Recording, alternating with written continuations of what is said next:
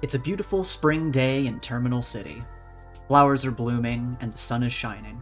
The city feels more alive than ever. While the rest of our heroes were out stopping Rainmaker's drug deal, Lily was recovering from her recent battle against the Dey'ja.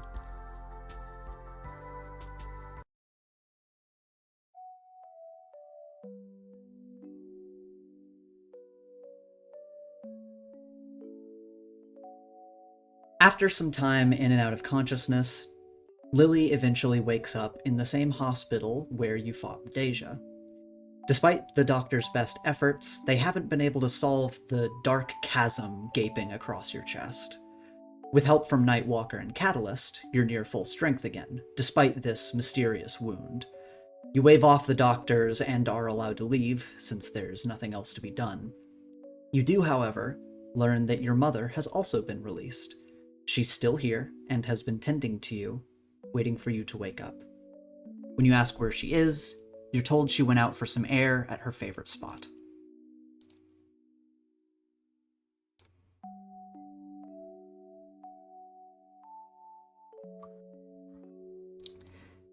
And as you walk up the stairs, you look through the roof access door and step out, and you see your mother is standing by the railing once again, gazing out over the trees, and a breeze gently tussles her hair and the clothes that are hanging nearby. So do they just let patients up here?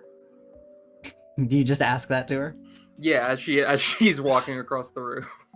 She just looks back at you and giggles and says, I like to find my way around. What, do you have to pick the door?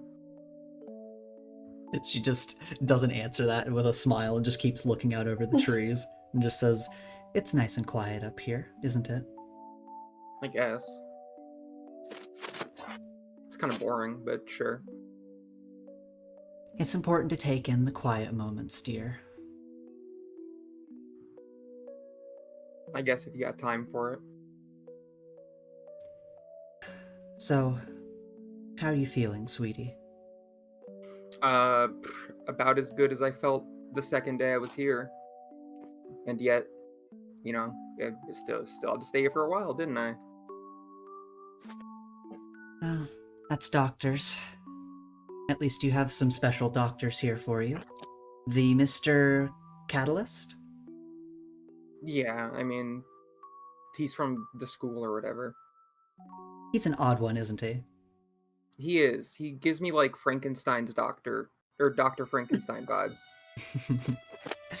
I have to say, though, I had some intriguing conversations with him about various medicines, herbal remedies, and the like. I was gonna say don't embarrass me by telling the school doctor about, like, the healing property of amethyst, but also, I don't care what... I just said he has Dr. Frankenstein vibes. I don't really care what he thinks.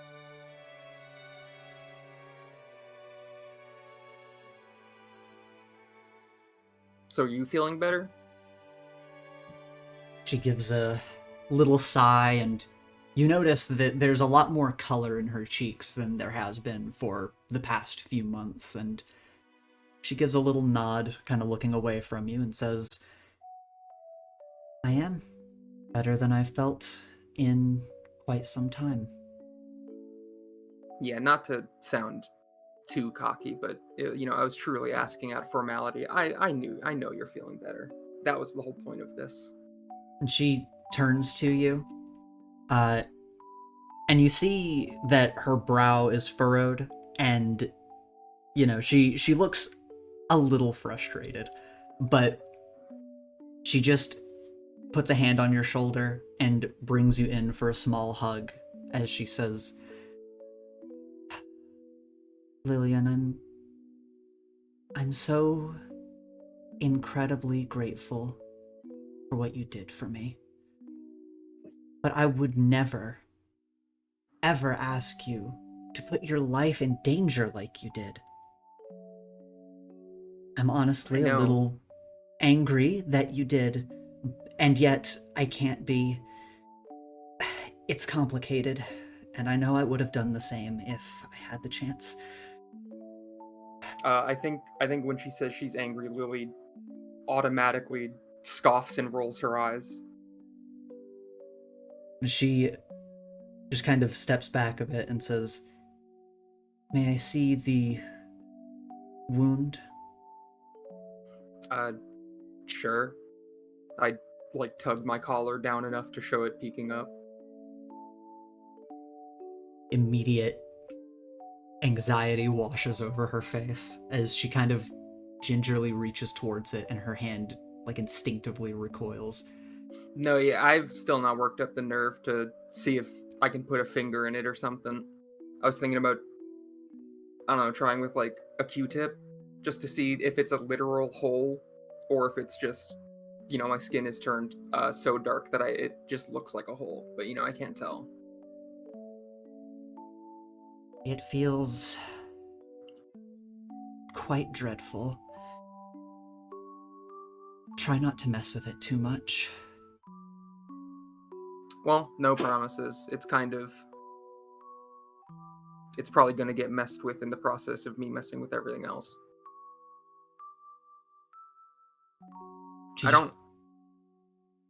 I know you're mad on some level that I did that, but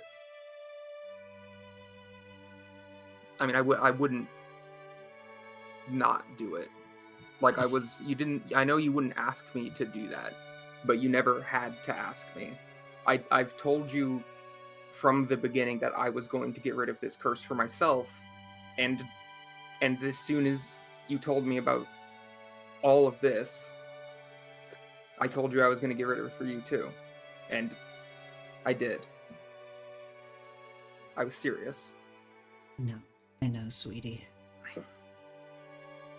She kind of chuckles a bit and says, "You are so much like your father, you know that?" I think Lily kind of looks more frustrated when she says that she knows. But you didn't, is kind of the thing. Sweetie, I never doubted for a second what you were willing to do for us, what you were willing to do for me. And I never doubted that you were capable of doing it. It's just... That's not true. I read your journal. I know that's not true. I know that you had all these worries about seeing me die before you, and then, when you got the diagnosis, on some level you were assured that wasn't going to happen. And that, it's kind of not fair. I've been telling you since I was 13 that I'm going to get rid of this thing. And I know it's hard. I know they're Grim Reapers. I know it's not easy. It's easier said than done, but and Dad too, I've told him that I'll handle it with you, and he still went and got just all involved in stuff he shouldn't, that now I'm also gonna have to deal with. And it's just, why can't you guys just believe me when I say something? When I say that I can handle this? Lillian, it's not that I don't believe you, but... That's what it feels like. It's...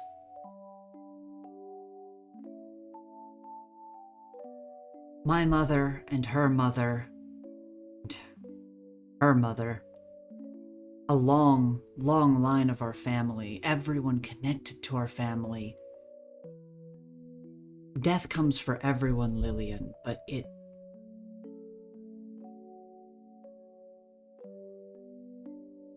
is only natural for me to be afraid for you, despite believing in you.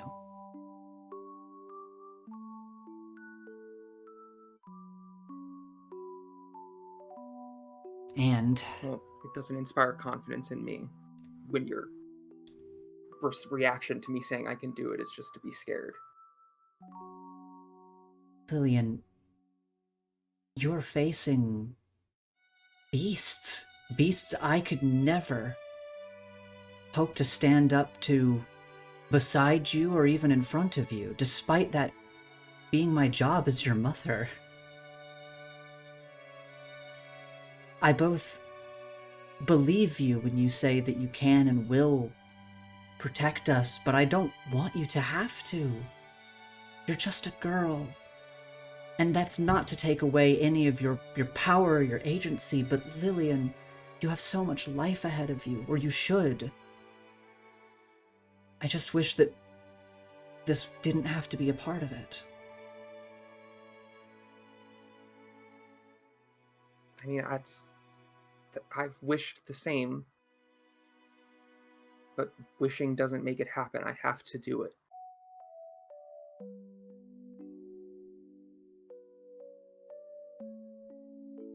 There's It's just, I anyone, don't. if there's anyone in our family that will do this, at this point it has to be you. I know it does. I'm already halfway there. Sadly, I can see that, she says, looking at the crack all in your chest again. I meant halfway because I saved you, not because I know. of this. I know. Well, I don't know, I just wish, I don't know. I know only I can do it. Gretchen said the same thing. Oh my god, I haven't told you about Gretchen. Yes, I don't... Did you reach out to family? Is it like... you've got a lot to think. You've got a lot going on. You're gonna have to get out of here, and it's gonna be a whole lot. I don't want to burden you with more stuff to know. I would prefer to know if you have a quick version. She can just show herself, and I just wave my arm dismissively for Gretchen to apparate. A sort of shadow kind of looms over your shoulder that your mother does, like her eyes flick to it and then kind of lock onto as she can see Gretchen, kind of her presence hovering over you. Gretchen, mom, Gretchen. Kind of stares at Gretchen for a moment, and Gretchen just gives a wry smile before disappearing, and she looks to you and says, it's her. Yeah, I had to go to the Newstonia and summoned her to ask questions because it just seems like no one has good answers, so I had to go to her. You and went part of you the went deal, all the way to Newstania? Yeah, I've gotten really good, and this was even before I started going to Star Heights. I'm really good at faking your guys' signatures on permission slips for field trips.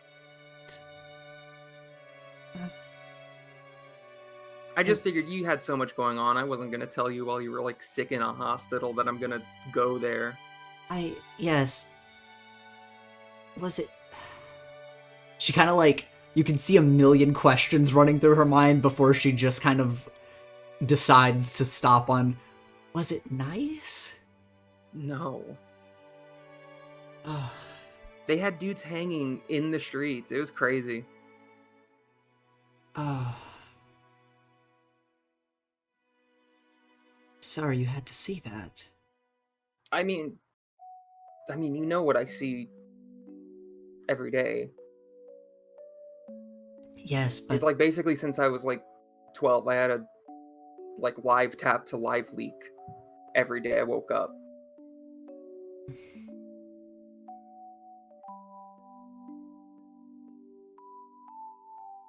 But that's what this is all about.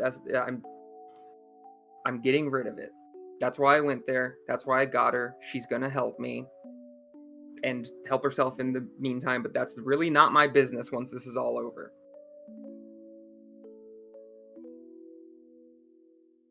I will do anything for this to be over. And if having this old bag of bones hovering around me for the next week or so, depending. I mean, at this point, it seems like it'll probably not be that much longer until this comes to some sort of end. But either way, if that's what it takes, then that's what it takes.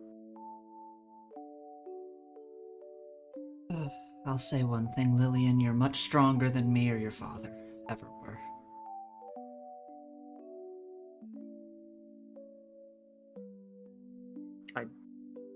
I guess thanks, but it doesn't feel good. I know.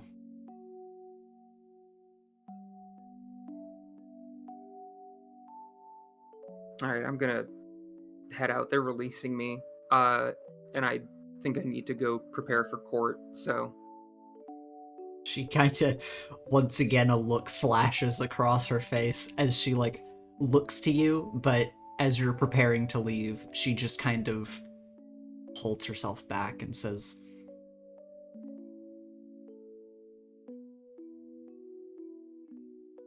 "Take care of yourself, Lillian." Lily, like, had been, like, 2 steps towards the door as her mom says that, stops, real quick darts in, gives a hug, and then, like, the briefest, quickest hug, and then goes back to walking away.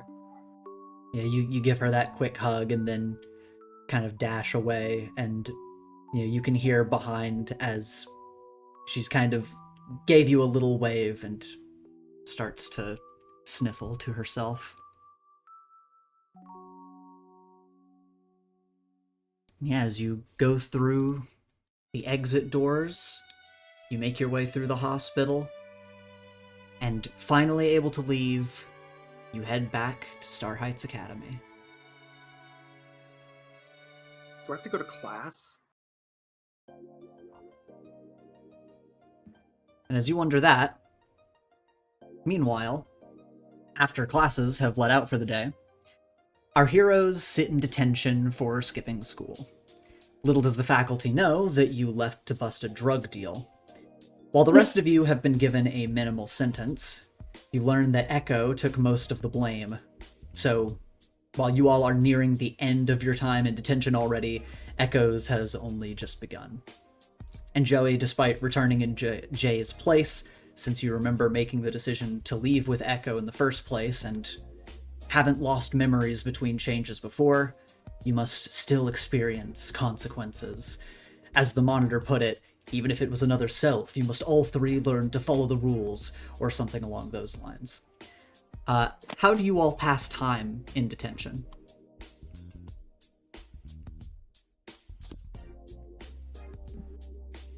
Alex is going to be just doing... Oh, go ahead.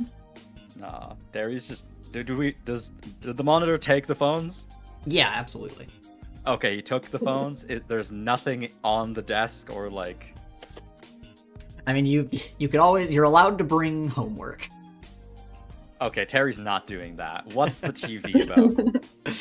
The TV was earlier playing, like, one of those things where Colossus walks on screen and says, "So, you got in detention," but that video has ended by now. Terry, will just ask. I don't know how long we've been in here. He would have asked this quite quickly. Do you got anything else for, like, the TV? Like, any other videos that you normally don't get to play, or just, like, sitting in a box? Or is it just that one? Let me check. He starts, like, rifling through a kind of, like, a drawer that's next to him that has a few VHS tapes in it. We'll move on to someone else in the room.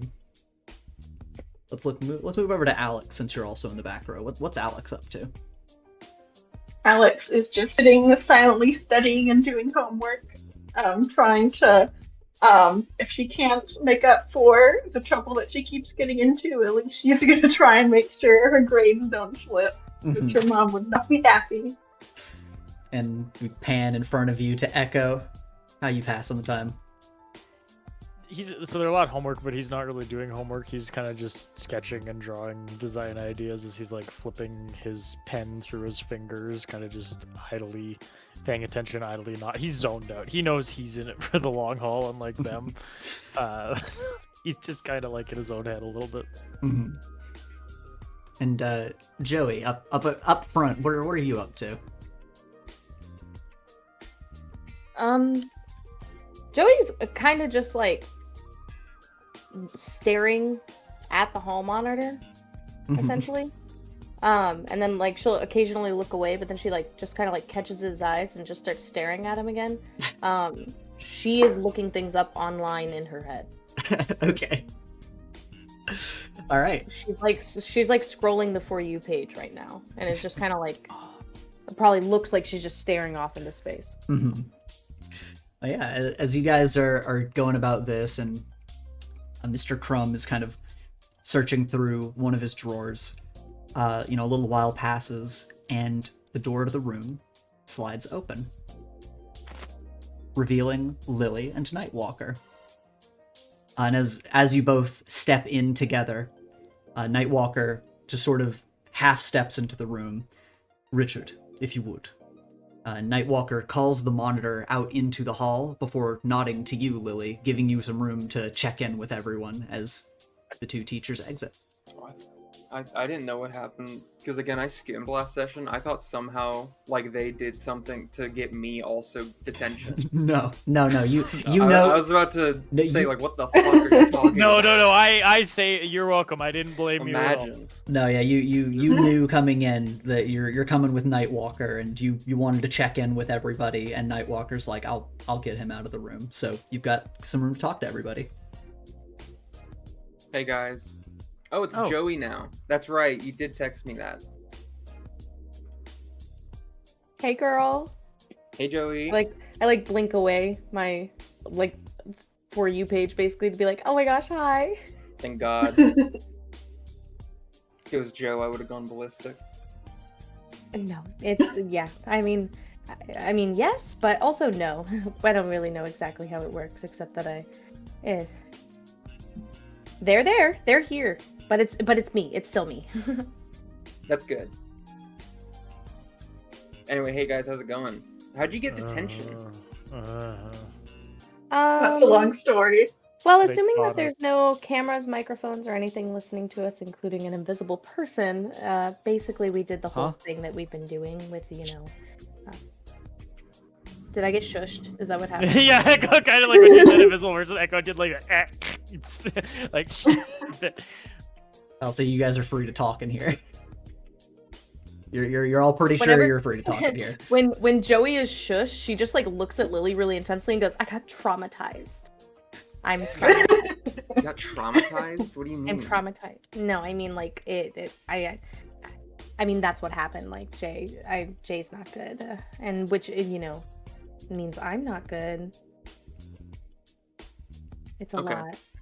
I Remember just the pat person Joey's that I was shoulder. the one I was working hand in hand with whenever I was undercover? Not me, but So- Jay. Whenever Jay was working hand in hand with that person. I think Okay. they're dead. I think they were shot. I think I got them killed.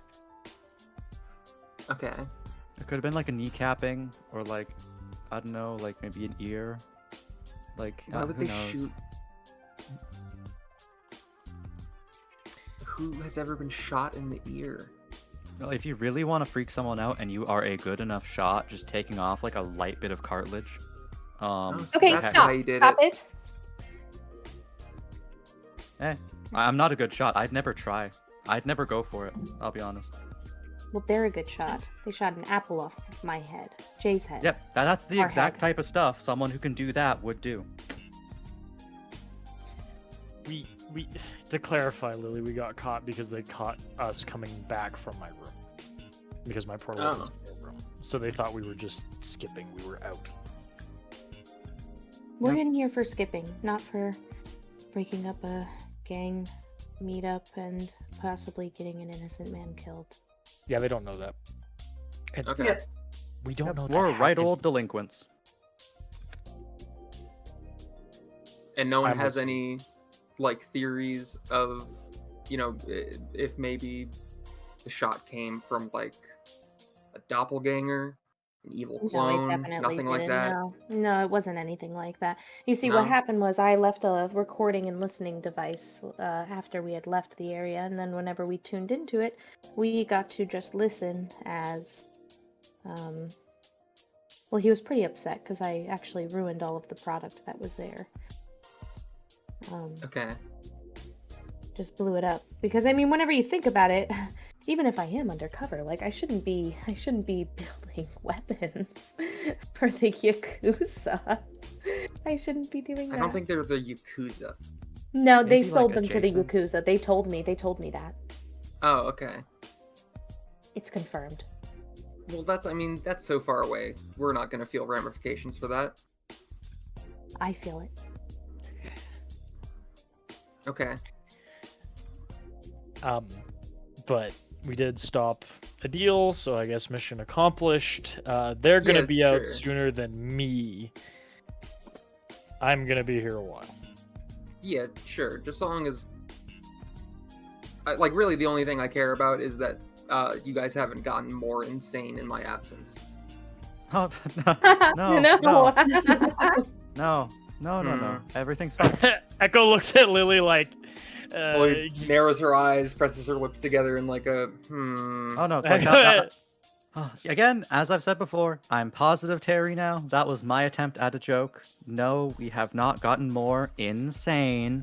We're doing pretty good, actually. We just skipped some school, had a day off, I went walking in a park, and now we're here because we forsook our educational responsibilities. Very normal stuff. Yeah. Yeah. Yep. Par for the course. Okay, so Terry seems probably about the same. I am the same as I was yesterday. I'm also the same person I was yesterday. Yeah, so, no improvement there, but I wasn't expecting that from you, Echo. what does that mean? Well, you're not a therapist. Fair, I guess. Now, Joey does seem to be, kind of freaking out. I'm fine. I'm fine. Are you freaking out? No. Okay, I, They tried said they're not freaking out. 2-ish times to, move on from the whole, you thought a guy got shot thing. I, literally walked past you to move towards Echo, and you, roped me back in to talk about how worried you are that you got a guy shot. Okay, yeah. I mean, I'm worried. And now you're, I'm worried. smiling, which is crazy given the topic. You're, smiling as you're, assuring me. I'm just happy. I'm just happy I'm here. I haven't seen you. You sound in a like you while. could laugh. Laughing's good mean- for you. I try and laugh and cry at least once a day. I find it just Thank helps. you, Terry. Thank you, Terry might have actually gotten worse. I have not. Echo, please tell Lily I'm fine. He is doing a bit better in his defense. Yes, and See? do the same thing for me, Echo. I am a little worried about you, What the hell? Joey. Yeah. You just swore. Joey, you That's did crazy. just die again, and you did witness something, and you're kind of going through the motions. That being said, there is something we got to talk about real quick. Well, and he looks at the door. Is there any indication they're coming back? No, you've got the room to yourself. We do have to discuss two things very quickly before they come back. Firstly, our lead, do we want to give that to the news club to pin down Maul's operation? And two, we do have that briefcase full of money still from that job. What do we want to do with that? Are you asking me? I'm asking everybody. He kind of gestures. Terry looks like he's thinking about something, and then he just pauses, closes his eyes, and does the zipper motion over his own mouth, and puts up both his hands I'm not gonna say anything. Lily, does your dad still need the money? I'm not gonna give my dad drug money or whatever the hell you guys are doing. What? But why not? Because your dad actually owes them that money. Why doesn't he just pay them the money that we stole from them? And then it's he doesn't have to use his money at all. Well, because then I would have to explain it to him where the money came from, Just say we raised it. Say we raised it or something. I don't know. He I do knows car me. washes. and I wouldn't help. We did a car wash and I didn't help. He knows that about me. Just tell him I found a really big briefcase in Megea. With Earth money. Yeah, people dump stuff all the time. Yeah, people dump a briefcase of money because it's just taking up space. Yeah, could be. I don't know. You find a bunch of random stuff. Look, I'm not gonna give my dad the money. Then what do we I'm want just to do? gonna beat them up or whatever. Okay, but what do we want to do with it then? Donate it? I don't know how to say this in a non-callous way. I really don't care. Like, you guys have the whole... Like, she lowers her collar a bit to show the gaping dark chasm that's still on her, and does like a 360 to show everyone. She's like, I'm like busy, you know? Like, I like got stuff. I can't devote brain power to figuring out how to best handle the what is frankly to me a B plot of like the gun runners. Like, Right. if nobody has an idea what to do with the funds, I can take them. Like, at the end of the day, money is just means, and I have a lot of uses for that. I don't know if wait. we should give Terry that much money. Yeah, hey, timeout. That's a lot of money. It's a If- okay amount of money. If worst comes If worst comes to worst, I could just burn it. That's I probably mean, like that's something. inflation or something. Throw it into the fire realm and be done with it. Yeah, like, I kind of feel like that's littering in a sense, but it works. Yeah, I'm not Have a opposed waste. to that. Or we could, Untraceable it- money. Terry, we could give it to your friend who currently is crashing at my place. Yeah, it's the guy you pretended to be, right? Correct. It's basically his money. That was why I pitched that. Do we want to Yeah. do that? I would not be against that. Yeah, that's fair. And Joe? then, oh yeah, Joe, you have an opinion on that? Oh my gosh, I just saw this video of a cat. They're literally rolling down the stairs whenever their mom gets home. I'm going to send this to everybody here I love in the that. chat. Oh my god. I'll take that as a yes. All right. I'll give him the money at another time. Quickly. Leans Uh-oh. in real quick Yeah. just to be like, you're lucky I don't fully remember how Joey used to be, but I think you might have fucked Joey up somehow. I didn't do that. You were team leader. You were team leader. That was on you. That's not my fault. That was stress. Well, you should have not put them in a stressful situation. I didn't. Anyway, so what's this about, like, giving the newspaper club or something, whether? Yeah, we want to give them the lead for Maul so they can pursue it, and then we can kind of just step back because we're kind of getting in a lot of trouble right now. That sounds Yeah. funny. Just make There's a them lot do of the things. work. Yes, kind of. honestly, I think someone else should take over, the mantle, Yeah. and then we can just chill and like enjoy the school year and stuff. Yeah, that sounds fine. Yeah. Yeah, I'm sure it'll all go perfectly fine. What's the worst that could happen? They all die. Yeah, unfortunately. You're so could try not and okay. follow. Echo, you fucked up Joey bad. Echo's like rubbing the bridge of his nose, and you just hear him go, "Stars above." It's okay. I mean, I'm sure they'll handle it the same way we handled it, which was By like pushing just it onto someone average. else. Yeah, it was just really Bureaucracy. average. Do we want to give them the lead, yay or nay? Sure. Sure. I mean, yeah, Joey, sure, yeah. Terry.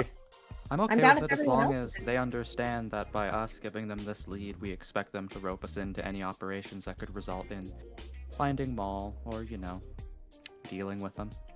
Cool. As long I as we do will that, it's give fine. Like, I'm good with it. I love I help. will, I will give that speculation. It's more like a, I don't want to say ultimatum, but like, a little addition. The- Condition. Oh yeah, but if they do get in touch with me again to try and do more gun stuff, I'm not doing it, by the way. Yeah, that's probably for the best. Yeah. I agree. Well, my cover was never actually technically blown, but yeah, I'm not gonna do that. Yeah. Oh. Okay. Yeah, sounds like you guys had a bad time. I had a fantastic day. I think everyone else had a lot of fun, for sure. I think it was probably just fine. Yeah. It wasn't the worst thing ever. It's like an 8.5.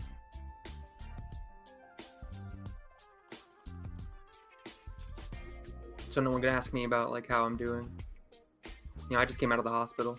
You showed like You what did just do I- show us. Is that a wound? You Affliction? have a hole in your I chest. just kind of yeah. assumed Yeah, it's the gaping you're having a chasm. bad time. I feel like I mean, it's asking fair, you but you you would could be. still give me the opportunity to like verbalize it. I mean, Lily, you could how talk are you about doing? Yeah. How are you could talk about it. I thought he'd be impolite. Well, the gaping chasm that appeared when I guess people or like spirits on the other side tried to break through me to enter this world is still there. The closest I've gotten is like hovering my hand just above it, and I feel a draft, so that's cool. Oh, breezy. Yeah. My mom's fine, which is like actually good. I'm glad. And I think I'm going to court with angels. I think that's the next thing I'm doing. Huh? You have to do. Like I think, yeah. I told Echo about afterlife this. angels? You did, Court? yes. What did you get? Like a ticket? No, I think I'm taking the Dey'ja to court to like, Oh. well, to see if I can get if I can get them to break the curse, but they're not gonna do that. And if the angels rule in favor of them, I'm not gonna do whatever the angels say. I think it's more so just to see if the angels will help me. So you're like Do you have suing. like Yeah, kind of. Oh, do you have like friends from on high that will like rule favorably, or are you just expecting like a good trial? I don't know. I guess Nightwalker he seemed pretty confident that he could like help me figure that out or set that up or something. He's been kind of cagey about it, but I've just been like, trying to come up with my argument, which basically my argument right now is that I literally never made any sort of deal. So the whole, like, the contract was not made with me present, so I shouldn't be held accountable to it. Are you trying to legal loophole like immortal like entities? Yeah. I mean, yeah, fair enough. I go like me. Again, I don't think they'll listen, but I just want to see if angels will help me or not. Because if they do, that seems really good for me. Lily, I think that's really brave. Thanks. Plus, also, if they kill me in heaven, then I think I get to go to heaven.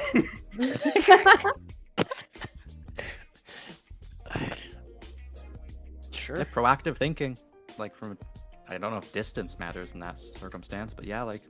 But not also wrong. don't die. Well, I'm not gonna die. Okay, I've got good. this on lock. Good. That's what I wanted to make sure. You're kind of freaking me out, Joey. I don't know why. I'm freaking you out? You have a giant It's like- hole in your chest. I know, but it's like you're talking to you. Have you like gotten into TikTok or something? I mean, I've been watching. I've been on the internet. I've been on the internet. Yeah. Are you I mean, like? It's like when I are first you like went somehow to my profile, taking it was the all TikTok just voice? no. Because you kind of have like the same energy as the TikTok lady. The TikTok lady? Who's the TikTok Yeah, the lady? like AI voice that narrates shit on TikTok. I'm gonna be so honest with you. No, that's not what's happening here. You legitimately only saw Joey for like so long that now that I'm back, I think you're just not used to it. I don't think that's true. Are you It trying to is gaslight? true. I'm I not can respect gaslighting. that. I think No, she I can is. actually respect that. Like a little heavy-handed, but you know what? Terry just nods and gives a thumbs up. It's just like something about your tone is like setting off all of my like alarms. What if I'm just trying to stay positive in a really dark and not positive moment in a really hard The hard doors slide moment open. in my life? I'm trying to stay positive above everything else. I'm trying to just be myself and be Joey. I kind of tell look him. back to see the door open. It's freaking me out. Nightwalker steps in and says, are we interrupting something? Everybody's a fucking critic. I'm just We're gonna sit talking back in about my chair. clocks. Nightwalker just looks to you, Joey, and just says, Joey. At least not while teachers are present, please. I'm zoning out.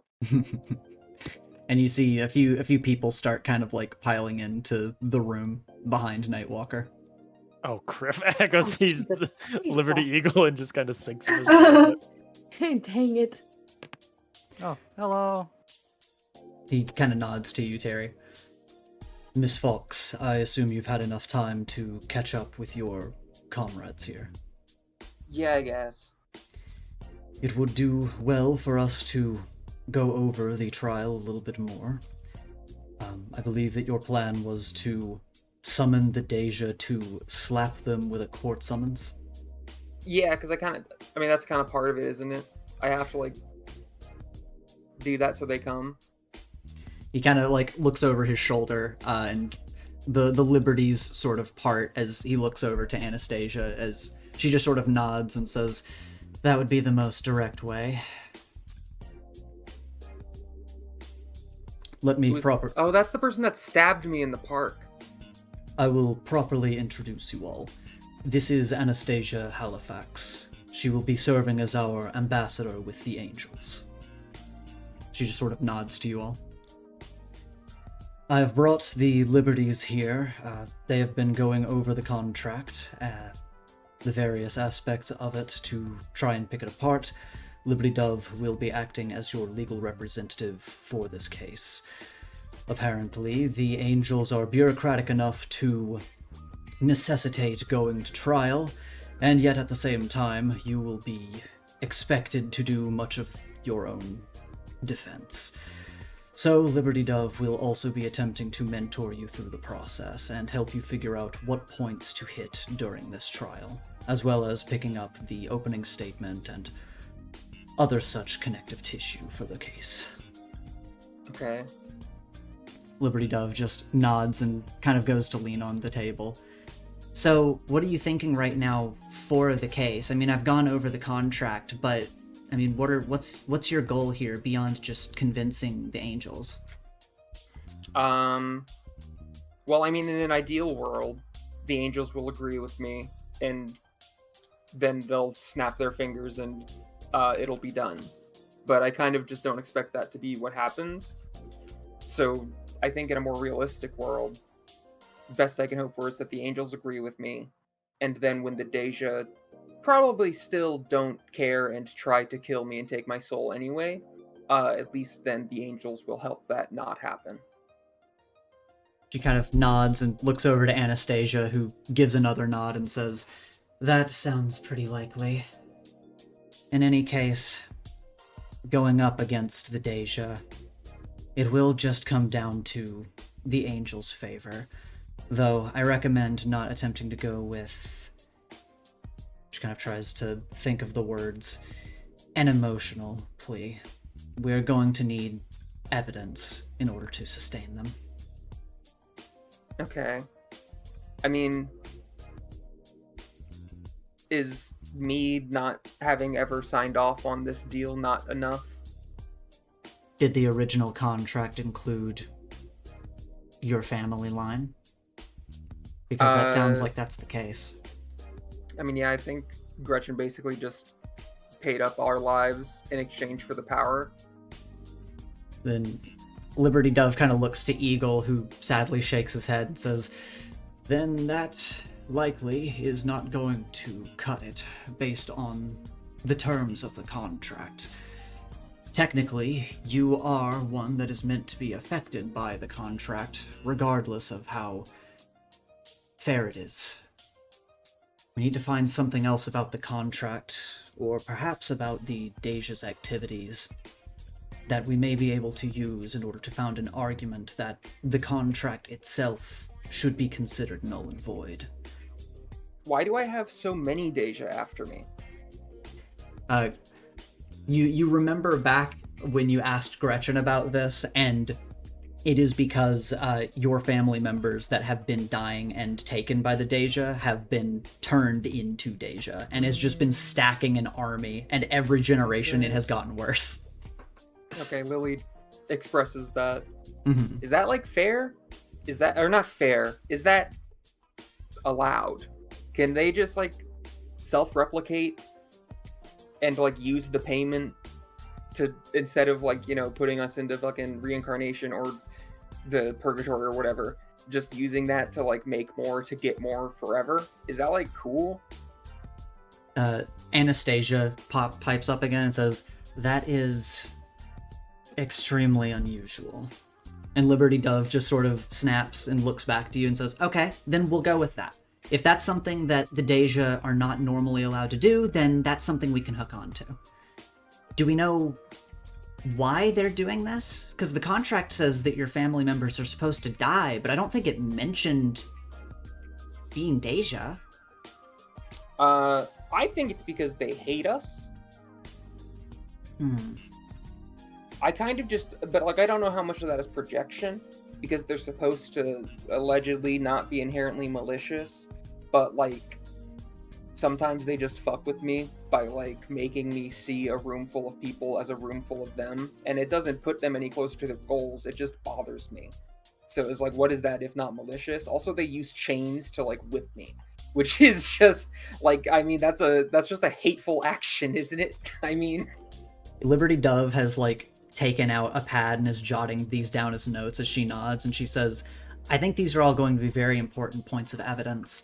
I guess as one other point, we don't have anyone else who's interacted with the Dey'ja that we could call on as for character witnesses, do we?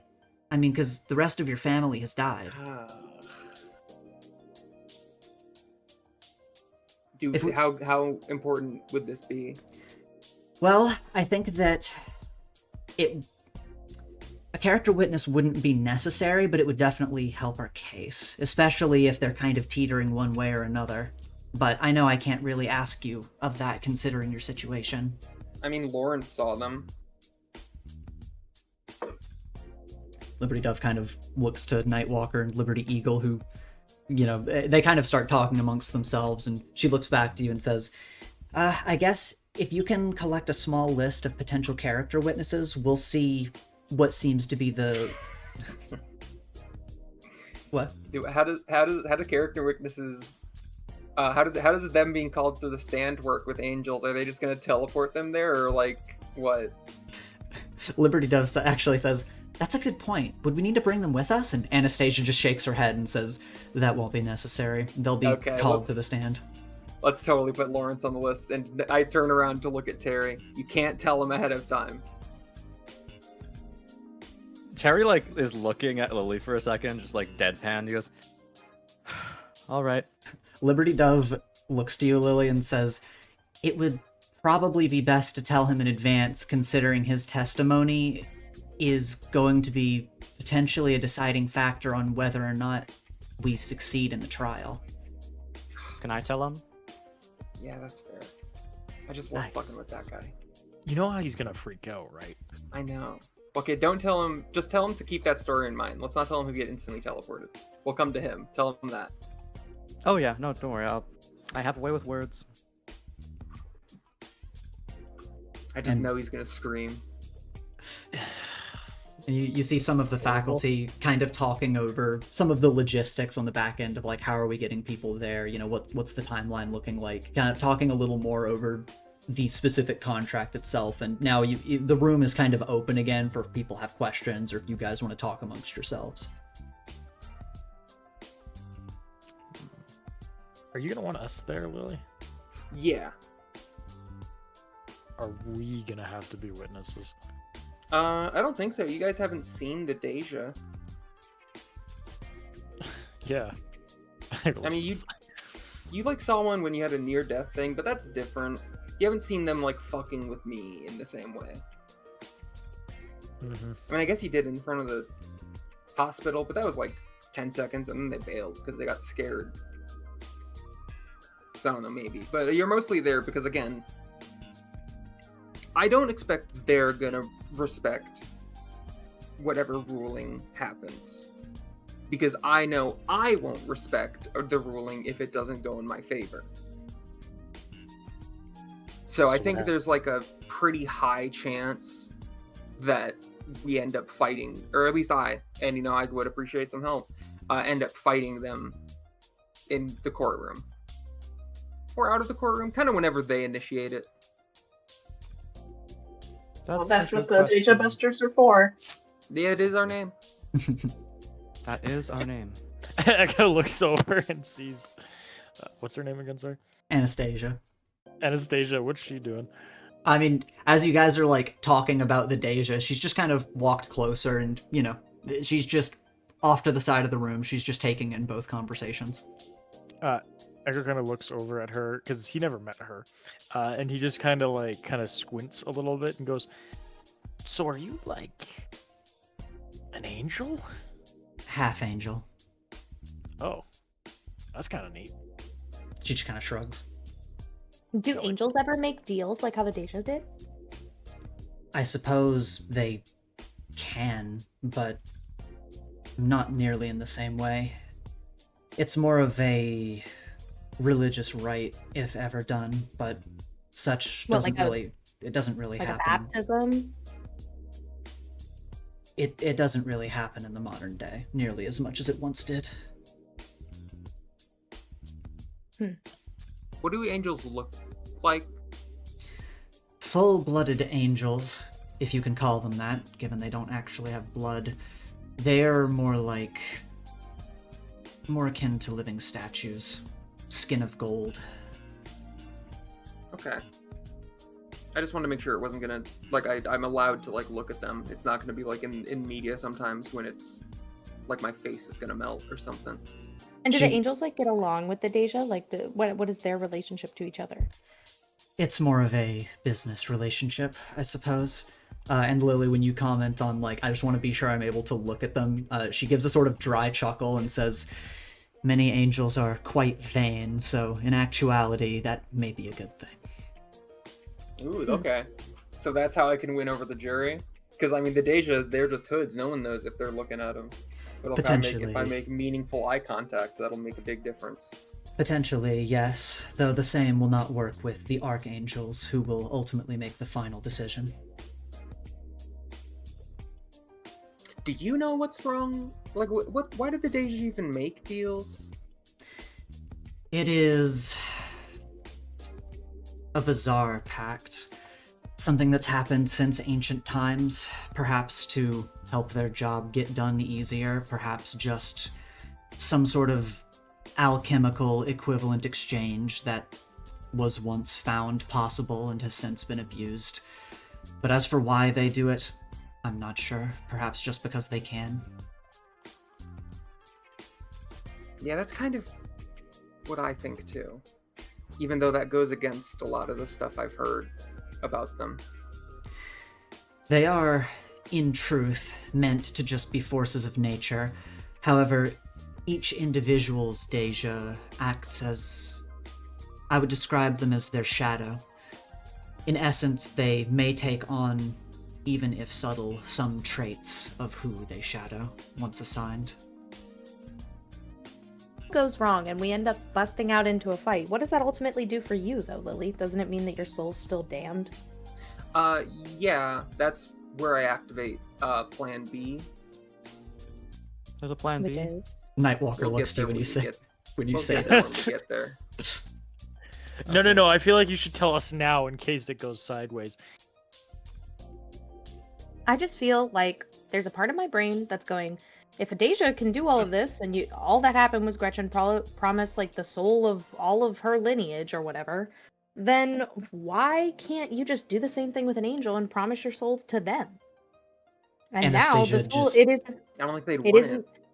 Well, it's not even. It wouldn't even be like a civil suit anymore. I mean, then it goes up into higher court, and then you can have angels and Dey'ja figure that out for themselves. Anastasia just shakes her head and says, "Already, Lily's soul belonged to this deal, but especially after what you did, your soul is in a very precarious position."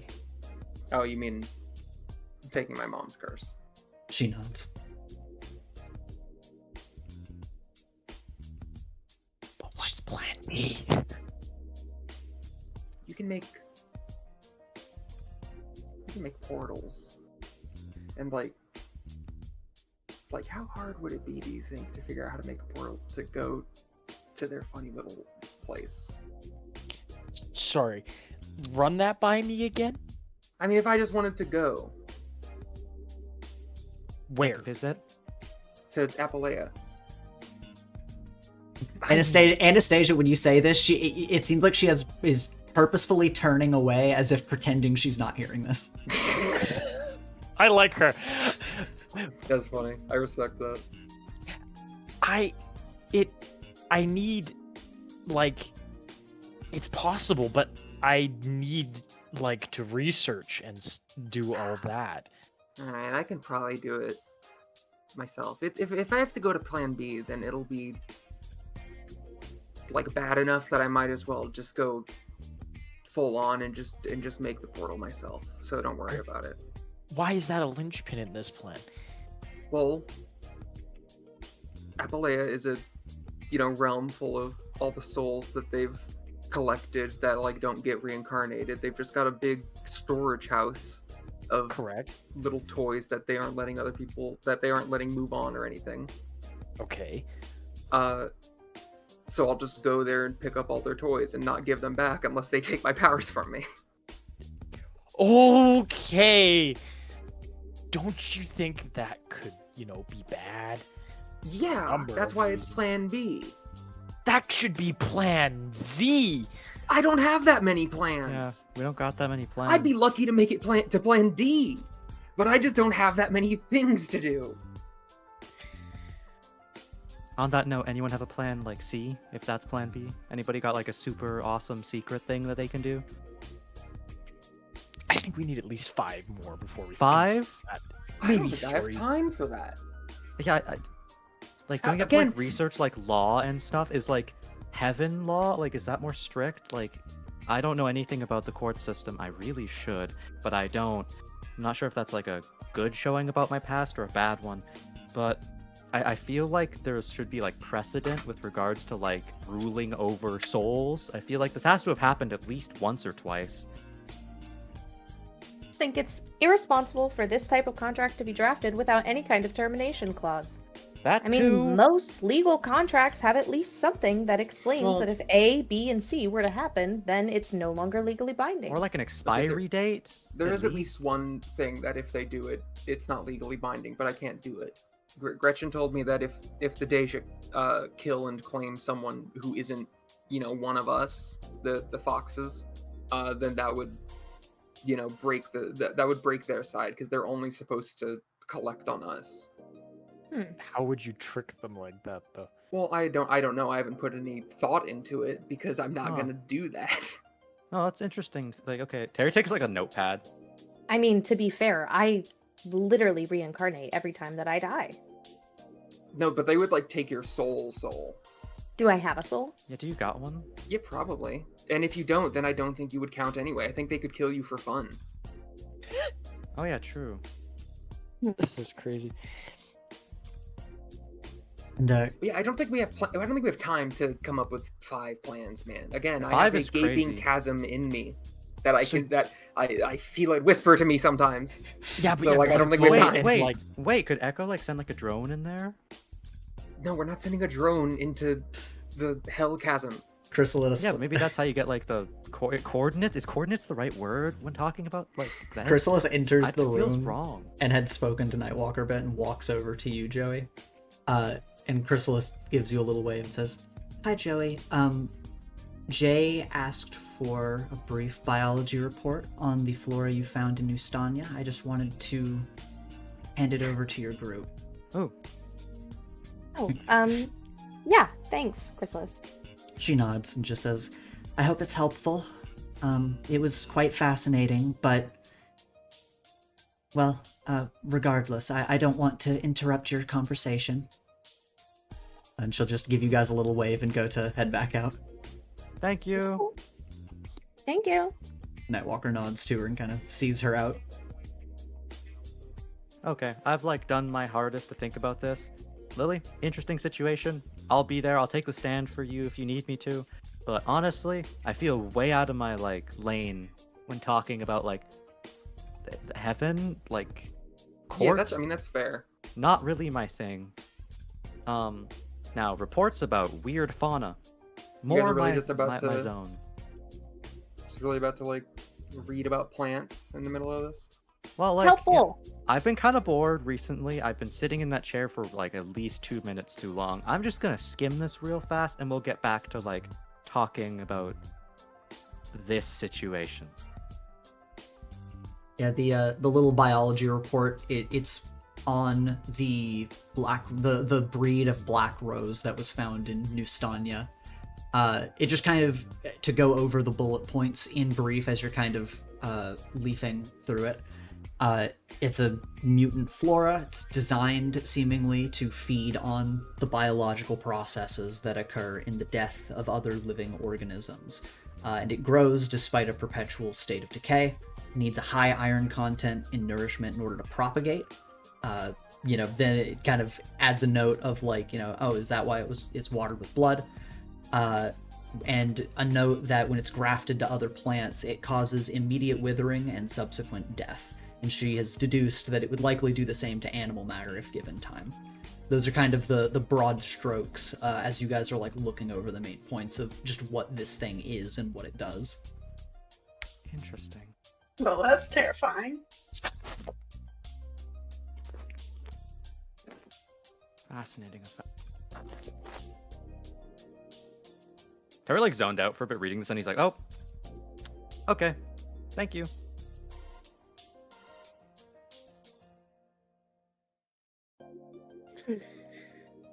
I just kind of rest his head. So on the you guys table. get to plan like 3, plan 4.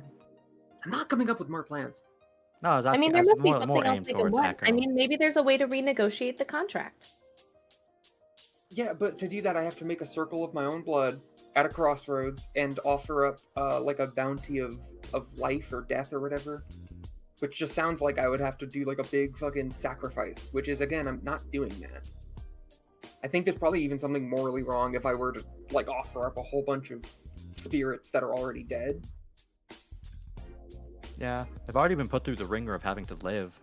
Imagine Yeah. getting offered up to like. And the ringer of hell having to be dimension. my overshields for like, like almost 2 semesters. So like, give them a break. Yeah, that's fair. Crossroads, huh? Look, I'll just win the court case. When is the court And case? then if not, we plan know. B, and then if not, Echo will figure out a plan C. Okay. Lily, Why am I in charge of plan C? I'm You not- brought up it 5. is not I'm that- expecting I at mean- least 1 plan out of you, Why? I probably won't do any plan you come up with. even if it's really awesome. Is the contract specific to like bloodline, or is it specific more to just like the lineage? Like what's the wording yeah, I of think the it's contract bloodline. again? Bloodline, interesting. I'm pretty sure Gretchen offered up like her entire bloodline till the end of time, in exchange for power. And for some reason, the power has also been passed down. I guess she asked for that. I don't know if she thought that was like doing us a solid.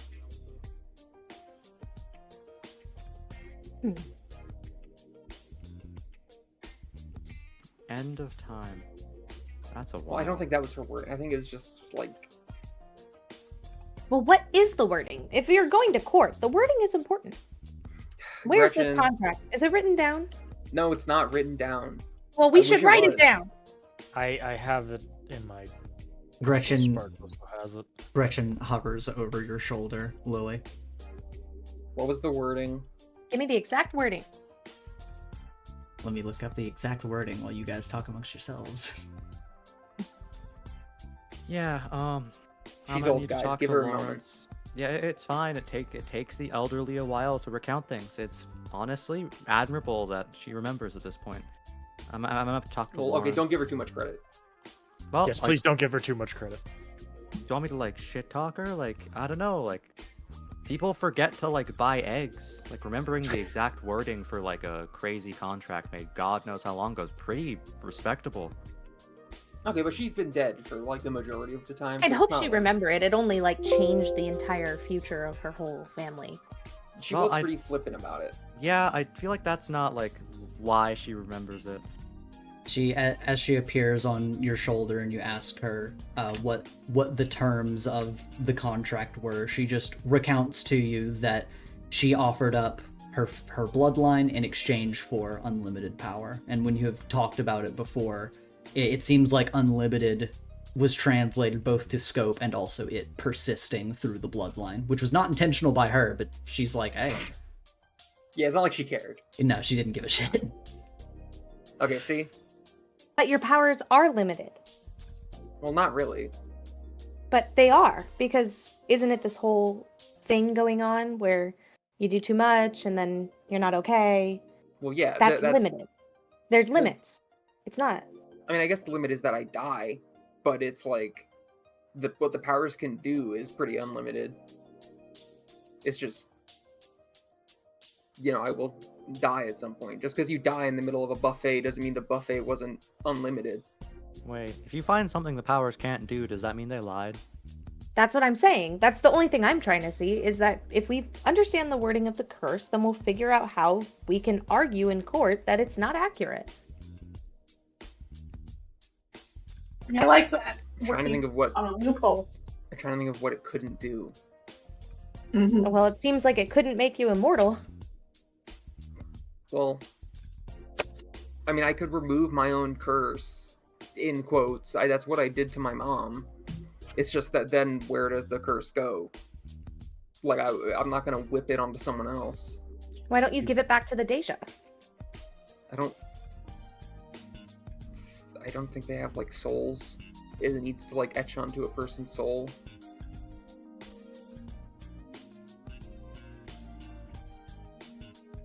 Huh.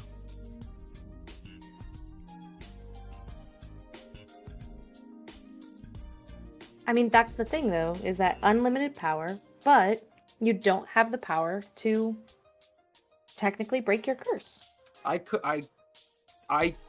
Look, I'm not trying to defend the Dey'ja. I do think, technically, you could reason I have the power to break my own curse. It's just that in doing it, I would, in the same way I did for my mom, rip it out, but it would have to go somewhere. And so I can't just put it onto, like, someone random. That would be Why can't you pretty put it on, bad. like, an earthworm?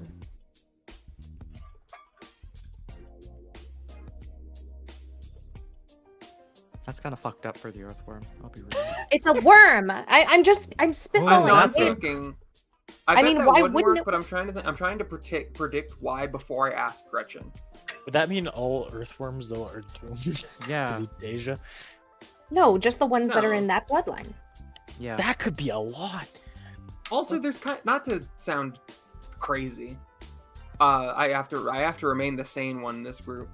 But like, there's somewhat of a worry in some part of my brain of like, if I gave a worm the like 2 curse marks worth of power, I don't know what a worm would do with it. I feel like it could suddenly just start eating continents, and that'd be pretty bad. Yeah. Does it have the mental capacity to use it? I don't It know. might just like And that might be why it unknowingly wouldn't work use in the them. first place. All right, Gretchen, ring my proverbial bell. I like pretend I'm ringing a bell. Yeah, I'm sure she loves that. she's just kind of hanging over you again. Yes, dear. Why couldn't I just give the curse to a worm? You kind of share a moment of silence as you can feel she both thinks that that's a silly question, but also is just like, fair enough, I guess. And she just kind of comes down to mental capacity, I suppose. They have a soul. What does this have to do? I mean, if you're dumb as bricks, do you not get the gift? Is there an IQ level that you have to have? I think maybe In there's order like a to- soul level you have to have. I mean, Souls have levels. Well, like, so not all souls are created equal. I mean, like, worms are Really? tiny. It's a They're matter of consciousness. Humans Yeah. wield a certain level of intellect that allow them to have emotion. But Consciousness. that's You not can't hear what- her. You cannot hear her. Only Lily is able to hear Gretchen. She has to translate to all of you. But she says, a certain level of consciousness, I would assume, is required. It's why alien Like willpower. species. Yes, exactly. However, you could always try to give your curse to an earthworm, a random animal, and just see what happens, though your soul now is a breath away from shattering, so taking the curse out may just kill you outright. Yeah, that does. I do think it would probably be pretty bad, just because I've kind of mangled this thing up as is. I will also say for you, dear. Oh, go on. I will also say for you, dear, you would not be the first, nearly, who has tried to outmaneuver the Dey'ja within the terms of a deal. Sometimes it has gone well enough, I suppose, but in a sense, you will likely be on the run forever if you were to try such a thing. Yeah. I really do think, like, you know, as funny as it is to imagine the worm idea, if court doesn't work out, I really do think my best bet is to be so annoying that they just have to take away my powers. Because if they don't, I will just like ruin their day.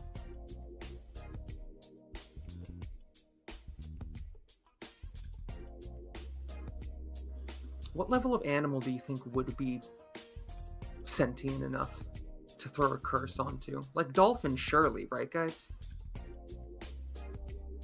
Like, I honestly feel like this has moral implications I don't really want to think about.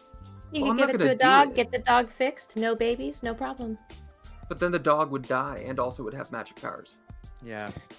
Like, if I got mad, it could, like, literally take a bite out of, like, a city. I feel like And that some could be dogs bad. are stupid. We That's just true. have I don't think it would like work. a really good dog. I don't know. I'm just Yeah, if it was like a smart dog, like probably monkeys. What about Most an animal monkeys. like what about Mr. like someone like Mr. Thimble? Well, he's like a person, not really an animal. Fair. That's honestly a fair point, though. It could be a matter of just finding someone who. Well, never mind. What, wants it? Yeah, I mean, someone who's gonna die soon anyway, and wants Oh, yeah, unlimited the power for terminally like a ill. little bit. I don't know. I'm not gonna give the curse to someone, guys. For like Let's a number of reasons. Let's just see how court goes first, right? I mean, Yeah, let's not think too far ahead yet. This is a lot of speculation. Yeah, plan A is going to work, and if it doesn't work, we have a plan B, and Echo's working on a plan C, and so I plan think B we're good. will work. Why are you throwing plan C on me? I'm Because not. I trust your intelligence, and I know you're And- gonna figure something out if the surefire plan B, for some reason, doesn't come through. That Well- we don't know if that's a surefire way of like if she just takes all those, she could die, explode. Well, yeah, that's why we have plan C. to put a hand on your shoulder and goes like, "Don't worry, Echo. I don't trust your intelligence, so there's no need for a plan C. You don't have to worry yourself with that." Ow! He looks like he's gonna like he wants to like do something, but he just kind of glares at you a moment and just Can't hit kinda me. Can't hit me. I have a gaping chasm in my chest. doesn't You fucked up. You care. fucked up if you hit me. Oh yeah, you wanna see? You wanna see? You gotta like. I have a literal gaping evil chasm. Don't punch it! Don't punch it! We don't know what'll happen! Genuinely, actually don't. I think it might eat you. And I- I'm not even kidding. What time is it? He looks at the clock. It's late enough that detention's basically over. Oh. Think about it this way, Echo. This is an opportunity. You can be the person who outthought death. That's really awesome. Maybe I don't even know if I have a plan C. You Well, don't have that's to have what- a plan C. We have a lot of time between now and when plan B might happen. So, I don't know, put the hamsters to running. Start thinking.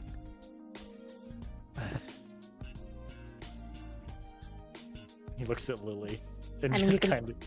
You can play it like the whole bloodline thing as well.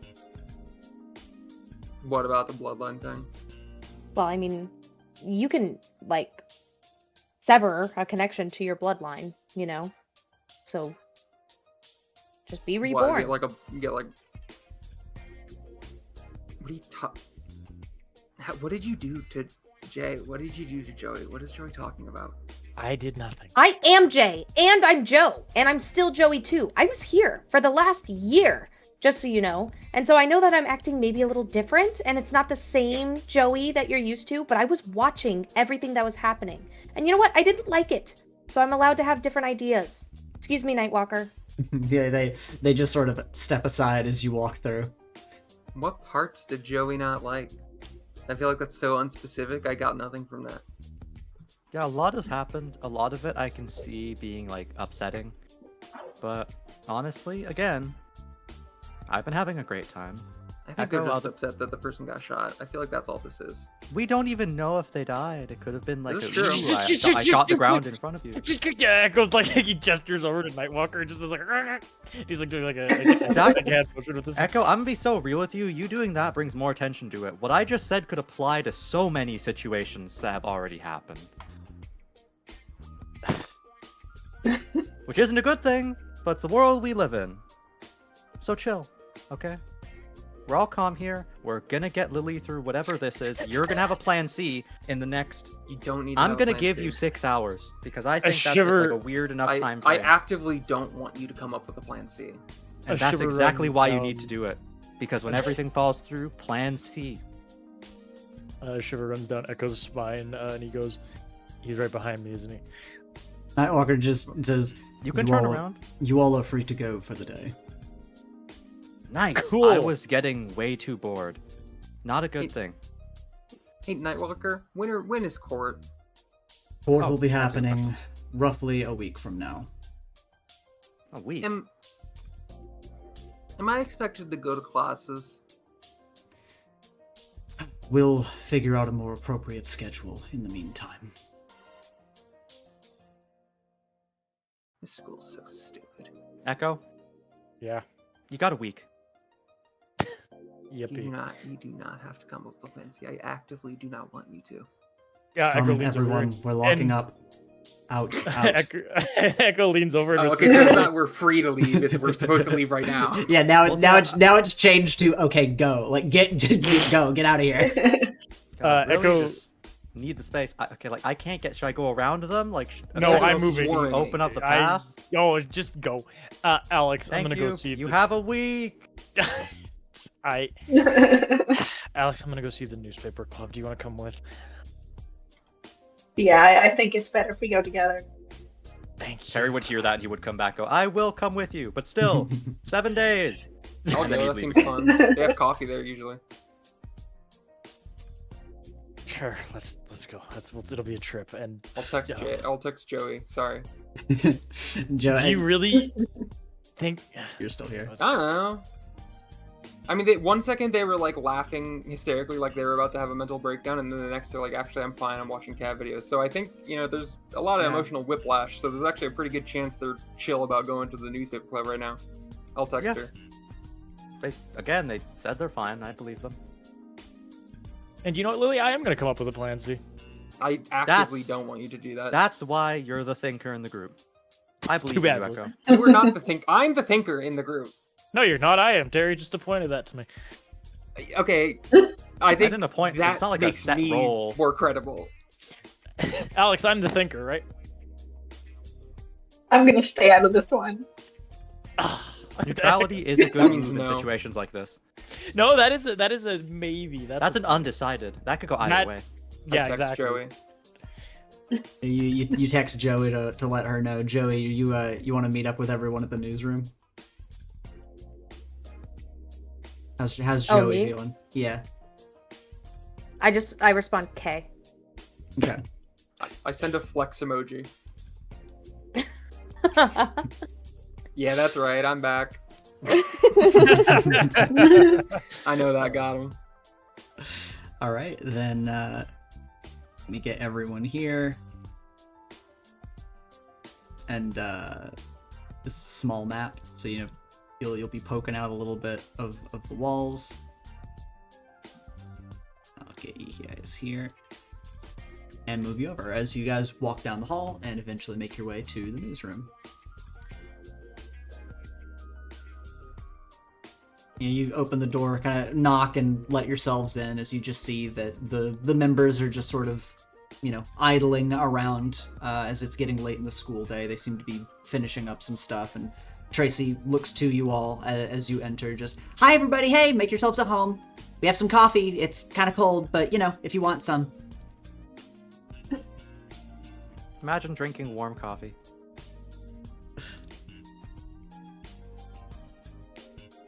You all make yourselves at home as she, it's clearly end of the day. She recognizes you guys. She's just like, oh yeah, you guys come on in. And she's like tapping away at something on this board, like putting away tabs. So, Tracy, we got some news for you. Oh, you got that scoop? Yeah. All right, let me hear it. What'd you guys collect? Well, that's... How far do you want to go down this rabbit? Like steps forward, puts a hand on your shoulder, and just said, Uh-oh. she just says, Echo, I was made for this. Now tell me what you got. Fair. And Echo is going to explain the past, because this happened last night, didn't it? Yeah, like maybe a day or so ago, roughly. Yeah, So he's going to very explain. recently. He's going to explain all that in great detail to her. Okay. And as a reminder for everyone of what the lead was that you're specifically sharing, you kind of loop it back around to Terry interrogating those guys. You don't really get into how specifically. No, he doesn't. But finding that they had mentioned that while they don't always pick it up from the same location, it seems that the drugs are consistently coming out of somewhere in Gold Row. And she jots down a bunch of notes as you are recounting the story to her, and then kind of underlines Gold Row, and she says, okay, a location to go to. Yeah, I mean, we can do some snooping around for sure. Do it safely, though, please? These guys aren't really the nicest. Oh, absolutely. Listen, I understand that we're dealing with criminals. I'll have Shin keep an eye out, just in case, and she kind of looks over to Susie. I think that we'll be fine, though. Alright, if anything crazy comes up, reach out to us, please. Absolutely. Yes, please. Plan is, ideally, I can pin down where the stuff is coming out of, and then give you guys the beat after. Okay, if there's like an emergency situation, text me like a code word. Oh yeah, I'm gonna need your number for this. She kind of like yeah, here. goes forward to tap her phone against whatever device you have to, kind of exchange contact information. He taps it to like his student pad or whatever. Sweet. Okay. Yeah, you want a code word? What do you want the code word to be? Headliner. Headliner. Love it, love it, love it. Okay. Let me jot that down. Actually, hold on. She deletes it. Should not have that written down. I'm going to jot it down up here. She puts her fingers to her temples and just closes her eyes. Her eyes stay closed. And then probably a location, whenever, if you need to. Oh yeah, I'll make sure to attach our coordinates. Awesome. We're putting a lot of trust in you. Hey, I appreciate it. I mean, this is going to be a huge scoop. It'll give me plenty to write about. Don't worry, I'll be vague. I'm leaving your guys' names out, per the deal. But, I mean, there's a lot going on in Terminal City, and it just seems like nobody really knows what to make of it yet. So, hey, I appreciate the scoop, and I'm happy I can help you guys out. Sorry, we're happy we can help you guys. Sorry, we're happy we can help you guys out. And she gestures over to Shin and Susie. Susie's like laying on the couch, just kind of like gives a lazy wave, like, yeah, man. And Shin is just sort of drinking some coffee, finishing up his cup, and just gives a little nod to you guys at the table. Is there anything else anyone else wants to add? Yeah, I mean, we Is can... Susie actually a part of the club? I thought she just hung out here. Yeah, she's a part of the club. Oh. You look over and Susie is just like lazily scrolling on her phone, just like not engaged. She seems happy to be here though.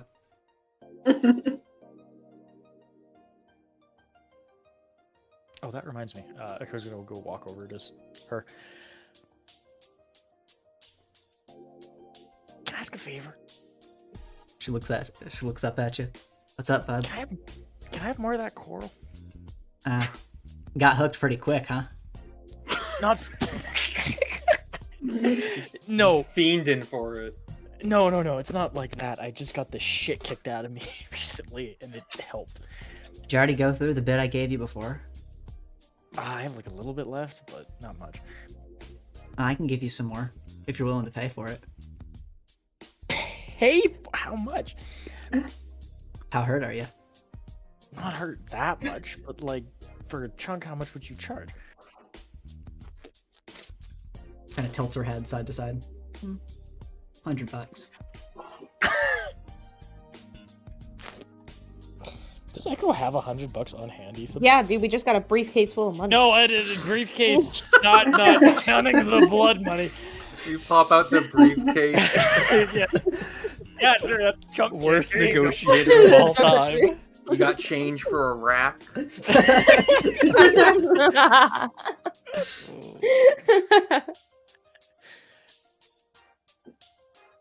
Would Echo have $100 on him? Not including the briefcase.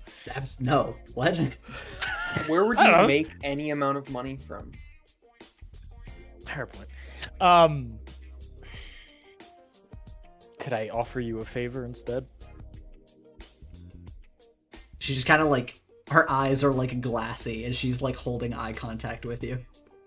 Look, I'm just trying to have it in case something happens to anyone on my team. And he gestures behind. That's fine.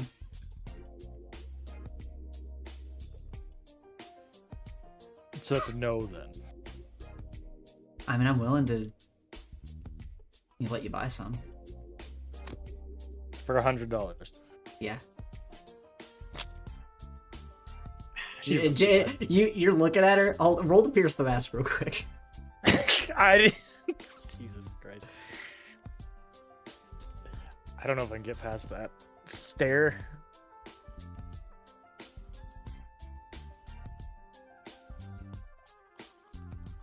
Okay. You've got a question as you're like looking at her, making eye contact with her.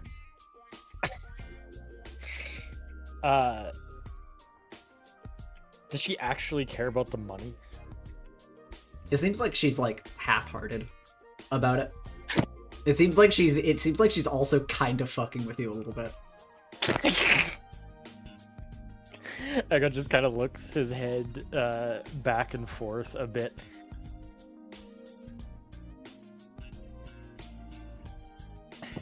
How about 20? You're not good at this, are you?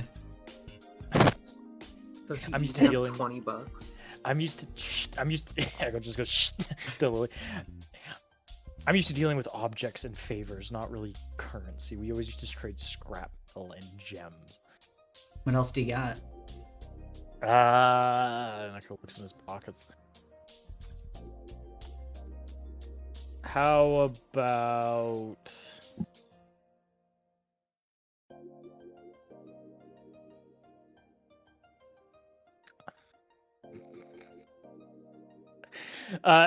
Echo pulls out one pretty seashell he got from Mr. Thimble. You didn't even know that was in your pocket, did you? He tucks it away. Let's shelf this for now. Sure. Yeah. Terry is watching this like enraptured by like this interaction. This is incredible content. Where did Actually- you get a seashell? Mr. Thimble.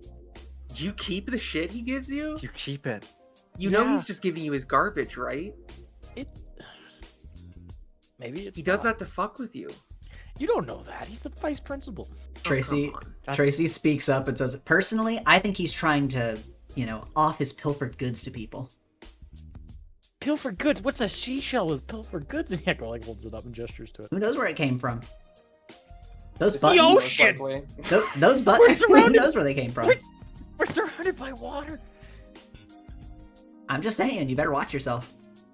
Oh. Mr. Thimble, He's he's a out- tricky little guy. Yeah, but maybe he's Mr. just giving Thimble is garbage.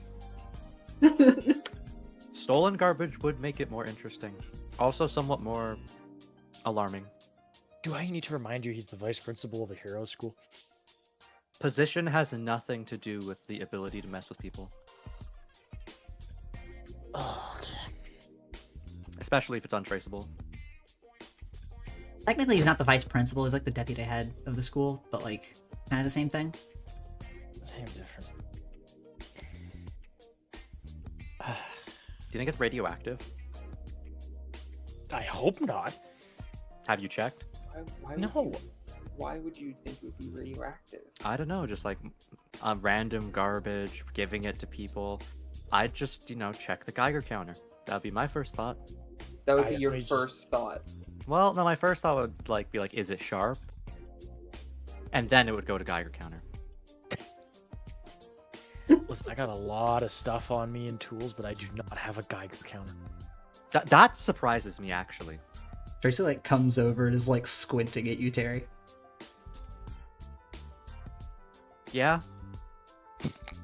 You've got something different about you. You want to join the news club? Oh my god. He's just insane. There's a lot That's- going on with me right now that I'm dealing with. Can we like table that and I'll get back to it when I'm in more stable waters?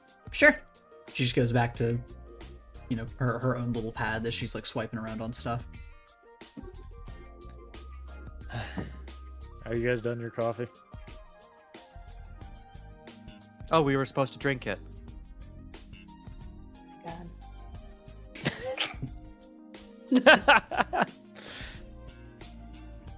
And What time Joey is it in gets up to universe? leave, and yeah, it's like probably 5, 6, somewhere around that time. Something happened on that mission. A lot of good stuff, a lot of leads, a lot of progress. Honestly, again, 8 out of 5 out of 10. I'm kind of sad you weren't there. Only one kaboom. Technically. Caused by us. Echo just leans on the chair. You could argue. just sighing. So are you guys heading out? Before they all leave, Terry just like does like a little heel spin and points at this one and goes, anything? He just he like sets down his mug and looks at you all, and then just shakes his head and says, "Sorry, nothing." It's okay. The timing would have been opportune. Okay, everyone, off to plan C. And Terry gets up and starts to go towards the exit. All right. Echo's gonna just like mouth sorry to everybody in the room and just go to follow. Yeah, you guys make your way out of the newsroom.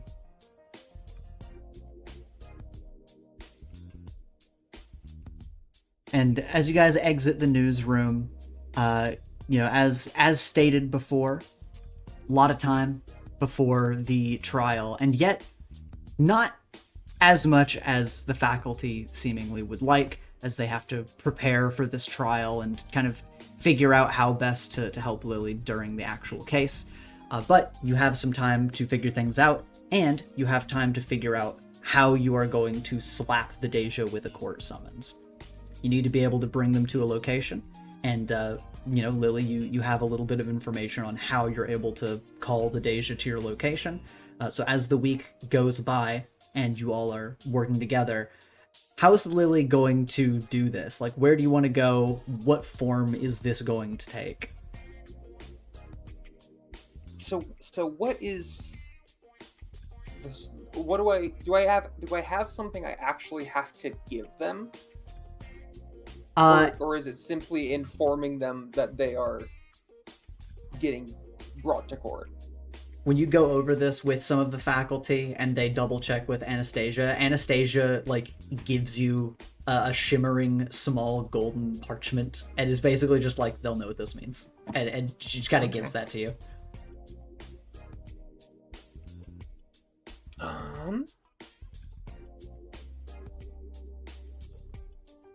Because, okay, the ritual thing Gretchen talked about, circle of my own blood, at a crossroads, big offering of death. Mm-hmm. I don't think I can do that, because I think a big offering of death sounds like something I'm probably not willing to do in most situations. Also, how big does the circle have to be? It just has to encircle the offering itself. Okay, so probably not gonna do that. Could light a bunch of flowers on fire. But then, like, how many flowers would it have to be? Because then I would have to bleed enough to make a full circle around it. Yeah, or you could squish a bunch of ants in like a compress. I just made... If I made Echo make a portal to Appalachia, if we just looked that shit up and, like, made a brief one, could I just slip it in there like it's a mail slot and they'd probably find it? You have a What? feeling it is not nearly that easy to get a portal to Athalea. Lily, it says like a crossroads, right? Why don't you just... Because technically my gauntlet is a crossroads. What if you did it around my gauntlet? But then what? Ooh, wordplay. Yes, But because it's it also would a need to small be amount... around the offering. Are you offering your arm? Well, no, I can take it off. Okay, then What if they take? offering? What if they take it? Yeah, But doesn't that's a Spark crossroads. live in there? Yeah. No, he lives in my earring. But it is a crossroads. It's at the crossroads. So Okay. I mean, I don't think that wasn't the part. That was never the part that was like hard. then what are you doing for that part? Like, I could literally just do it in the middle of the street. Like, I could go to an intersection at midnight when no one's gonna drive around, and I could do it in the intersection. We have like a tracker on that big blue monster, right? You do? Yeah. Where's it at right now? As you're checking in with Alex, who has the thing that keeps an eye on it, you see that it's still in Terminal City. It seems to be kind of on an outer ring from where you guys originally see it returning back to, that like abandoned factory sort of area. Seems like it always goes out and then returns to that location, but it seems to be a bit farther out from it at this point. Why did Mhm. Nicole just type PC? Oh, sweet. That was sweetie. She insisted on Oh. walking across my laptop. I tried so hard to stop her. The little Well, wordsmith. Is that big, Mhm. big blue beautiful beast anywhere near a crossroads? Ooh, good question. We were gonna kill it anyway. I You're mean, yeah, really that's- hung up about the idea of doing an offering of death, but here's this thing we've been Yeah. wanting to like get rid of and hunt down. That's a good idea. That is a good offering. My only issue with that is that my blood circle has to be big enough to encircle it. Yeah. Pretty big. That's a lot of blood. That's right. Sorry, I forgot you're a robot. Yeah, that's a lot of blood, and that would feel really bad for me. Does Okay, it do you say that you have actually- to? Does the blood need to be just like cut and done right there? Can't you just like casually get some blood taken, then eat some crackers, and just bring the blood to the spot? It's not like you're Gretchen. expected. I mean, you don't have Gretchen. to cut your hand in that moment. It's your blood, and what changes over a couple of hours? Gretchen hovers over your shoulder once again, Lily, and just says, well, first she's going to say, I'm going to give a little extra insight before you kill yourself over this. The blood will need to be fresh. However, I recommend using some of those roses you conveniently brought back from my kingdom. What, the Ooh. the plant killing flower? Yes. Those were propagated for many reasons, and this is a good potential use for them. What, for like that's the offering? Yes, they are in a state of perpetual death for a reason. Well, again, many reasons, but this seems to be as good a use as any. Did We just bring offer enough up for a that? rose. I mean, let me hold on real fast. Gotta look. Given you are not trying Yeah. to sway them for a deal and merely wish to open the gateway, 1 or 2 roses should be enough. Yeah, I have two. Alright. Yeah, I guess if that'll work. Just for the record, though, Joey, and because, I've been hard on you for very clearly being a little messed up, that was a really good idea, though, about the blue thing. Thanks. Yeah. You were Still gotta do that at cooking some with that. point. It's just that it would, I would be, like, flat as a pancake. Like, that would Gogurt tube me by the end if I had to make a, like, blood circle around it. Or it'd like take way too long. Yeah, I guess that's fair. We should probably do something about that thing, though. We did, like, put a tracker in it, and then just kind of, like, let it fuck around and do Yeah, sometimes whatever. We're Sometimes kind of it's busy with other things. Yeah, we have a lot going on. Look, I'm busy with other things. You guys got caught up in, like, a drug ring plotline, which Yeah, like, that's- is, like... I mean, if you guys think that's more important than the big blue thing, that's fair enough.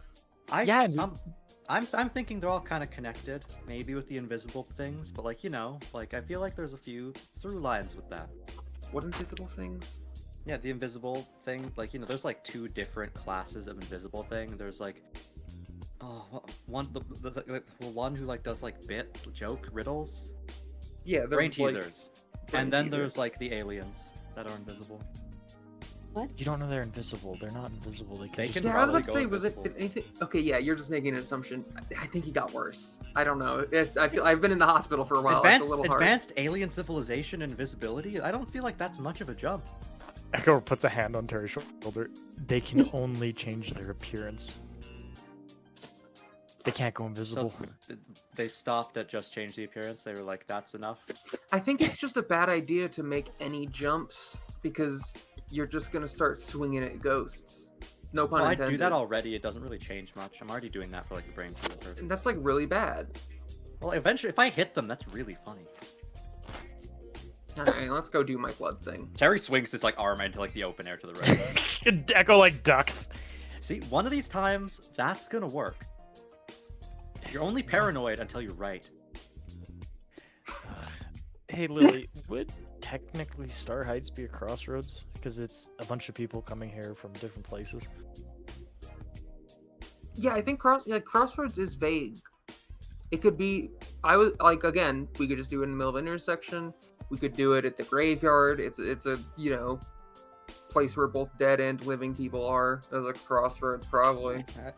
The graveyard's kind of got like the mood to it. I feel like We're- we're doing this at Star Heights. I'm not sure who would get mad at us, but I think someone would get mad at us.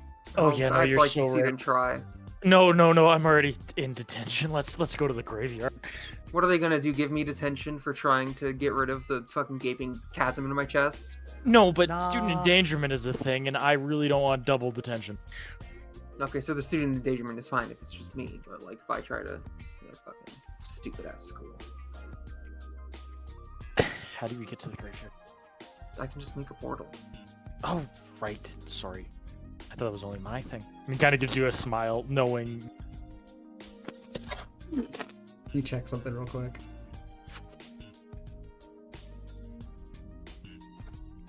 Not even a chuckle from you, Lily. That's rough. Well, I've been doing portal stuff. Yeah, I know. I was doing a bit. As a joke. Well, it's just kind of late for that bit. I feel like Okay, that yeah, would have been like a month free, we know each other kind of bit. I would have gotten a chuckle out of it, but now it's like, Yeah,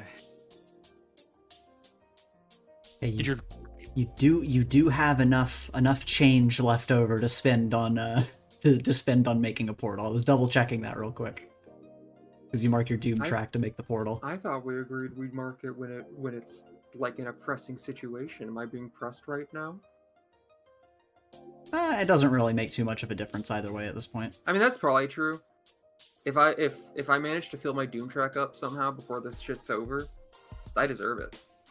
Yeah, we're pressed for time. Is Timestamp the this one, situation? everyone. So it just interesting to see how close we get. I make the portal. All right, I rip a little hole in space. then you rip open the dark portal, and everyone. Okay, can before we step go, through. hands in the middle. okay. Why? We're gonna do Dey'ja Busters cheer. Oh, hell yeah. I look to Echo and Joey. Echo already has his hand in. He's just confused for a second, but then he realized. I am also confused, and I look to you as well, but then slowly put my hand in the middle. Come on, Lily. Dey'ja Busters cheer. I put my hand in the middle. Come on, 1, 2, 3, Dey'ja Dey'ja Busters! Busters! Terry does a jump. Okay, let's go bust some Dey'jas. Through the portal, everyone, through the scary portal. Is there like a camera like around here, like in Star Heights? 100%, right? I mean, yeah, but you're not doing anything wrong right now. Yeah, Terry, Like, Terry just waves at the port, like waves at it before he jumps in the portal. Yeah, this time you guys are just able to leave and go. And I'll get us. Let's see.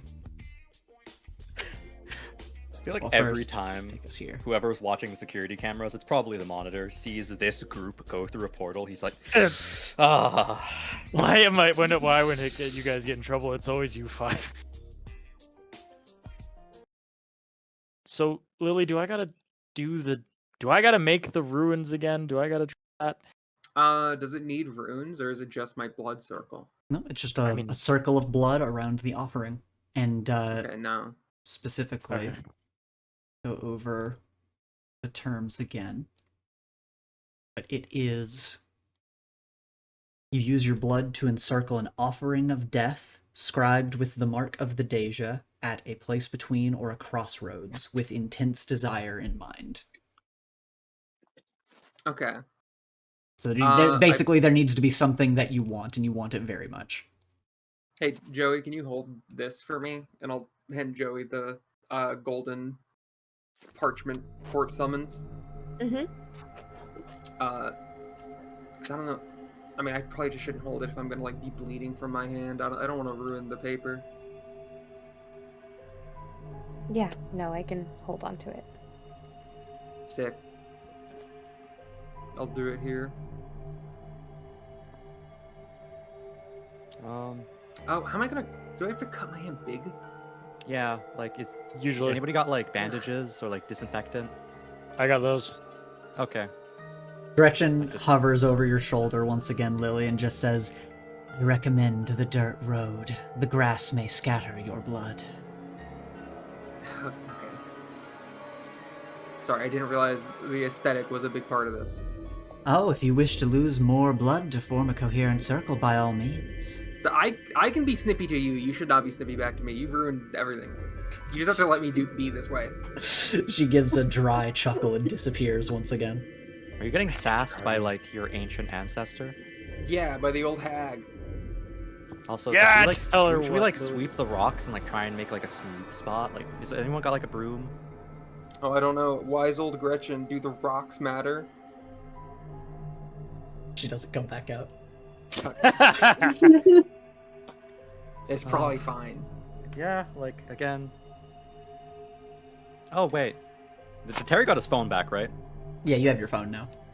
I could just like send like a picture to like, you know, our resident magic person, Lawrence. I Well, could he just, doesn't like- know about this ritual. Yeah, but like like I feel like you'd kind of know if like ritual circle looks okay or not. It's just a circle of blood. Yeah, just like messing up. Well, actually, that could be interesting. Go for it. It's just a circle of blood. I don't have to do specific runes. I think so long as it's just a circle around it. Ugh. Magic is really, really annoying. Isn't there like a really important like vein in your hand or something? Should I like or is that your thigh? Think of your Achilles tendon. No. No, that's like. No. Honestly, I have no idea. Like, there's major arteries in like your four limbs, but like I think you'd have to you'd have to miss quite badly to get one of those. Okay, whatever. I'll just do it. Whatever. Lily kneels down and rolls up one of her pant legs to get the knife that Echo gave her for Christmas or whatever that she's just kept on her this whole time. I remember that. Yeah, I've had it here just in case. You kept it. And then well, yeah, it's a knife. Echo like puts two hands over his heart and he like gives you a smile. And then How leans over. endearing. It's not endearing. It's practical.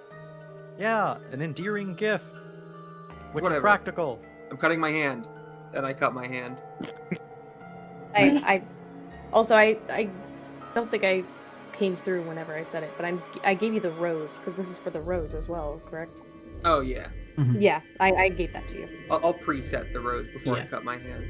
You set the black rose down, and you cut across your hand, and a shallow cut, but enough to get some blood to start trickling out. And it is a hot sensation at first before it gets cold, and it kind of like you get an initial feeling of kind of getting wigged out that you have to slice across your own palm, but you do it, you get it over with, and now it's like, okay, now I'm bleeding. I can just sort of drip the blood, and you can form a circle around the roses. When Lily is done making the circle, she'll stand up and take a little step back, and just hold her hand like she sliced, I guess, her left if I'm pointing here. her left hand, just will hold it out and make a ghost. I guess just hold her hand with the purpose of using the ghost's solid hand to like stop the blood for now, to like apply pressure. Mm-hmm. And as you do this, and you kind of are bundling this ghostly energy, this ghost like kind of pressing your hand closed, Gretchen comes over your shoulder again and says, "Now the only rune you'll need, the mark of the Dey'ja, must be scribed." What, in my blood? Yes, dear. Okay, you didn't say that part. You just said a circle. She did say that part, and I said that part earlier. That was probably Whatever. missed. Okay, I do that. I remember it. It's a funny little arrow, and then like funny slashes and like an N. Mm-hmm. And even you get the feeling that even if you didn't exactly remember it, you can at this point, because it's etched into you, you kind of can feel the shape. I don't like that. Mm-hmm. But you etch the rune, and you step back again and hold the blood within your palm, and Gretchen disappears into you and just says, "Now think of your desire, and it shall arrive." Lily will just close her eyes and hone in on that, and just kind of get, I guess, because her desire is for this to be over, Mm-hmm. to just boil it down to the most simple sentence. So I think as she's honing in on that, it'll just replaying in her brain, like, God, I wish this was over. I wish I didn't have to do this. I want that so bad. Starts like grinding her teeth, just waiting. Yeah, and you all watch as Lily prepares this. She begins going over this in her mind. And Lily, as you're going over this thought, you feel a brief sense of vertigo, even with your eyes closed, before instinctively you open them. And on the other side of the circle, the Dey'ja is here. The rest of you in the group, you are all also able to see the Dey'ja as it sort of blinks into existence between all of you blinking. And Lily, as the Dey'ja floats here, you get a different sense from this Dey'ja as opposed to all of the rest. Because this Dey'ja, as it floats here looking at you, it does not seem to be looking at you with malice. It just is sort of floating here passively, as you have called it. I think even if she's feeling that, I think Lily still looks to it with more than enough malice. Mm-hmm. And she'll just like snap her fingers next to Joey and then point to it and be like, give him the thing.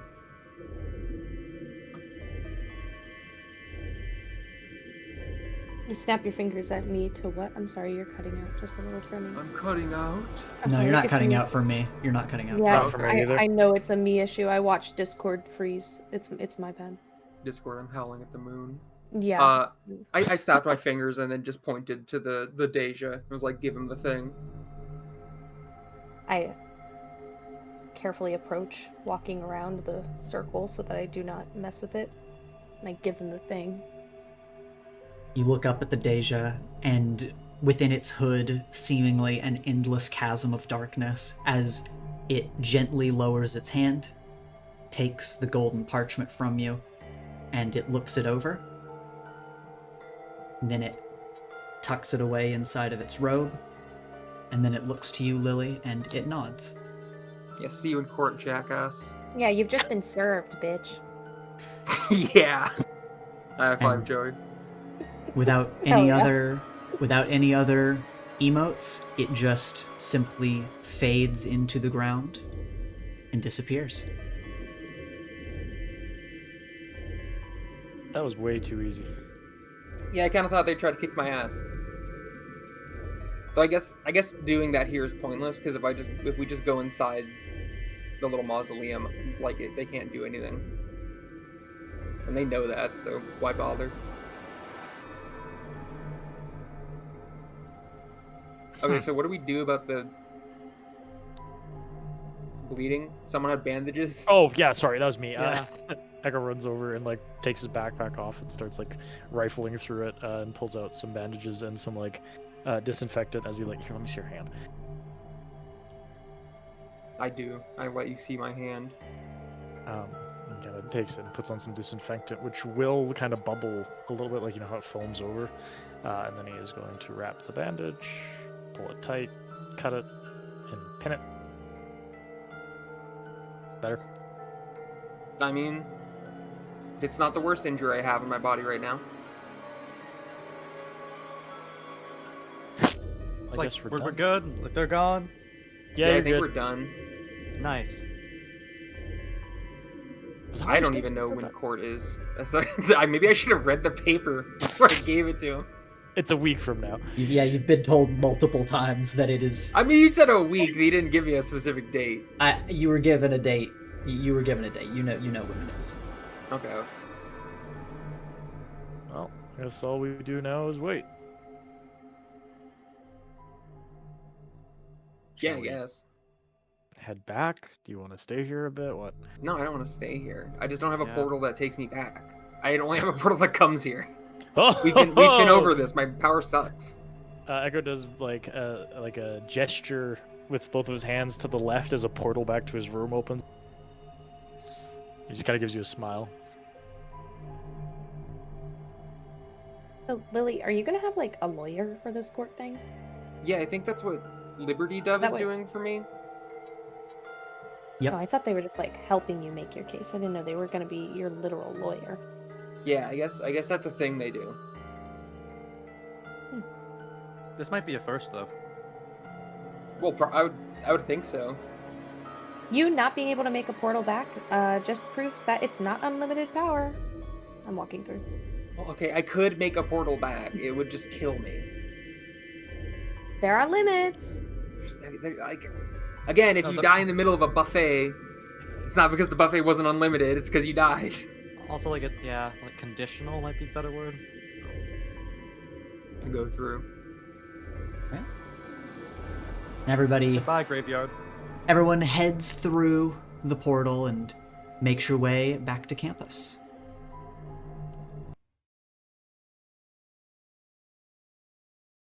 I'll zoom us out here.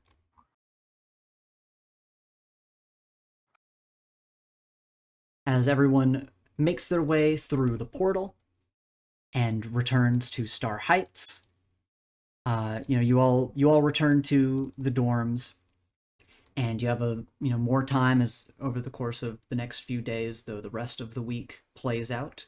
And after finishing up preparations, talking to faculty members, and ironing out the last few details of your case, what evidence you want to hit, and how you are going to try to convince the archangels the day of the trial will arrive. And with that, we are going to take a break. Star Heights Academy. We are back as we turn to Star Heights Academy. And after a week of preparation, the day of the trial has finally arrived. Throughout the week, Lily, you have discussed the case with Nightwalker and the Liberties, gone over your arguing points, and received a lot of calls from your parents. Whenever you do pick up, they're always offering support, but trying to help ground you with, maybe some normal feeling conversation amidst the whirlwind of chaos. And today, they call you before breakfast. First of all, do you pick up, or do you just let it go through? I think largely Lily would not have been picking up throughout the week because in her brain it's like I'll be normal once it's over. Like I'm in the final stretch. I'll just save normalness for after. But she'll pick up. Okay. And they call you before breakfast, and as you pick up and you hear from them, they're very happy to be able to talk to you this morning. And it seems like as they start talking to you, doesn't feel like they've. Well, it feels different than normal. A lot of the conversations you've had with your parents over the past few months have been discussing your mother's condition, or the various crazy things that have been going on in your life. But today doesn't seem like they want to discuss your mother's miraculous recovery from cancer, or to apply pressure about the trial. But it just seems like they are simply calling to check on you, to see how you're feeling and where your head's at. And they're together as they call you. And your father speaks up after, they go on for a little bit, just sort of talking about, how their mornings are going. And your father just asks, "How are the nerves? Do you feel ready?" It's weird. I feel like the whole past, basically since the hospital, since I went there and, saved Mom, I feel like none of it is real. It's like, it's just weird feeling. I kind of thought I was about to die when I was there, and then I just didn't. And now I'm here. So, I guess I'm ready. I feel ready. I feel weirdly not nervous, but I don't know how much of that is confidence and how much of that is some part of my brain just can't properly assess what is happening. Seems like there's a brief beat of silence before your father adamantly speaks up and says, "The Fox family doesn't know fear. I'm sure that you're ready for anything these angels can throw at you." And your mom cuts in and just says, "Those are very normal feelings, sweetie. You are having to tackle a lot more than most people generally have to, let alone someone of your age. You've done such a fantastic job."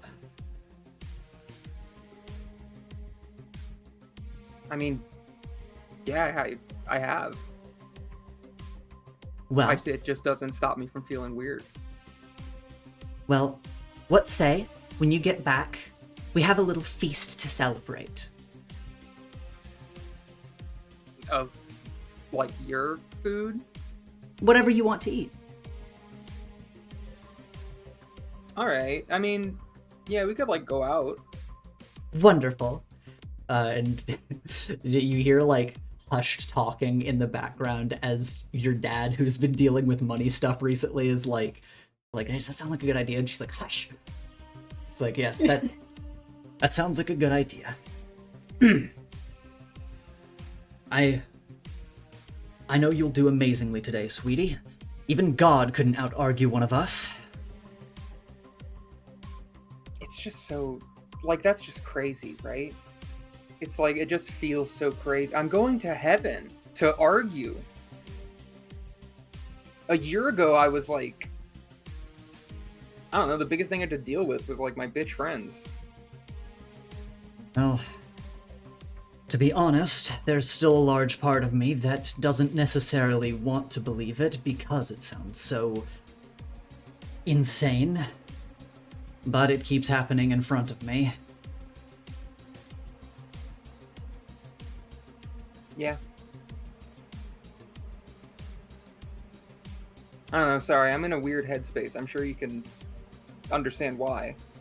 Absolutely, sweetie.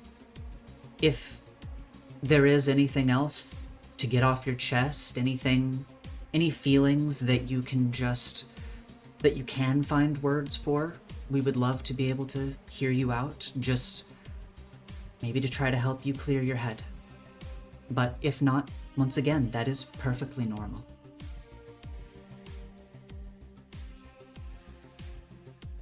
I think most things I would say would probably just worry you guys. Possibly, but we're still here to listen. You know how people always say a way to tell you're dreaming is to look at a clock or count your fingers or something? Mm-hmm. Is there that doesn't work for there's a part of me that wonders if I did die. Does that sound crazy? because I have this big, gaping, dark chasm in my chest. I'm sorry I keep bringing it up in every conversation. It's just that it's hard to not think about it. Believe me, if I had something like that in my chest, that would be the only thing I was thinking about. It's like the idea that's there, and that I just kind of had to have a week existing normally with it there, and now I'm going to heaven. It just starts to sound so insane that I wonder if, like, my brain is malfunctioning, and like I'm like having rapid visions before I die.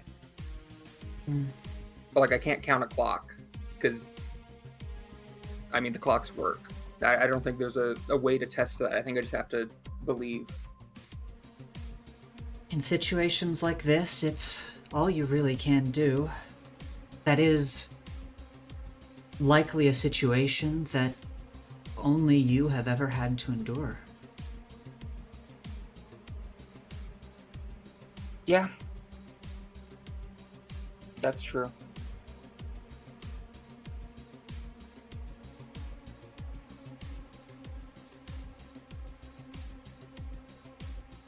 Alright, well, I guess that's kind of all. Well, sweetie, we know you're gonna do great out there. And again, if there's anything you need from us, it might be a little late for it, but send us a text, give us a call, let us know when you're back. Oh, and to calm your nerves before you go, make sure to breathe in some lavender and chamomile. I believe it will help. Make sure to take some of that rose quartz with you. Yeah, I'll get right on that. Okay, sweetie. And your father just speaks up, and it seems like he's about to say something. Kind of stops himself and just says, I love you, sweetie. I love you guys too. All right. We'll see you when you're back. I hang up the phone. All right. You hang up, and you leave to eat breakfast before meeting up with everyone. Are we also, is it like today is the day I'm going? Yes, you're basically getting Okay. ready to go to the trial now. Then Lily does put on a suit. All right. When you say a suit, do you mean your hero suit or like a suit? Like a suit. Okay. For court. Okay. My hero suit will be under it, just in case, but I'm gonna wear a suit for court. Okay. Yeah. You've got a suit on, and you approach everyone. It seems like everyone has dressed nicely today. Of course, obviously, Anastasia always dresses like this because that's her costume. As you all gather together, let me actually change the music real quick. As everyone is gathering and preparing to leave for Theos, the realm of the gods, where the trial will be taking place. And Anastasia, specifically, is preparing for transport as everyone gathers together, including your closest friends and the faculty that will be overseeing this trip. And you guys just have a minute as you're preparing to set out. So we're all on the same page. We're all on the update. You know, I don't have to go over it again of like what probably is going to go down, right? Triffy and Olivia just silently nod next to you as they're bracing themselves. Yeah, I kind of got an idea, but I'm a little hesitant to expect anything. But I'm kind of excited. Are we allowed to can I take videos of this, or is this a no videos thing? I'm gonna assume it's a no videos thing. I don't know. I mean, unless you see someone tell you to put it away, I don't see why you should assume that. Yeah.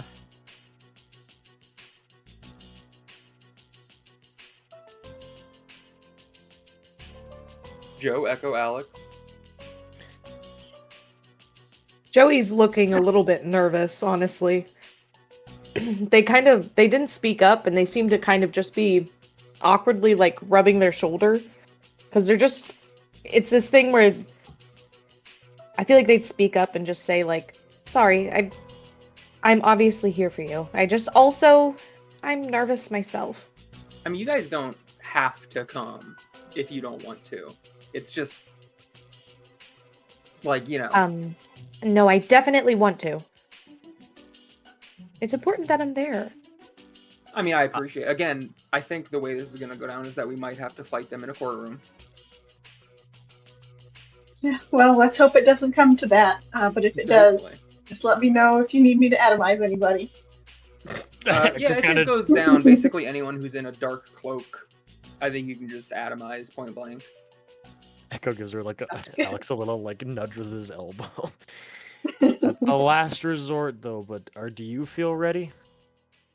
Me? Yes, you. Yeah, I'm like weirdly calm about it. I was talking to my parents about it. That's good. I don't know if it's good that I'm weirdly calm about it, but Maybe everything will hit you all at once. that doesn't sound like a good thing. Well, yeah, no, but like that's what I didn't say it was good. It's just that's what could happen. Okay, well, I'm kind of looking for like positive affirmation is the thing. Well, no, like you should know that that's a possibility, so it doesn't catch you by surprise. Listen, you have a great defense. It's going to go well. We won't have to do the last resort, okay? Oh yeah, Echo. Plan C. You got it? We locked in? Yeah. No. Yes. Yes? No? I'm not going to do whatever you say out of principle because I told you I don't want you to do that.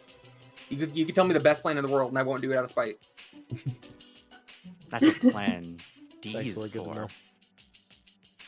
Oh, also, so we know Lily's dressed up in a suit and has her hero costume underneath. Do the rest of you, are you gonna get prepared in your hero costumes, or are you just also, like, dressed up nice in, like, suits or something? I'm probably Terry's also just gonna go in be- his hero costume. He Okay. doesn't have a suit, and I don't think he'd like suits. Okay, good to know. Counterpoint, would Terry not be the kind of guy to wear like the tuxedo t-shirt? Actually, didn't he do that? Wasn't that Good joke he point. did for Homecoming? was- Now that I'm- Yeah, that was Yeah. the joke you did. And Bring like, it back. he can't do that. He already did it. Okay, fair enough. Okay, we There know is that- something like- funny about wearing like a scary, demon suit outfit into heaven. Yeah, it's pretty good. Alex, what did you say? What did you say Alex is doing?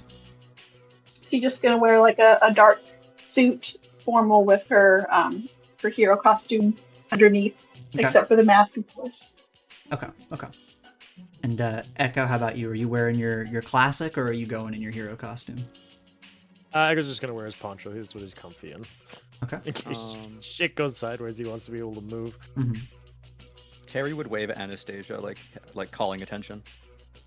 She'll look over at you. You see that she's nearby and has kind of created a massive golden halo in front of herself that she seems to be interfacing with as she looks over her shoulder to you. Just a quick rundown. Any do's or like don'ts, like major do's and don'ts about this situation? In terms of how to not make the angels angry with you, Yeah. don't speak out during court if you're not the one on the stage. Don't No cause quipping. any unnecessary chaos. She has I'll try a my best. she leaves a brief pause after that, having of course overheard what your guys' plan B is. Not like making a statement, just leaving a pause there. But otherwise she just says, if you're not on the stage, just be sure to keep quiet and to yourself, and everything should be fine. Okay, so just quiet, respectful observer. God, I can do that. And then she'll look over to you, Lily, and just say, since today's show is about you, of course, you may do whatever you wish out on the stage, as your actions will dictate the Archangel's decision. So whatever feels right, do what you see fit. When you say stage, do you just mean like when I'm like called up to the podium or something? Yes, in a sense, you and the Dey'ja will be at opposing podiums. The center of the theater is for the discussion. That is merely the name of the meeting hall we will be in. Okay. Makes sense. So you're like half angel? Correct. Okay, 2 questions. One, So we're going to the home of the gods or whatever. Yes. Which religion is real? She gives a wry smile and a chuckle as she just says, "There's a little bit of everything up there." Ah. Okay. 2. So I pull out like 2 just plain like water bottles. Can you like bless these? She looks over to you and like glances down to them, and then she'll just extend one hand out toward you with a little nod. Okay, I step forward with them. And she'll, Triffany will step out of the way and she'll take them in her hand, place her other hand on top of it, and like close her eyes for a second as her hands will give off a golden glow. And you watch as like the water shimmers for a second, and then she'll raise her hand and hand the water bottle back to you. Cool, thank you. Of course. Can you bless anything or just water? It depends on what you mean by bless. With water, I can understand the intent. But what does that do for it? It is water that is able to harm and keep away demonic spirits or shadowy invaders, etc. Oh, that's and Echo like leans in and looks at it. That's actually kind of cool. Yeah, I wanted to bring these because if we do end up having to like fight the Dey'ja, you guys should have. I wanted to give these to you guys. I don't know what you could do with them. Like, if Terry could like swish them in his mouth, and then if that would somehow make your fog affect the Dey'ja. I don't know. I just figured this would be a good starting point for you guys in case we end up needing to fight them. Hey Lily, you shouldn't drink it. You might make your relative combust. I'm not gonna drink it. I'm giving these to you guys. Who wants the 2 holy water bottles? Ooh, you I did me. would not say no to having a holy water bottle purely to say I have had one. Anastasia gives you Lily- a look when you say that, and then goes back to Hey. working on the halo. You can't blame me. It's lit. Like, does it glow? Like, does it like does it have like an aura to it, or does it just look like water? It has a sort of shimmering to it. Like, I know to you this must be like somewhat mundane, but to like most people, this is. I don't know if I'm ever gonna see this again. Lily like skews an eyebrow, just kind of thinks for a second. Is like, he did do like a bunch of chemistry stuff that like got us all drugged or whatever, and like it's like probably bad that he does that, but maybe testing on holy water would actually be good for him. How could he make it bad if I gave him holy water? So ultimately she'll give it to Terry. Maybe you'll accidentally make a drug that cures you.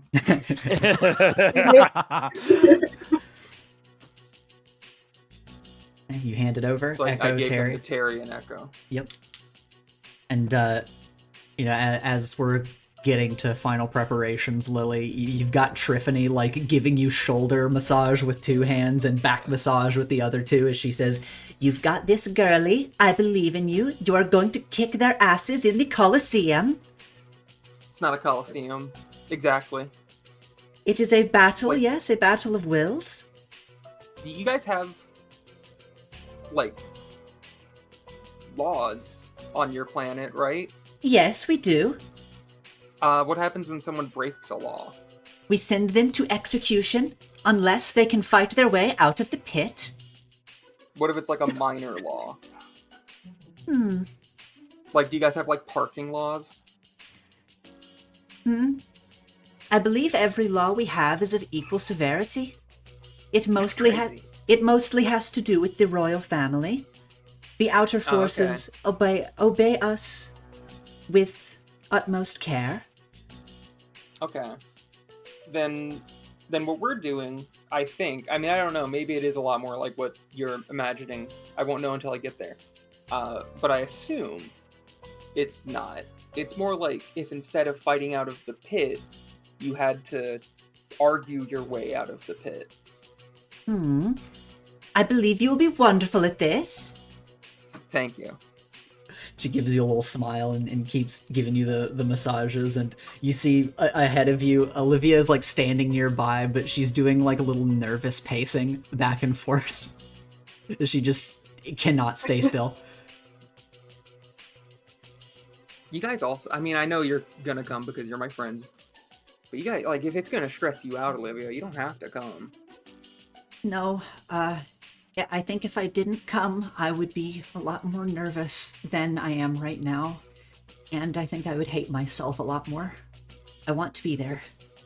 That's fair. I mean, you shouldn't hate, it's not fair that you hate yourself, but I mean, I understand. She, she just kind of gives an understanding nod in response to that. And she kind of looks down a little bit at her hand and opens and closes it a little bit and just says, I mean, I know you must be feeling some kind of way about everything, but if we do have to fight the Dey'ja, how do you feel about your odds? I almost feel better about my odds fighting them than I do at arguing, and I still feel fine about arguing. It's really... I'm just in a weird headspace, girl. That makes sense. But if you feel good about fighting them, then I'm going to, too. I'll do my best to help you. Well, I appreciate it. I feel like your powers might just work on them. I don't know. But maybe splash some holy water on your hands if you need to. I'll see what I can do. And, Nightwalker, after chatting with Liberty Dove a little bit, he's going to move over towards you and your group and just look to you, Lily, and ask, are you ready to go? I have one thing. If I could take Joey aside for a second, just to talk about something. Yeah. Yeah, and you're asking Nightwalker if you can? Yeah. Yeah, he just gives you a silent nod. I slip out of Triffany's shoulder massage. Mm-hmm. And I would step a little bit away from the group with Joey. Yeah. Mm-hmm. Hey, I'm sorry if this is like a random, deep question to spring on you, but I kind of feel like if anyone would have a good answer, it would probably be you. How do you know you're alive? Oh, that's a really good question. I feel like you're probably the only person who's actually thought about it. I know it because I'm asking the question. And because I feel things. Not here. I basically knock on my arm and making like a sound of metal hitting metal. But just inside. Like in my brain, I can feel everything. But of course, not a brain. It's hard to describe. It's like functionally a brain. So you get it. It's because I have these feelings. It's because I make mistakes. It's kind of reminds me that I'm not just a robot. I have a lot of things that pull me in different directions just like everyone else. And I mean, you're alive, Lily. I know you have that hole in your chest, but you're alive. And we're going to keep you alive now for longer after this court. Yeah, just for context. I was talking to my parents about it earlier. I just kind of feel like I'm in a big, like, post-credits scene that's been going on too long. I feel like it just feels so absurd that it feels fake. And I don't know, I feel like I'm disassociating with my current situation. And I think it's because it's just all about to end, and I didn't think we'd get this far. But at the same time, I always knew I'd get this far, because that's what I told myself. Yeah. It's weird. Lily, you're incredibly brave for doing this, you know. Oh, stop it. It's been happening in your family for years. This is not just some curse that your grandma did. This has been generations of women suffering through this curse that you're suffering through right now, and you're the first one to get it this far. Yeah, I attribute a lot of that to the luck that they accidentally made me like the most powerful. So I just kind of was able to steamroll my way this far in a lot of ways. I think it's more than just luck. This is probably destiny. You being the most powerful, being the one to break the curse. I think it makes sense. How ridiculous is it that with everything that's ever happened in my life, you saying destiny, my first instinct was destiny isn't real, that's fucking stupid. And like, I'd see ghosts. Why does my brain draw the line there? I don't know. I really don't, actually. Sometimes it surprises me that I'm full of more whimsy than you are. Okay, well, you know, good talk. All right. Real So quick. you just know What? you're alive because you know you're alive. I mean, that's Listen. genuinely, that's fair enough. You can do fucking magic and shit. I'm just saying. I'm like, was starting to step back to the curse. It's not really magic. Real quick, as you guys had that interaction, Jay, you want to roll, or Joe, you want to roll to comfort or support Lily? Sure, we'll see how that goes. First Never time goes anyone's ever rolled good. that on me. Come on. 8, give me 8. Wait 1 second though. Hold on, because I have influence over Lily, so I have a +1 to this Oh. roll. Mm-hmm. Wait. Yeah. Oh, Yeah. Heck yeah. I don't know what that means. That's a hit, so Lily can either mark potential, clear a condition, or shift labels, since you opened up to Joey. Okay. I will clear. What makes more sense? Clearing afraid or hopeless? I would say hopeless. Yeah. Yeah, I'll do hopeless. All right. Yay, yay.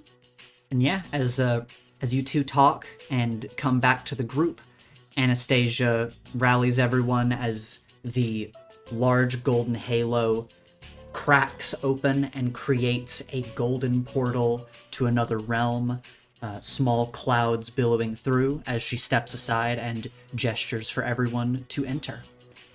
And All right, jeez. all together, as a group, you enter Theos.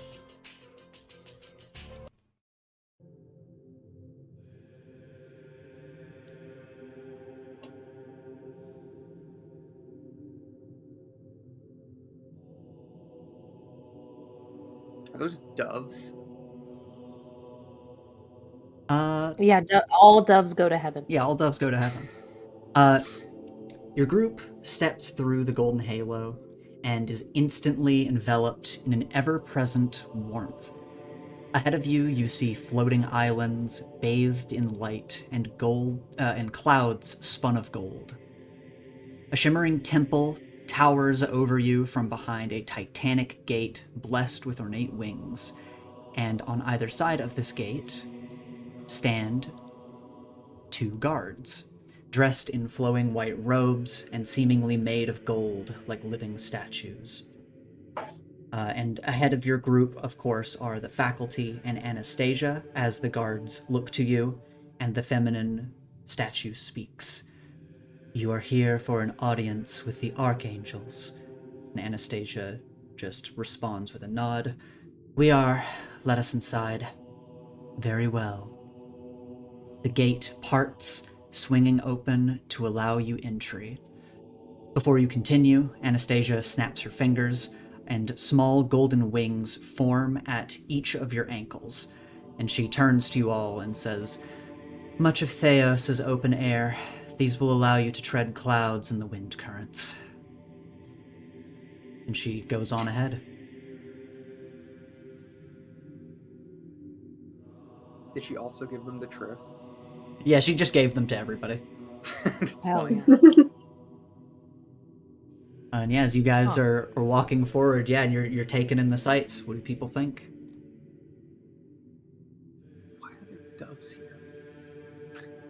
It just seems like there are spirits flittering around in the distance. Is this place actually like literally just up in the clouds, or like, do they just also happen to have birds?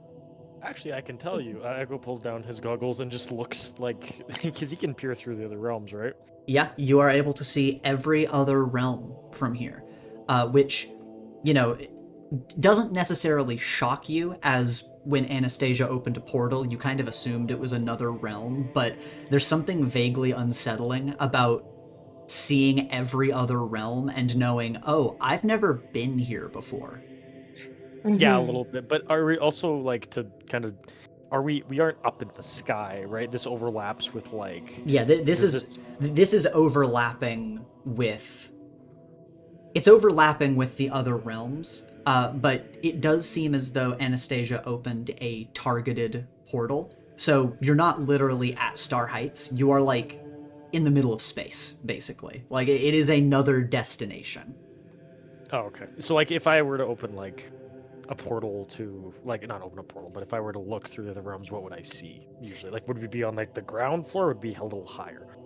It'd be a little bit higher, but not crazy high. You know, Kafsi, the Fire Realm, is ever changing and ever moving, so it looks basically the same as usual. Pagonia, you're kind of near some mountaintops. Megea is a little bit far below you, and then of course you see space, where the Earth Realm is. So if you opened a portal to Earth, you would be opening a portal to the vacuum of space. That's good. That's good to keep in mind. Echo like Let's portal to these guys. So like, while we were like going around, like before we entered the gate, the picture is like indicating of like a drop. If Terry looked down like the drop before we went through the gates, what would have been down there?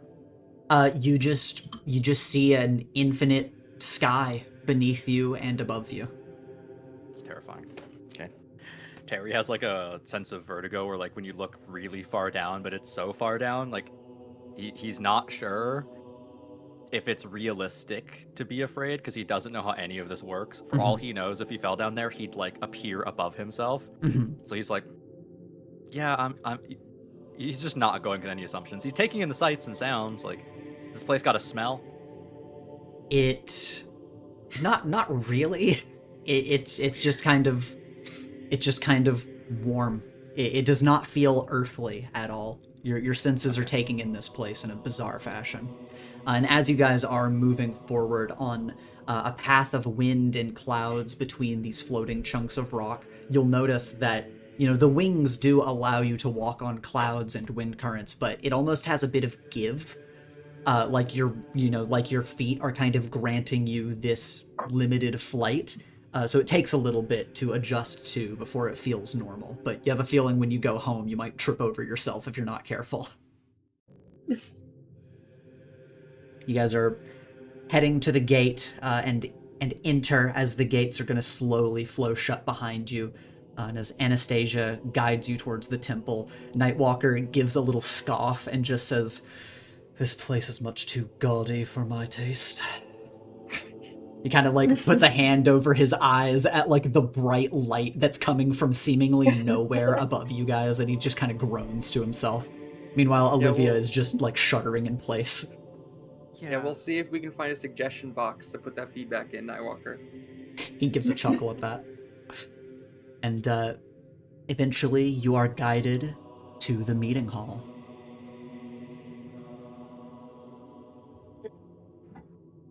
I'll give you a moment to look over the grand meeting hall.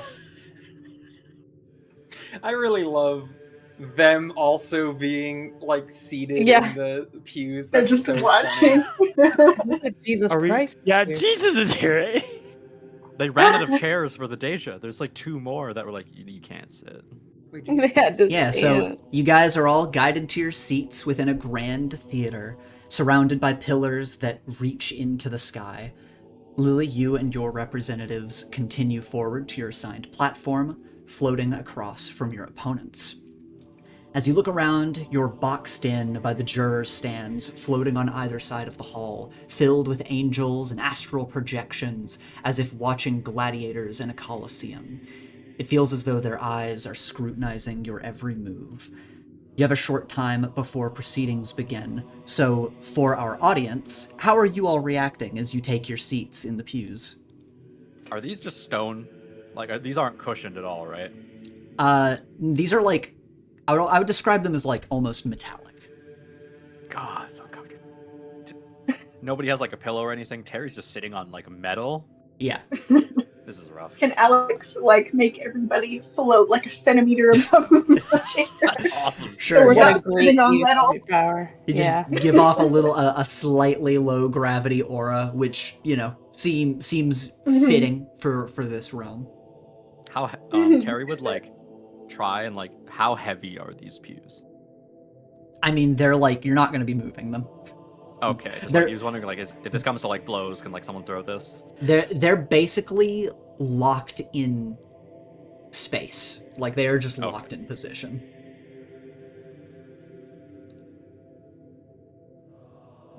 And yeah, you I'm have, just overwhelmed. I think that like Joey in this moment is just taking it all in. Joey doesn't even like concern themselves much with anything having to do with religion. At this moment in time, it just hasn't been a part of their journey yet in any way. I don't know if it ever will, seeing as they don't understand if they have a soul and things like that. So looking around here, it's just like, yeah, this is kind of insane. But if this is up here, like, why do people argue about what's right? You know what I mean? yeah. Terry's soaking this in. He is loving the seriousness of this and the fact that he's allowed to be here. He's wondering if this is the only time he's ever going to be here. Like there's like a cloud in the middle here, but like that's just flat ground, right? No, those are like clouds that form a pathway. Okay, but like we could like see across to the other. Yes. Terry's first thought, like in his head, or like how did they pick which Dey'ja would sit down and like which Dey'ja are up here? Like, do they have like a ranking system? Are those Dey'ja better at doing court? Roll Pierce the Mask. God. Let's see if Terry can. 0. Give me a 4. Damn it. Oh, dang. That's a full hit. You get 3 questions as you're kind of taking things in. 3 questions. You've often described the Dey'ja as like almost emotionless. Is there any strong intent coming off of them because of this situation? It seems that the two that are across from Lily are the closest to being emotionless. One of them you feel no emotion from at all. The other one, you feel a hint of something, but it's practically emotionless. However, all of the Dey'ja in the pews you feel are like almost seething, and yet they look totally calm. That's terrifying. That's very Yo, someone scary. totally lied. Whoever wrote the rule book on these things lied crazy style. I'll give you the bonus of, Lily probably having shared, hey, by the way, a lot of Dey'ja have been my family transformed. You feel like that's probably the reason why. Okay. Still insane. Secondly, the second question. There's a lot of like angelic beings here. Are they like how serious are they taking this? Terry's gonna assume they're like hard asses, like super rule followers. Like this is very serious for them. But are any of them almost treating this like more? They have like a business relationship with the Dey'ja, is like what Terry's gleaned from conversations. Is there something hopeful from the angelic host about this situation? Well, right now there are no hosts in the room necessarily, but from the jurors, you feel total detachment. They are watching and they are very interested in how this might go, but, they are an impartial jury. Okay, like a guillotine. Third question. I'm good without a third. Are you sure?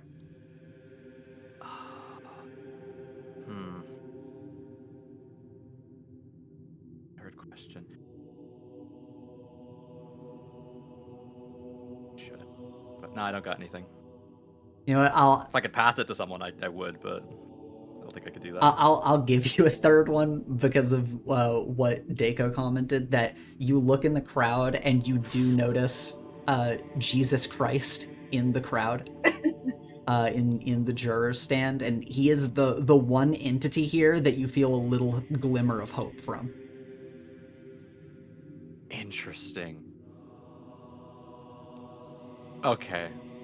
That is such an crazy things Terry gets from this. Terry was going to take a video. The whole vibe of this place, he's not even going to try it because this is not a place for even slight goofs. He doesn't want to know what getting kicked out of this place feels like. So he's just gonna sit here and be like, okay, thanks, Alex. That helped. I appreciate not like damaging my bones. You Um, you see Jesus and the thought crosses your mind of, is this what Lucifer went through before you just no, seriously. Like this is a situation where it's like, if you like, this is so above Terry's pay grade. He does not know what emotion to feel. Like this is surreal to him in a way where he is going to hold on to this memory and he is going to like use this experience in a way that is interesting later. At Alex and Echo, you know, what are you guys thinking and taking in as you're in the pews here? Yeah, she definitely is also feeling the surrealness of this whole situation, also glancing around and seeing all of these angels and Jesus Christ himself. And just like with giving everybody a little bit of anti-gravity and everything, she's trying to focus on like the physical reality that she can see and feel and touch, just to kind of keep herself from getting too freaked out about everything that is happening.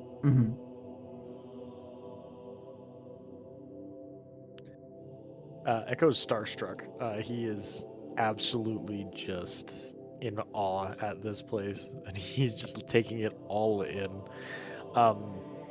He kind of looks over all the angels and stuff, and then he spots Big J, and he kind of nudges Alex and goes, "Who's that?"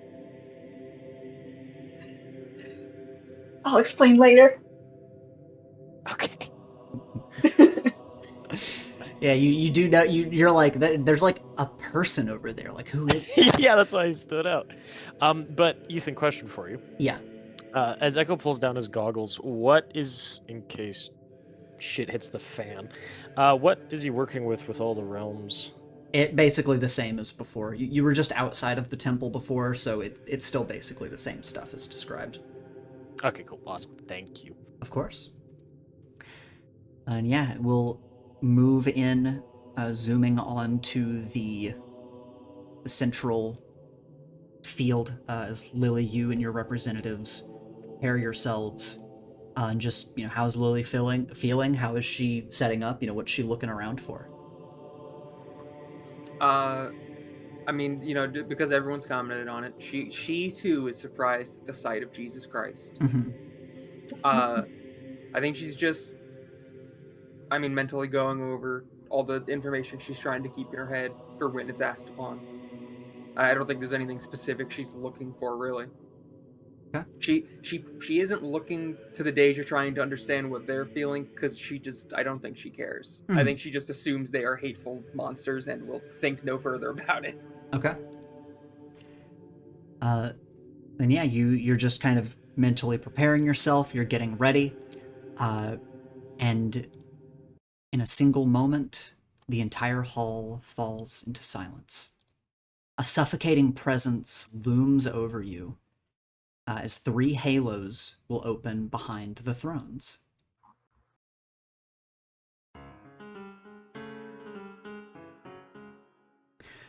From these golden rings, 3 massive entities emerge.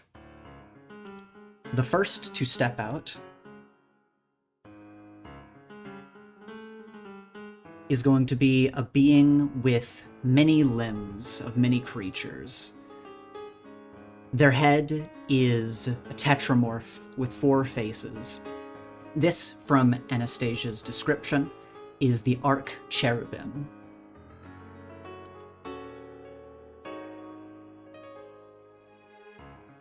The next to slither out of one of the halos is an impossibly long serpent with countless eyes and the wheels of a chariot adorning its form.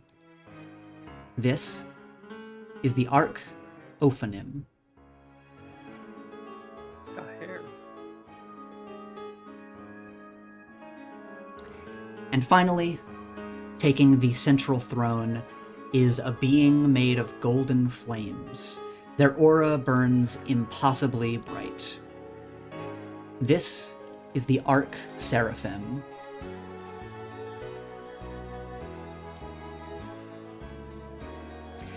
As they take their seats, the Arc Seraphim's voice washes over the room. Empyrean High Court case Fox v. Dey'ja is now in session. We bear witness to the claim that an assigned Dey'ja has willfully and deliberately enacted a fraudulent exchange. The prosecution may make their opening statement. And at that, Liberty Dove nods, addressing the room. Good angels of Theos, my client, Lillian Fox, is a human child of the planet Earth, plagued by the curse of her predecessor, Gretchen Fox. This curse, that prematurely takes the lives of the Fox bloodline, was in exchange for power unimaginable. Seemingly a standard contract for the Dey'ja to scribe. The laws that govern these contracts are meant to do so under strict evaluation of equivalent exchange. However, the prosecution aims to prove that not only are the terms of this contract highly abnormal, but that the Dey'ja that scribed and enacted it did so with intentional and calculated ill intent. This behavior is not only uncharacteristic, but is negligent to the balance of our multiverse and the system of Dey'ja as a whole. The jurors murmur to themselves, and Liberty Dove steps back. She nods to you, Lily, and it seems that it has come time to make your arguments.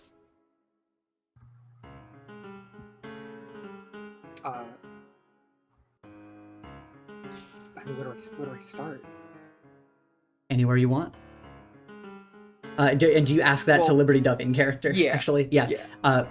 When you ask that, she, as she glances around the room, she'll start by saying, don't worry about the number of eyes, just start where it feels natural and make it a conversation. Spin a story from point to point. Okay. She'll stand up. We're on podium, did you say? You are. Okay. So she'll, I don't know, stand a little straighter. Mm-hmm. So, your angelness, correct me if I'm wrong, because my information comes from the human world where we kind of just make best guesses.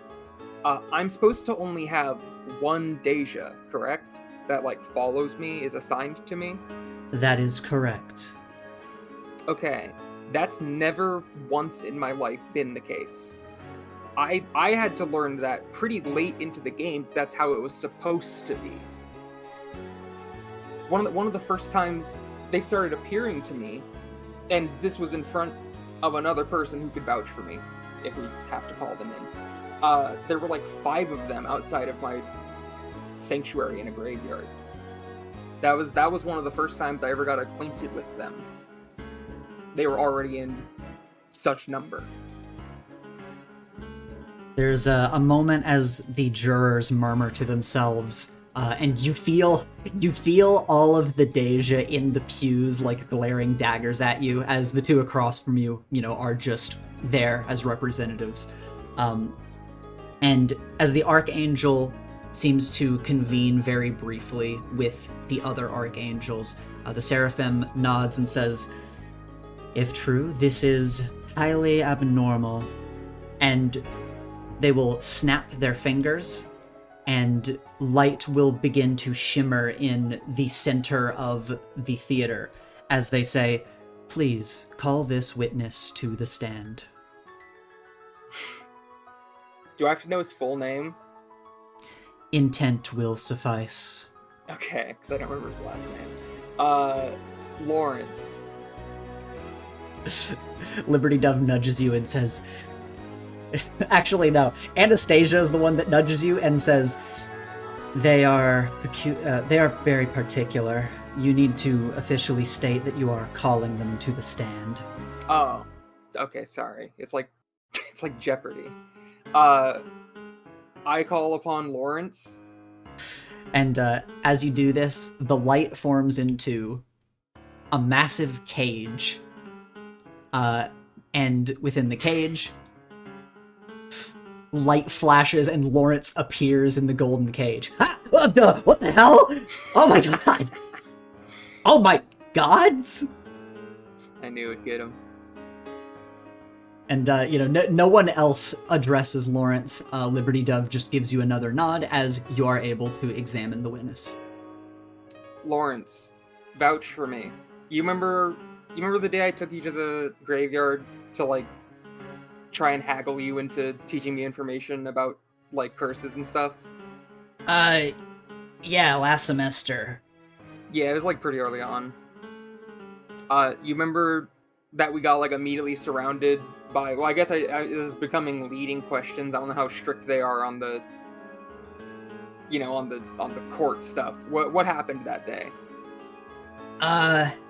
Shit, yeah, you brought me to shit, this is scary. You brought me to a graveyard, and, like, we talked for a bit about magic stuff.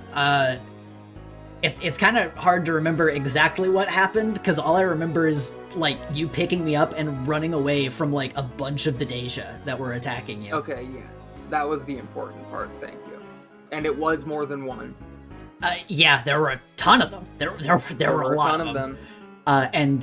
As you guys are going over this, the Ophanim will snap her fingers, and a massive ring of light forms over Lawrence that is visible by all parties, that, like, as his eyes start to shine, begins to play the memory from that very day, as you grab onto Lawrence and super speed away from just a bunch of Dey'ja chasing after you through the city before finally losing them, after images trailing behind you. And as this vision shimmers and fades above Lawrence, he just, like, shakes his head and is like, oh my god, I was there again. What the hell? What was that? Yeah. That was embarrassing too. I wish I didn't have to play the image, but I did in fact carry you like a baby as we ran.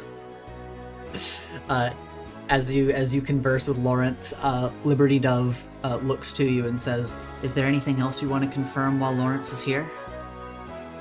Well, I guess this is important because this leads to a second point I would like to make. Lawrence, what are my powers as you understand them? Your powers are like your family made some kind of pact with the Dey'ja that gives you like unlimited power or something, right? Like you can kind of do whatever, but you mostly like talk to spirits. Yeah. The unlimited powers part specifically is a part that comes from the deal that when I use it, it is one of the main contributors of what leads them to target me more, if anything. Yeah. I assume now that I understand, you can go now, Lawrence. I'm more talking to the crowd now. as you're like, no further questions, Lawrence is like, and then disappears. As I understand it now, with how, I was put into this deal where it is a lifespan for power, the more I use these powers, the quicker my end comes. So, of course, there's an argument to be made for why don't I just not use my powers? Wouldn't that at least let me live a lot longer? But as you would see in my scrawny, easily frightened friend's memory, wasn't left with a lot of choice in that situation. There were 5 Dey'ja and just 1 me. I needed to get away, so I had to use the infinite powers that they give me to do that. And I could go over a number of situations where that exact thing has happened, where they have put me in positions where I feel the need to use these powers that they have given me in this deal. And Liberty Dove looks to you and says, "Are there any specific memories you can bring to mind?" She pulls out a little notepad, which is to say, I open up a notepad document I made. Mm-hmm. And as you pull out this notepad and look over it, Anastasia is the one who actually prepares this screen for everyone to watch. Are they just gonna start going through when I say the memories? Mm-hmm. There was the time at the mall when two Dey'ja appeared, closing off my exits to an arcade. They started to encroach on me, and I felt the need to open a portal to escape to my sanctuary, which does also hurt me in the long run. Not as much as the infinite powers, but it does still hurt. Let's see. Scrolling down.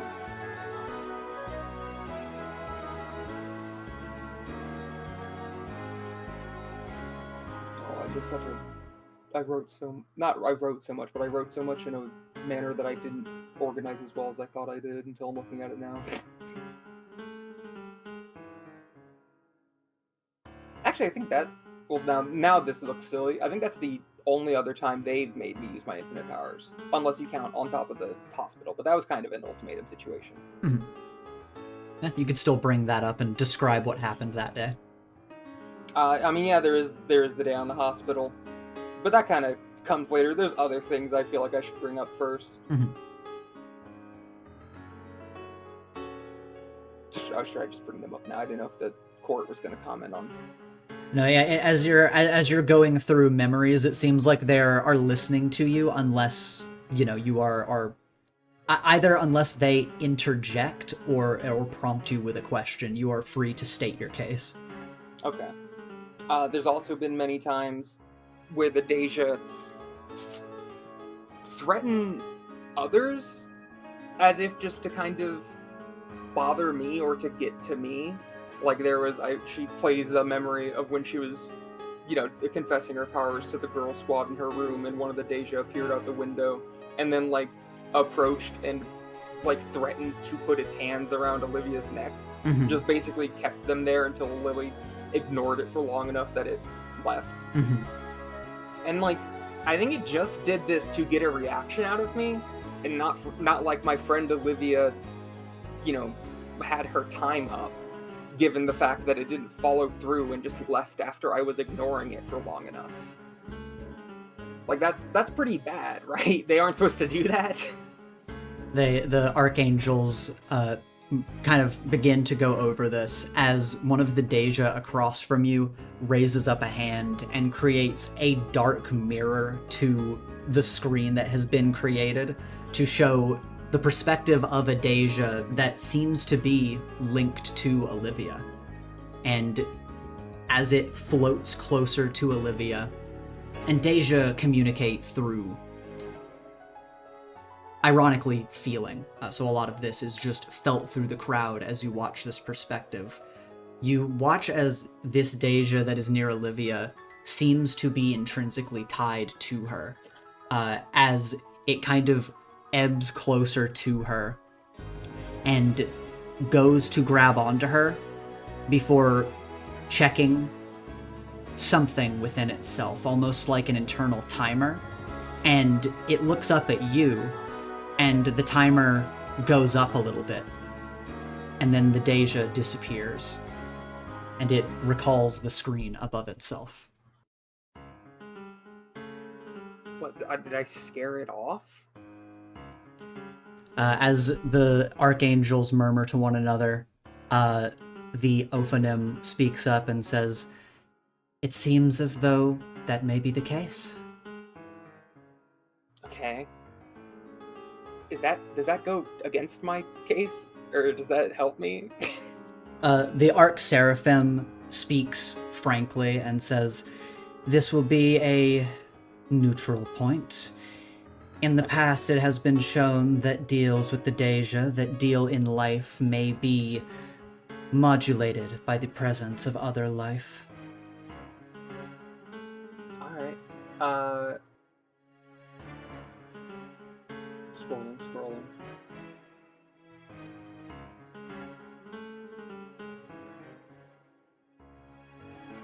There was the time at homecoming when a Dey'ja appeared and started to approach me, and then over time, all of the people at homecoming started to look like Dey'ja to me. They were just overlaying themselves on top of people, which I just don't. If all they are supposed to do, if they're a force of nature that is just supposed to collect my soul when it is time, what are they doing? They're just fucking with me. They did this. They didn't even make an attack. They just did this to isolate me. And it was only when someone else actually made contact with me that the illusion was broken. So there was no attempt to collect my soul here. This was just something that I can only see as a psychological attack. They just did this to mess with me. Once again, the Dey'ja across from you will create a dark mirror of this memory and show the moment that Lily's like going over to the punch bowl and the little fleshy creature jumps out and bites her and flashes through moments that shows whatever it infected you with spreading through your system. And you get the feeling that its claim is you were under the influence of a substance and that Dey'ja were not there at the time before it disappears that vision. Okay, you want to play that? Okay. Let's talk about the other time I was under the influence of a substance, and you tell me if you were really there or not. And I play the memory of, nightmare, phantasm, hallucination gas when they attacked me in the gym. Hey, was this real, bud? Yeah, you play that memory, and you show that, there were plenty of Dey'ja attacking at the time. And while you and the Dey'ja are cross-referencing this image, the archangels evaluate it, and as the arch-seraphim's voice will wash over the room once again, they will state, "It seems that at the time, while not every Dey'ja that was seen was real, many seem to have been created by the substance in your system. There were Dey'ja that had appeared at the time, multiple, in fact." Okay. Thank you for confirming that, because I would also like to point out this memory is the first example of them that I remember arriving with weapons, because one of them just had a chain that they would use to attempt to bludgeon, whip, and restrain me. And I have the chain, by the way. I pulled the chain out, because I've kept it this whole time. I prepared it for this. Is this, first of all, can someone test this? Is this a magic chain, or is this just like, did they actually just get a real physical chain? You ask that, and Anastasia offers a hand for it. I give it to her. It kind of floats above Anastasia's hand as a silvery glow comes off of the chain, and she kind of furrows her brow before saying, "It does seem that this is a magical construct of some kind. It is similar to the chains that we angels use, though obviously a perverted mirror of such." She will lower and she will hand it back over to you as the Dey'ja across from you, once again, and between the two Dey'ja across from you, there is one doing all the work and showing visions as the other is just kind of passively watching. The Dey'ja raises its hand and shows a vision, or rather a series of visions, that show you using your powers, and then show the Dey'ja echoing those powers after. And the feeling floods through the room that basically indicates that the Dey'ja, with their tools that they are using, it seems that they are intrinsically tied to what you have used in the past, as they are made to mirror you. And thus, it pleads emotional detachment. There was no further emotional investment there, so it claims. Okay. Then, follow-up question. Is the fact that when I use powers, I guess for enough time, because I do remember you guys were also using fire, which I've used, I think, only once, to be fair.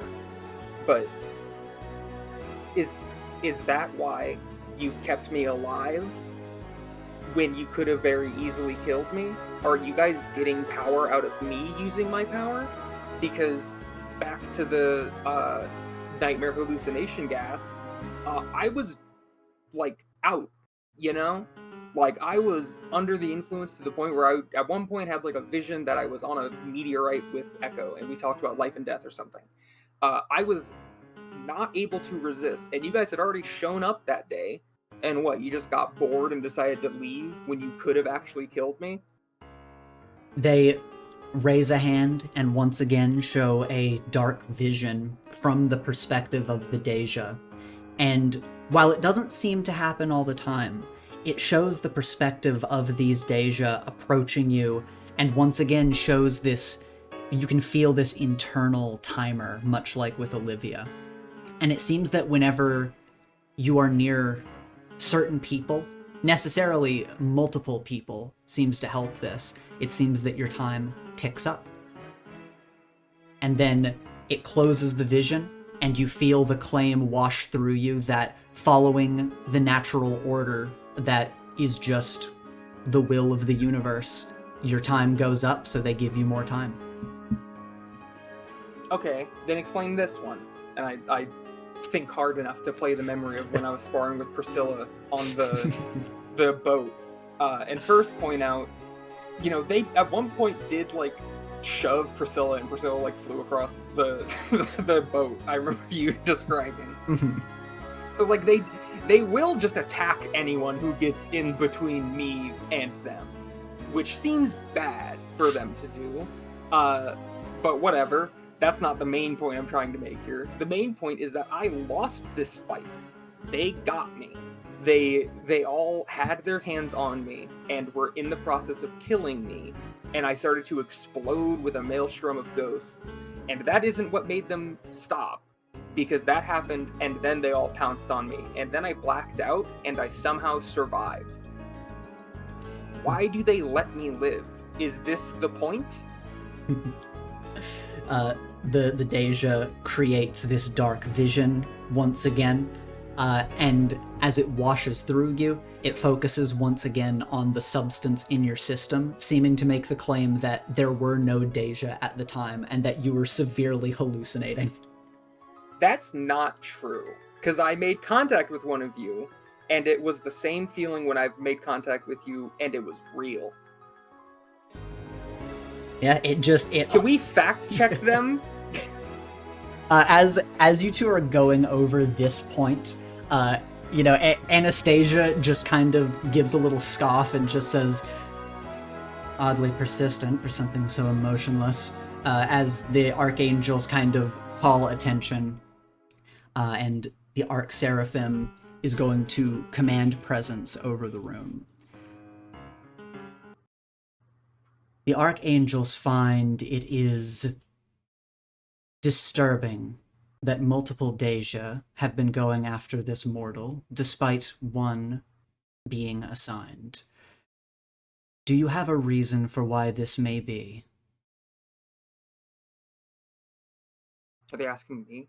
Yes, they're just kind of asking your podium in general. Do you not know what they're doing to the souls of my family they've been taking?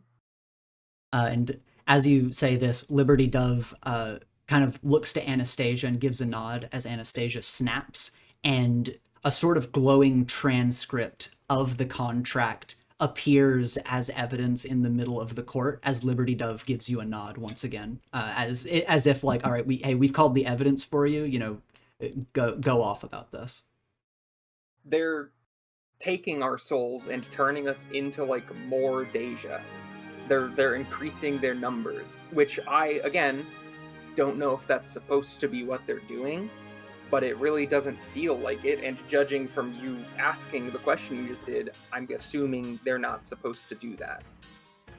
The archangels look between each other once again and says, once again, this is highly troubling.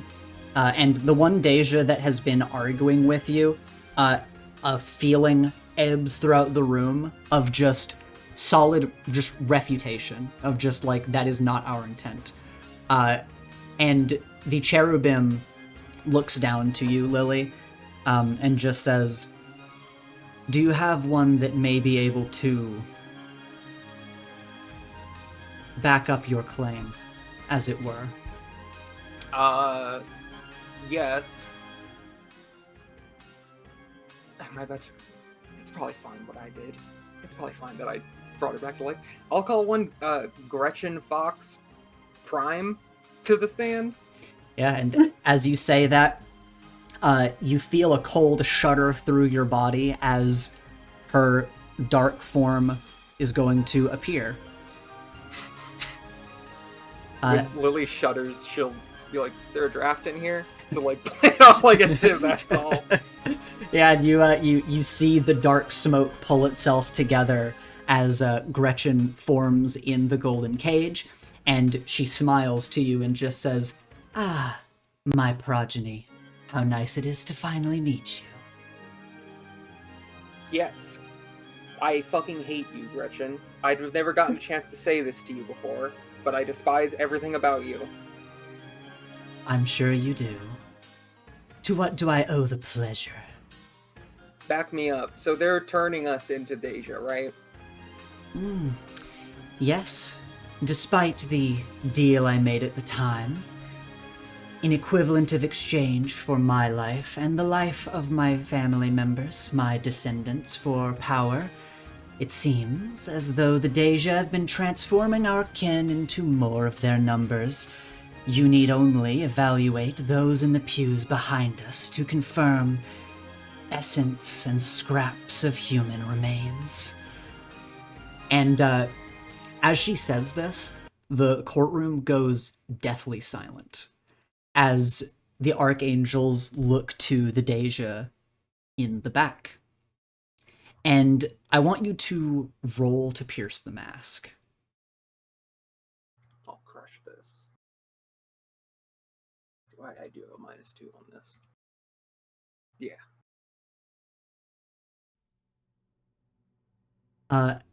I think it makes sense because, again, Lily has made no effort to try to understand them. She just thinks they suck and are evil. As Gretchen, references back to the Dey'ja in the pews, you can't feel anything different from them. You're not looking for anything different from them. But, as usual, you feel malice. You feel like they are glaring daggers at you. You feel like they are the hunters that have constantly got their eyes on you. And it feels all the same right now. And Gretchen will just, look back to the archangels and say, "I'm sure you can see what I see. In fact, you likely see more." And the arch-seraphim gazing over them, the arch-ophanim, the cherubim, all look with their many countless eyes that pierce through the golden clouds as the silence that is in the room heats up slightly. The seraphim says, "It does appear as though there are human remains within those Dey'ja souls. Dey'ja shouldn't even have souls. I hold to it that at this juncture, it does appear that the assigned Dey'ja has done an unlawful act for our court of Empyreans."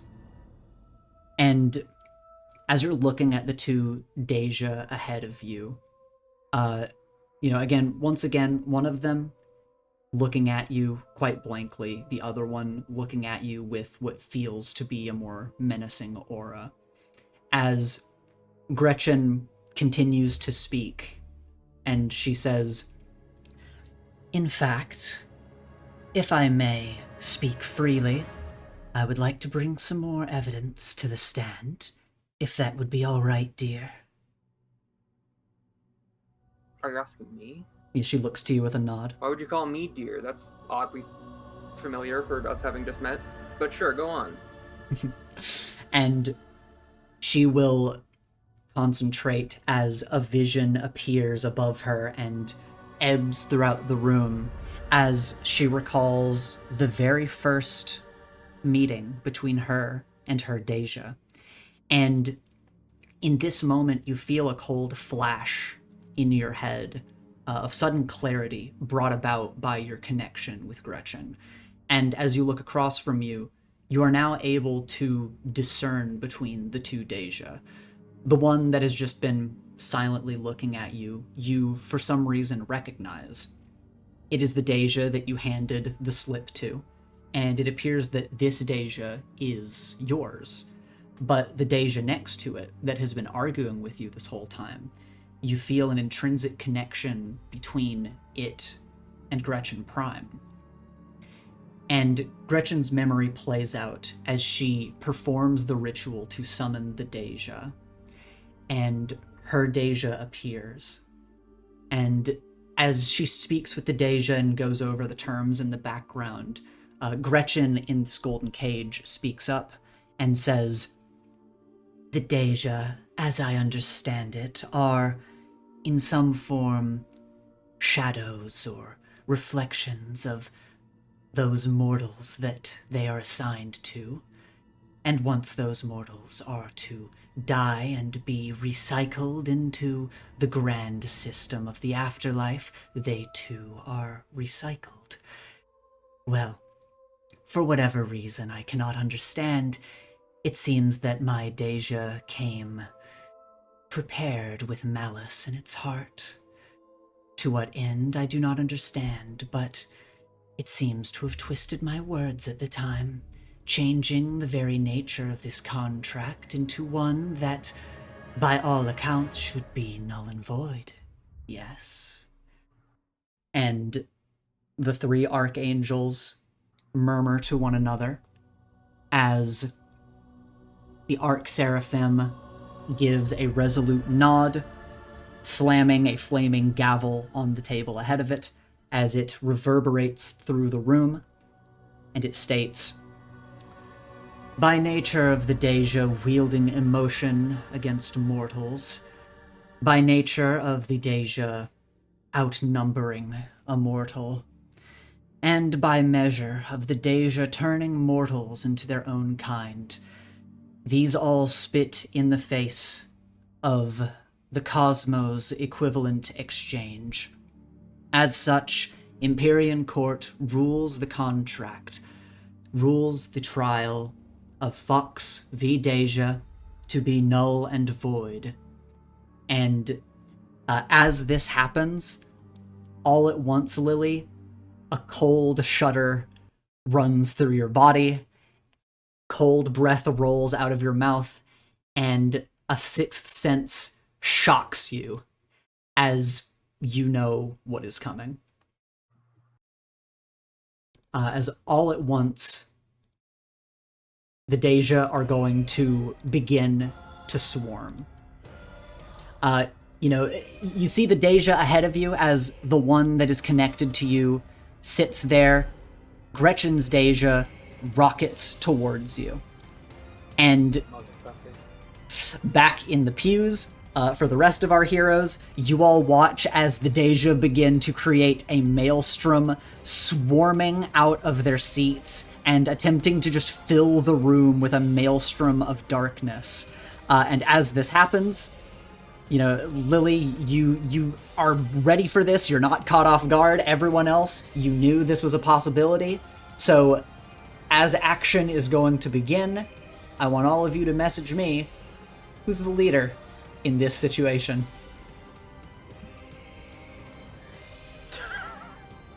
Guys, just, we all know who it is. We all know.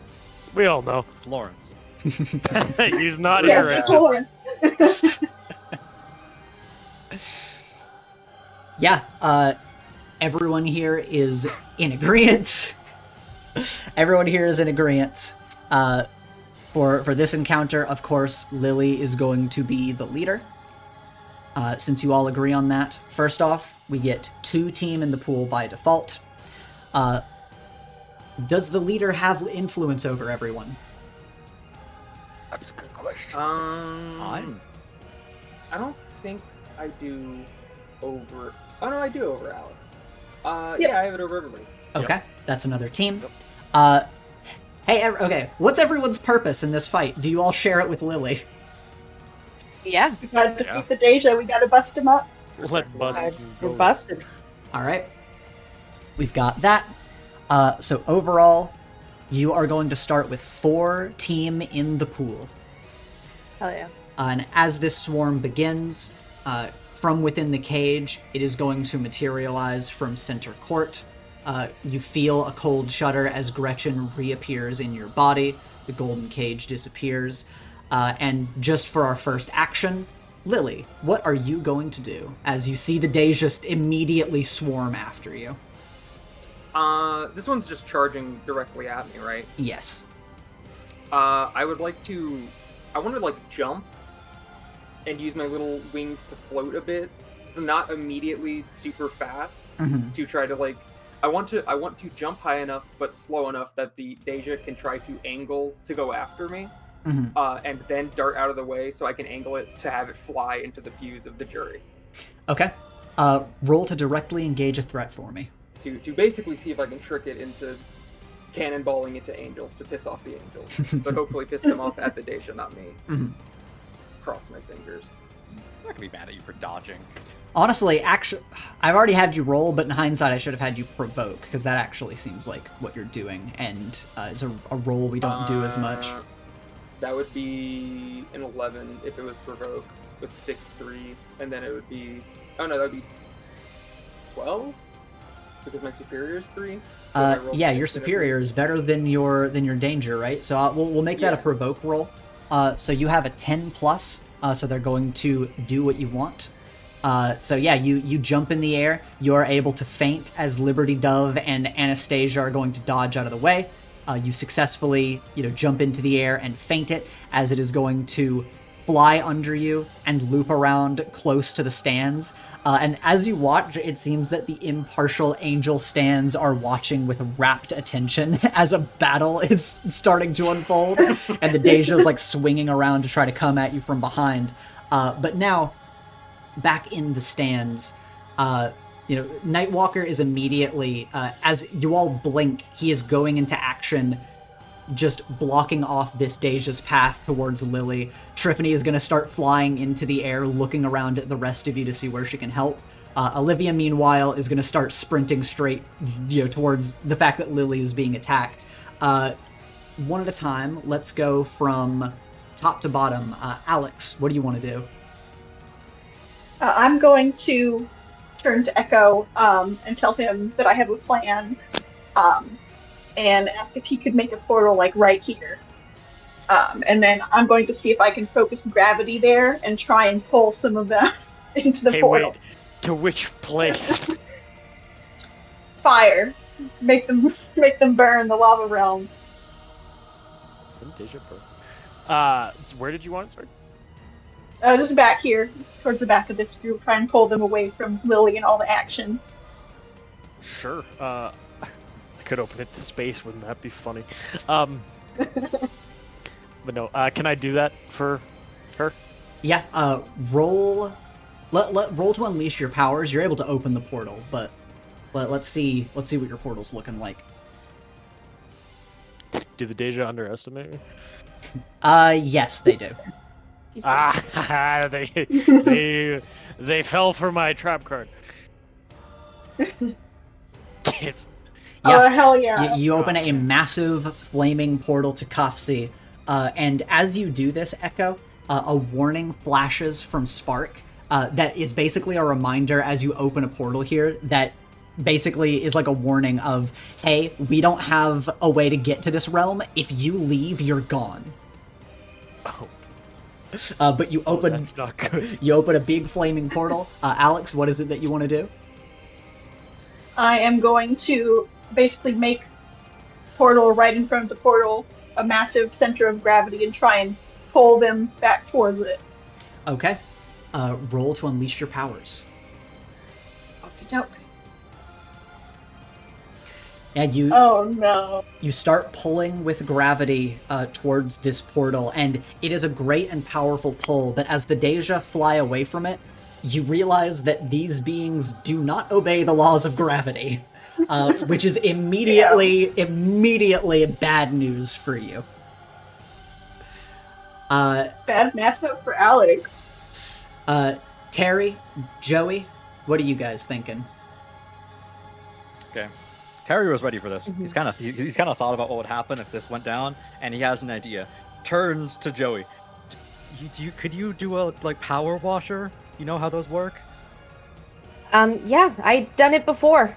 Okay, holy water power washer combo. Go go go go go. He takes out the cap, and he's gonna I don't know how quickly Joey can make a power washer arm or whatever they're gonna do. I can do it pretty quickly. I've done it before for the car wash. Yeah. Yeah, it's gonna add I the holy actually water know. in. Not sure how you gotta drink it. Is there a little place you pour it in? I actually think it would be hilarious if I did it in such a way that I just chug these bottles of holy water and it goes in a tank on my back or something like that. Yeah, you've got Terry's water bottle of holy water in a tank on your back, your arm creating a hose, and you're ready to start blasting with holy water. Heck yeah, I do exactly that. After doing so, I run out to be in front of Terry for a second and start shooting it forward at all of these Dey'ja that are kind of floating here still by the pews. All right, yeah, as they start to swarm and create a maelstrom that is almost like a vortex moving towards Lily, you're going to start spraying a torrent of holy water, so roll to directly engage a threat. You got it. That is Hit. that is a partial hit, so you get to pick one from the list. Let me look at this list again, because I know that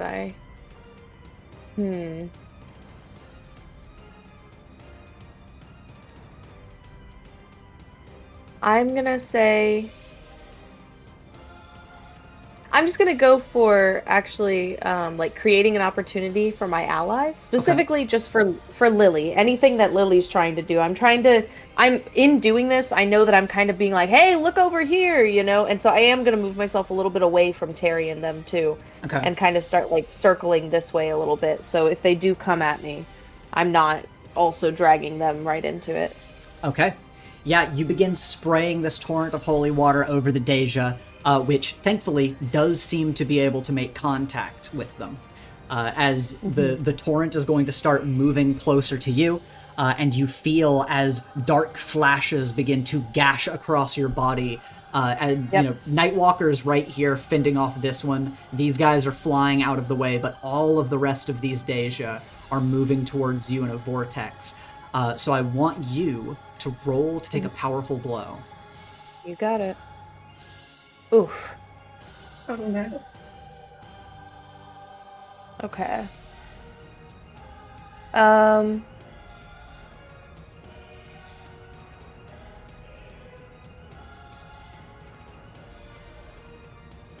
gonna say I lose control of myself or my powers in a terrible way. Okay.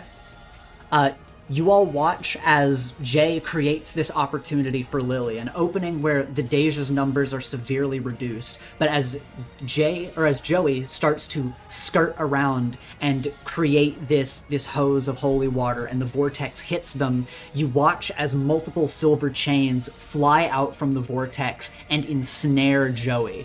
And for those of you that are close enough, you notice that Mosaic starts to power down as they are negating Joey's powers and negating their consciousness at the moment.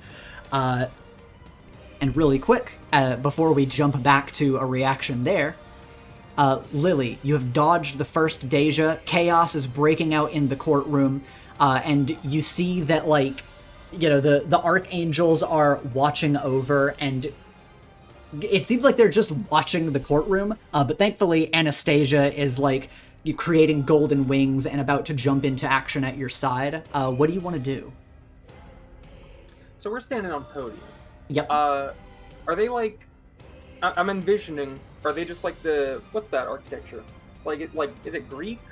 The kind of podiums, they're kind of pillars that we have on government buildings. Right, yeah. That's just what I'm imagining. Is that a good assessment? Yeah, just big stone pillars. It's like a big that stone we're standing on top of. Like a big stone pillar with the platform on top and railing that you're in for the booth. Okay. Lily flies down towards the base, and Olivia's coming over, isn't she? Yeah, she's running towards you to support you. When Olivia gets over, Lily will point to the base and just be like, "Can you just like break this off? Maybe if it's broken from the base, I could actually pick it up."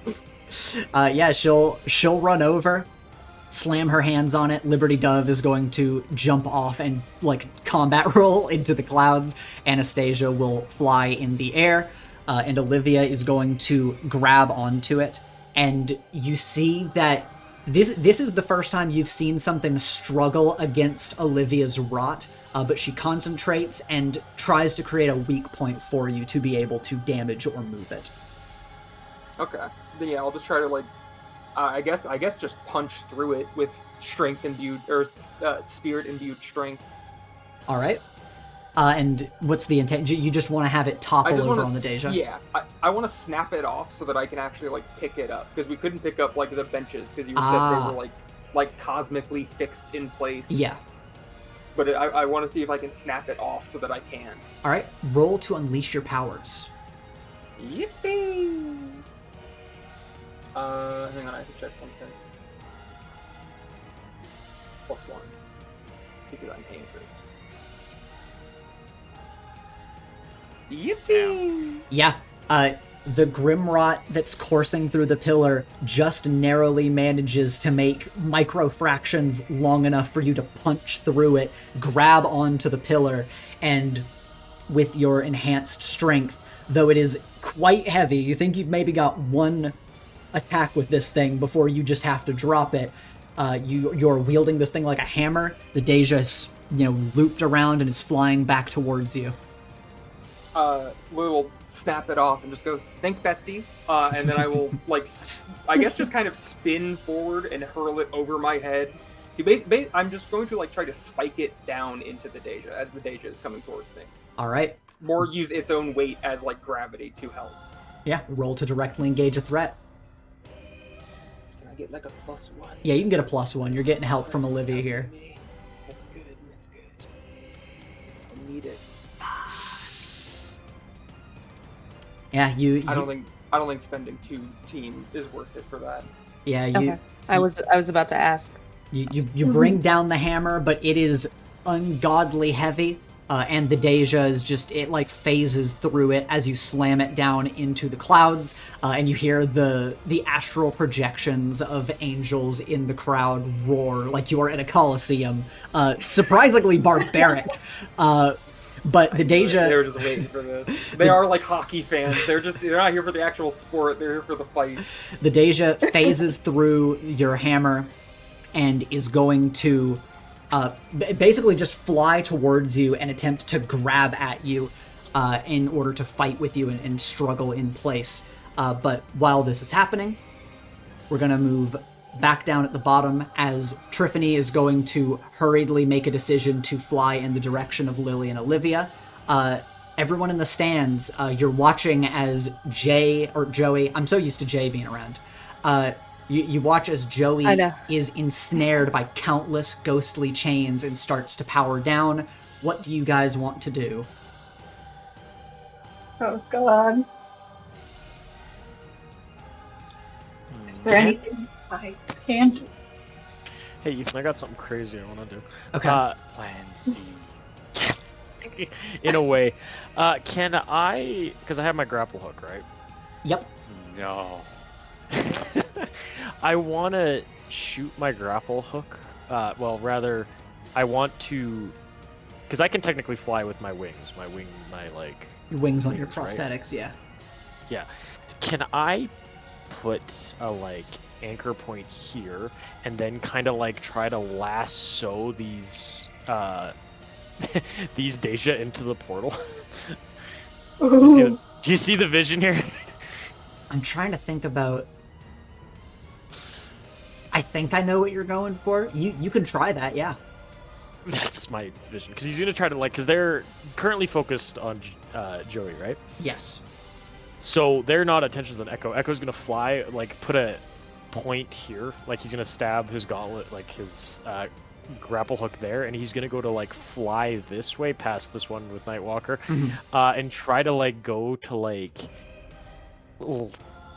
try to make, a...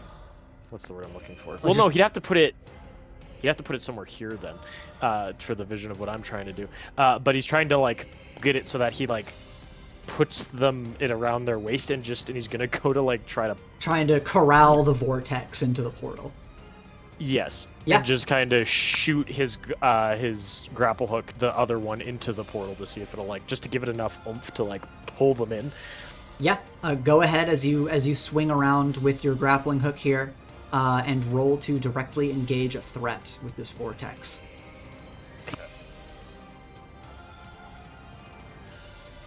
Actually, Alex's thing would be going, so that would, I guess, would also help with the little oomph to get it through there. That's true. Her gravity did fail before. Oh, so it's off now, though. Yeah, she tried to grab at them, realized she couldn't touch them. She's gonna get another chance to try something in a minute. Okay. I'm negative. I'm -2. This ain't good. But that's fine. Actually, no, wait, hold up. Do they underestimate me still? Probably. Yeah, they do. They do. Assume they underestimate you. Okay, that's a 9. And you rolled with superior to directly engage a threat? Yes. Are you on your bike? No. Then you have to roll with danger. Ah.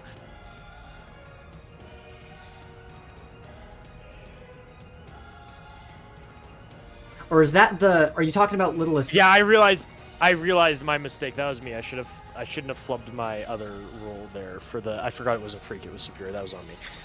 But I will roll for that flub. I will roll danger as recompense. There you go.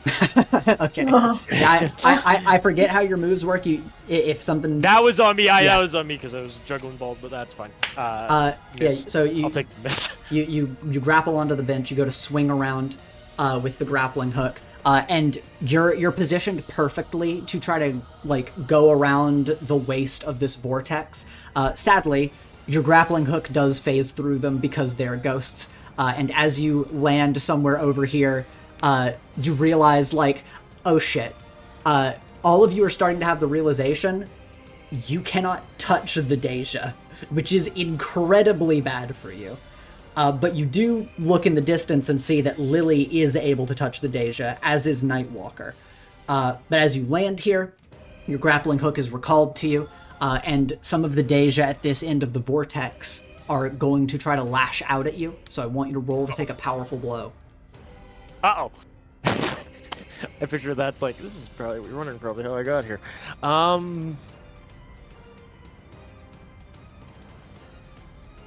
jeez. Oh, jeez. All right, you've got a 9. Choose one from the bottom list. I'm gonna lash out at Terry. Okay. Are you going to take advantage of your influence to inflict a condition, or are you going to tell him something that he basically needs to do?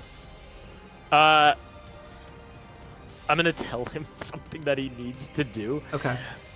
Actually, no, I think well, no, because gravity wouldn't work. Actually, the only one who can hurt them is Lily, so I guess he'd lash out at Lily. Okay. What do you want to yell out to Lily? You're the only one that can hurt them. Can you please do something? Yeah, you call out across the battlefield. And of course, Lily, you're like in a scrap. You hear that, hey, your friends are trying to hold them off, but are very quickly being taken down. Obviously, you don't have to warrant a response in the middle of the chaos. But yes, Echo, you lash out at Lily as you land here. They begin scraping at you with dark claws from the maelstrom, and they're going to send a few chains towards your gauntlet as the gauntlet begins to power down and you see sparks start to fall asleep. Oh no. Alex, as you watch Echo try this and see Echo land on the other side, you've realized that your gravity does not affect the enemy, but a few of your allies seem to be able to fight them. What do you want to do in this moment? Right now, my biggest priority is I'm going to try and get Joey out of their grip, because clearly I can't actually touch them, but maybe I can at least grab Joey and kind of pull them out before they get fully booted down. Yeah. So So I'm just going to kind of not really even use my power to help me speed up a little bit, but I just want to kind of dash over here and then try and bring Joey back a little bit out of the action and break them out of those chains. Absolutely. Roll Savior. I'm actually good at this now. Let's see. All right. You are able to succeed as you dash in to grab Joey, but it is going to cost you. You either have to expose yourself to danger or escalate the situation. Ooh. I mean, exposing myself to danger, I already have 4 conditions. I don't want to get hit and take another condition. So I guess I'm going to escalate the situation. Okay. You are able to jump in and grab onto Joey and fly up away from the Dey'ja, yanking Joey out of their chains. But Joey, you are going to be damaged in the process. However, you do come back online as Alex saves you from that situation. And because you did this, Alex, you get to choose one. You can either add a team to the pool, take influence over Joey, or clear a condition. I'm going to clear a condition, I think, because it's desperately needed for me right now. So I am going to remove guilty. Okay. Then yeah, you save Joey. You jump up in the air with Joey. Before we get to Joey, Terry, what do you want to do as you see this battle happening in front of you? Okay. Terry just saw everyone try something and then get their ass beat. His normal first thought process is like, I'm gonna try and hit them. If he tries to punch these things, they're gonna kill him. However, he is quite intrigued by the concept of like what his fear gas will do to them. He wonders if that'll work. On the other hand, he doesn't want to die. So what he's gonna do is Echo's over there. He'll probably be fine. He's gonna walk over to the other two and like try and blow his fear toxin to dissuade these Dey'ja from coming closer. Okay. Yeah, he has no idea if it'll work, but he has to try. Because the other option he has is to run. All and right. I'm not sure he'd do that. Then Terry, roll to defend. Roll plus Savior. Oh, it's over. I'll take like 4. You did Can I not. take a team? Also, reminder for Echo: you did not hit one with your bike. You phased through them, and they moved away from you. Do you want to take +1 on that defend roll, Terry?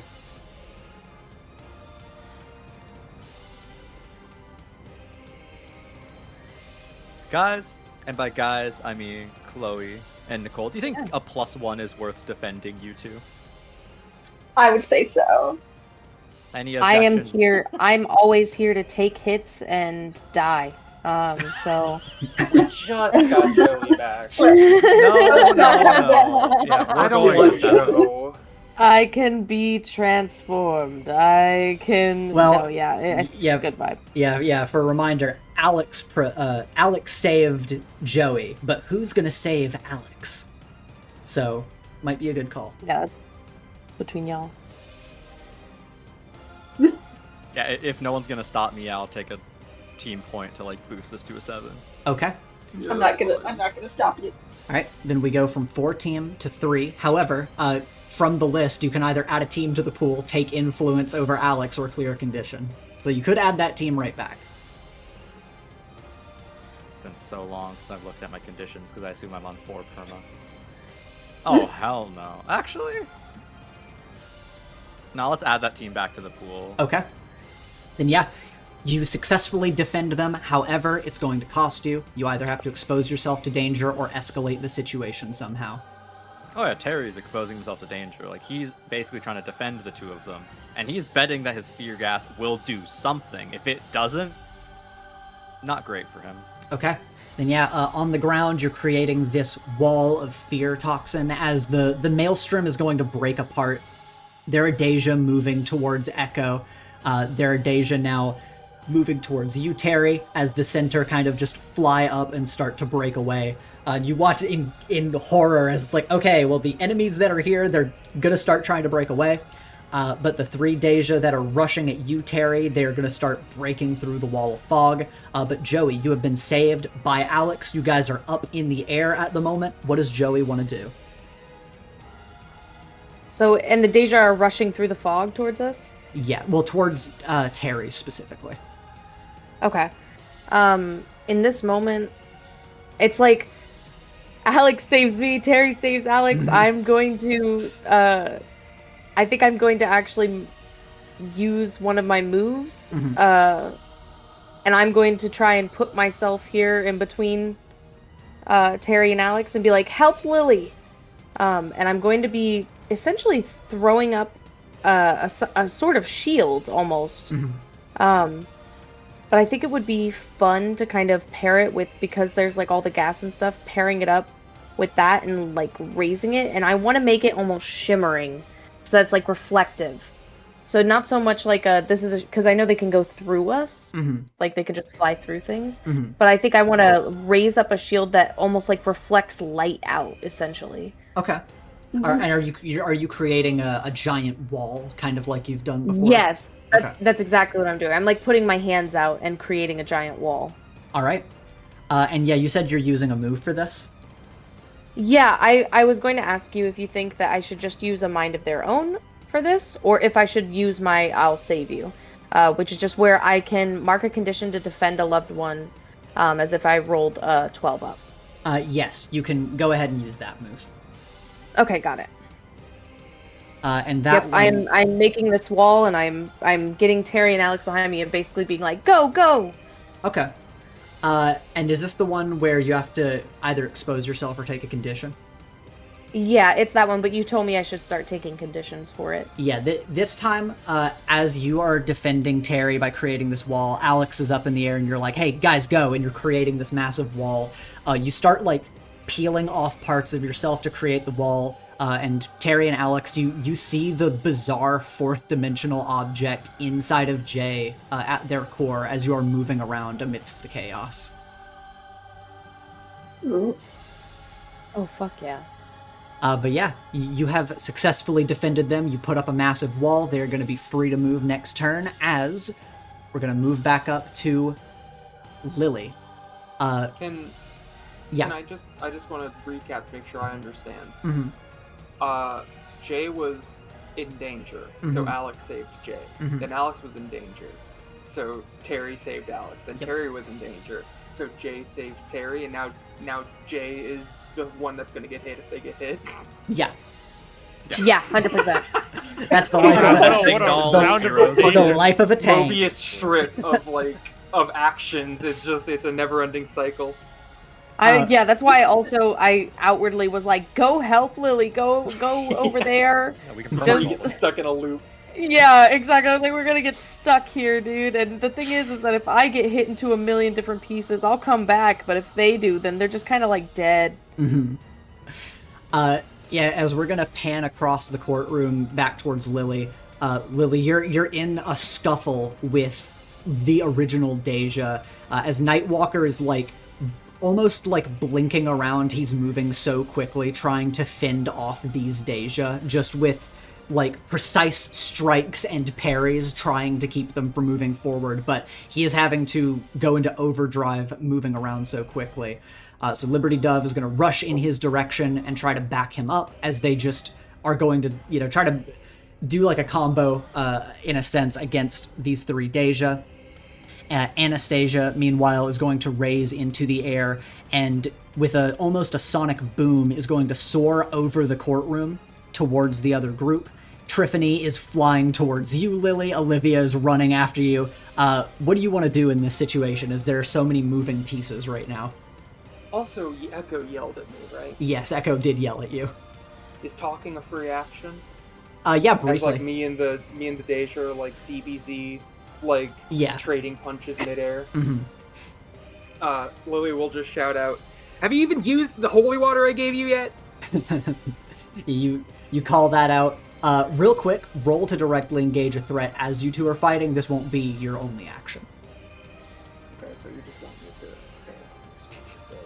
Never mind. That's it. That's pretty good. You get to pick one from the list. I will avoid its blows as to not get hit. All right. Yeah, you two are going pretty even here, and you get an opening in the fight. What do you want to do? I mean, does Echo reply to me? he's kind of having a bit of an issue. Yeah. Well, I just need. All right. Because I can make contact with them. Mhm. Like as it's trying to hit me, would it be fair to describe it like avoiding its blows? I could be like batting it away or something.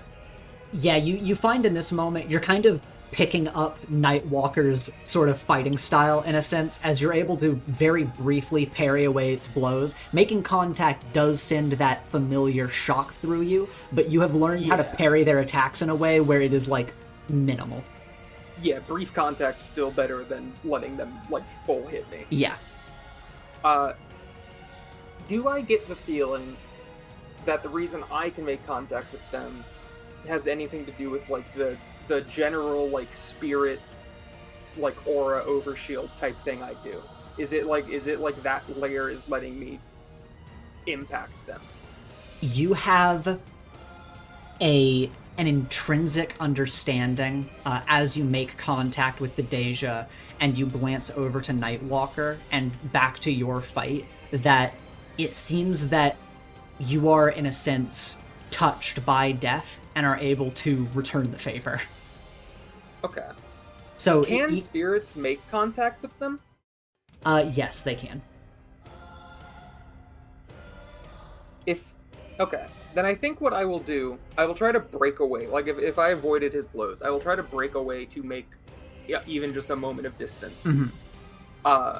And I will try to like shoot out some spirits to forcibly imbue, the gang with like enough ghosts that they could at least try to make physical contact. Ooh, okay. Who all are you sending this to? I mean, I would like to hit, us with it, those of us here in this call. Yeah, the players. And then, like, if I have some time left over, I'll like give them to Triff and Olivia, maybe. Let's see. Yeah, let's say this is a defend roll. Defend,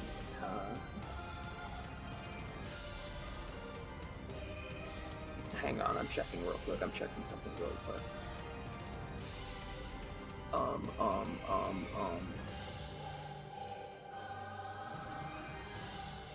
I'm checking if there's any power in a rule book or in a playbook that I could just activate infinite powers to use that instead to do this. Mm-hmm.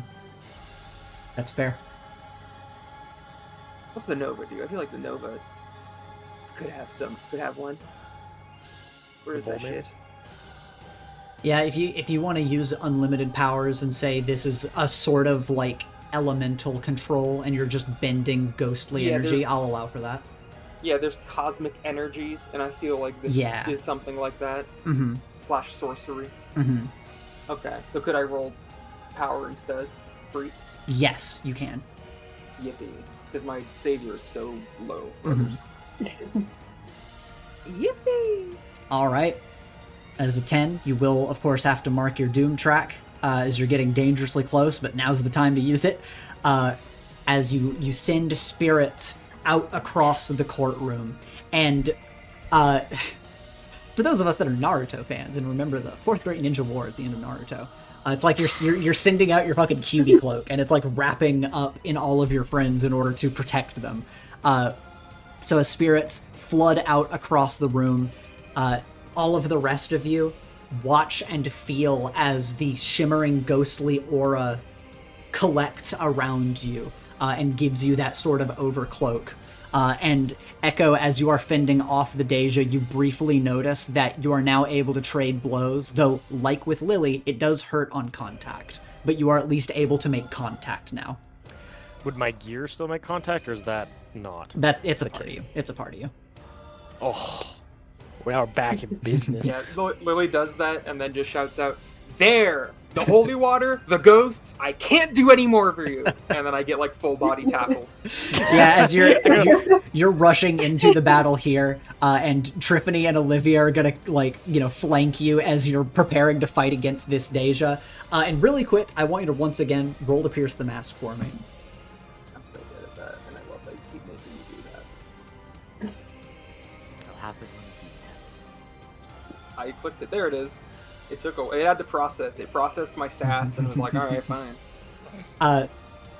You get the sense that you're feeling a connection with this Dey'ja.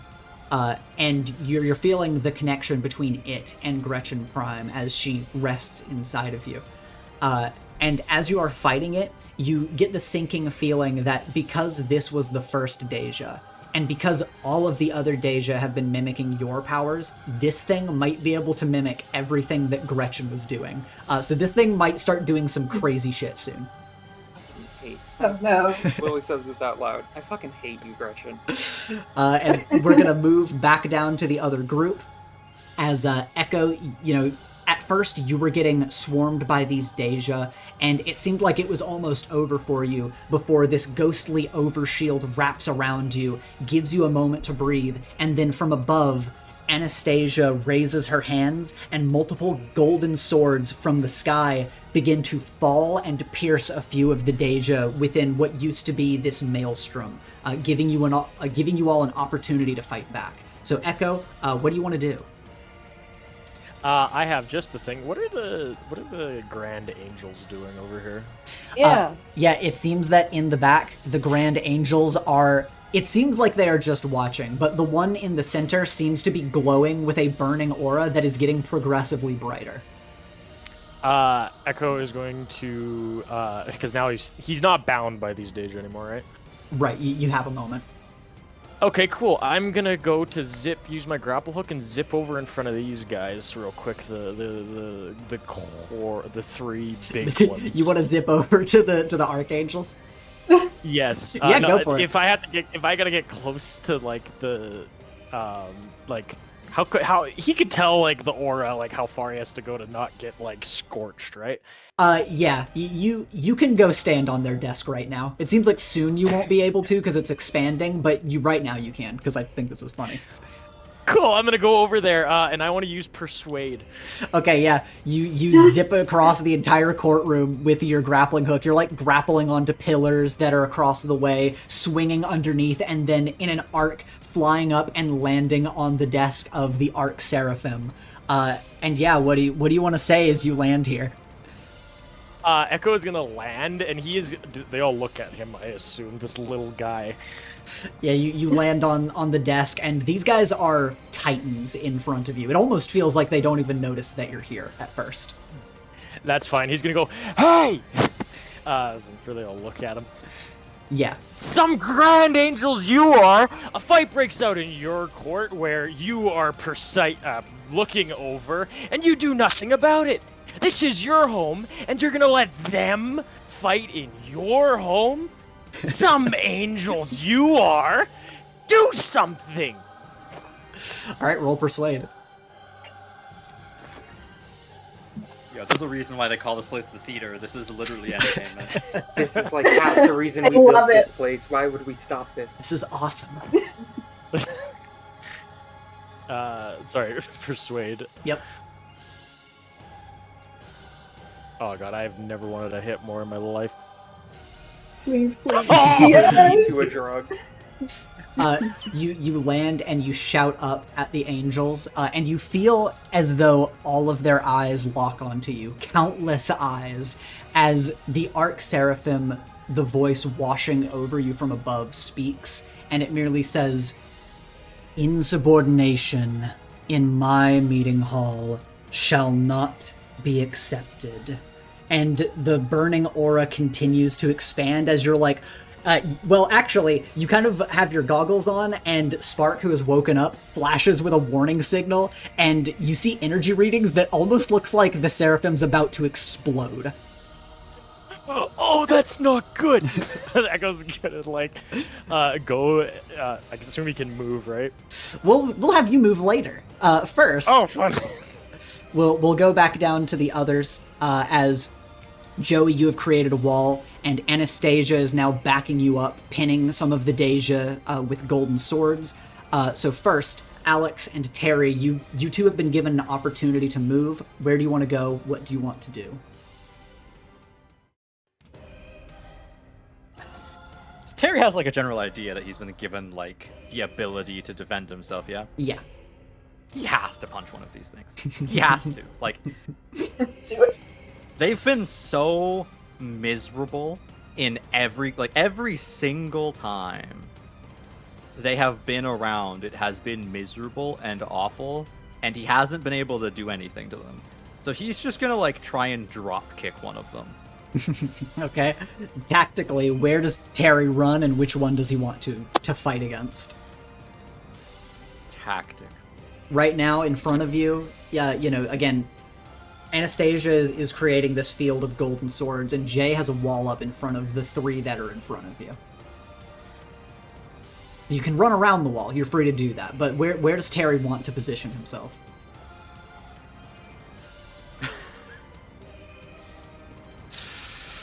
Okay, going this way is bad. Going this way is funny but bad. I'm assuming Liberty Dove is like beating the shit out of them. Liberty Dove Yeah, and Nightwalker are doing pretty well. I want to say that the way my wall is, like the way that I imagine it being set up kind of, is that I'm essentially like holding a wall up from like this, and I'm gonna just be like slowly moving forward as to almost like put them towards Liberty Dove or Nightwalker, because I'm seeing them just like kill them essentially. And I almost got shut down by them, so I'm not trying to get hit again. But I am just trying to like get them away from my friends, basically. Okay, are there any like close to Terry that are pinned by the swords? Yeah, you know what? Let's say that this outer one right here has been pinned. Okay, Terry is going to kick the one pinned with the sword to see what happens to it if he kicks it like against the sword pinning it. Like, you know what I mean? I don't really. Like when you stab someone in the hand, they pull their hand out and it just cuts through their hand. Like if it's pinned by the sword and Terry tries to kick it to move it, what will happen to it? So you're trying to remove the sword from it, or kick it No, further no, it's onto just the sword? like the way that the swords work is like they're stuck in place, right? Yes. So if he kicks it, that'll just be worse for it. I mean, Kill it more. Yeah, you can do that if you want to. Yeah, that's awesome. These things suck. They deserve to suffer. So Terry's Sure. gonna try and drop kick this so the sword like either tears through it or it just can't move. So it just eats the full brunt of getting ghost kicked in the head. I'm not even going to make you roll for this because it is pinned. You're going to run up and drop kick this thing. And it seems like because of how you kick it and move it, the sword slices through it a little bit further. But you do notice that these swords do phase through their targets. And so, you kick it into a different position, but you note, like, okay, if it's been impaled by this sword, it seems like it's kind of pinned in place. It's not like frozen in time, but it seems like it is trying to get the sword out of itself so that it can move again. Okay. Also, like there was a vibe of like animosity from all these guys. They're kind of not doing well. Are they feeling fear? Roll to unleash your powers. Can Dey'ja feel fear? That's a fun question for today, class. You can either mark a condition, or I can tell you how it's unstable or temporary. Unstable or temporary. He's trying to guess if a Grim Reaper is feeling something. Yeah, you're trying to feel and ebb outward, and you don't feel fear, but you almost feel as though they're like attracting themselves towards it. Interesting. Okay. Like as if they are seeking it out. Interesting. Okay, yeah, no, Terry just wanted to drop kick one of them. That's kind of his move. He's assuming they're... Actually, he's not even sure. He just impulsively had to do that. It wasn't a good tactical decision, but he's glad he did it. All right, Alex, what do you want to do? There's so many places I could go. I think I kind of want to like go around here and start again, see that if now I have some ghostly influence, if maybe my gravitational powers might work better and I can start helping pull them up towards the direction of Nightwalker and Liberty Dove, and get their asses beat. I'll say as you're flying to that position, you are kind of like pushing out with your gravity, and it still feels like your gravity is not affecting them, but You can. Physically, you are able to affect them. Then I'm gonna ping pong ball between them at high speeds with fast gravity and just try and punch as many of them as I can and just full force whack them. Okay, roll to directly engage a threat.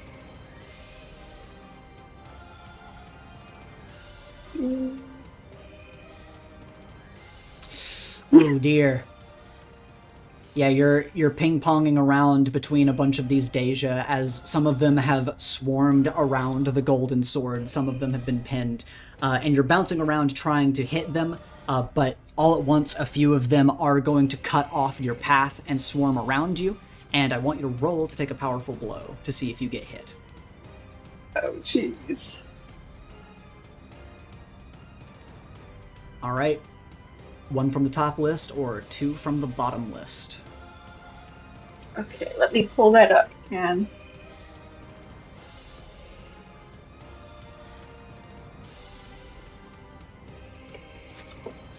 Hmm.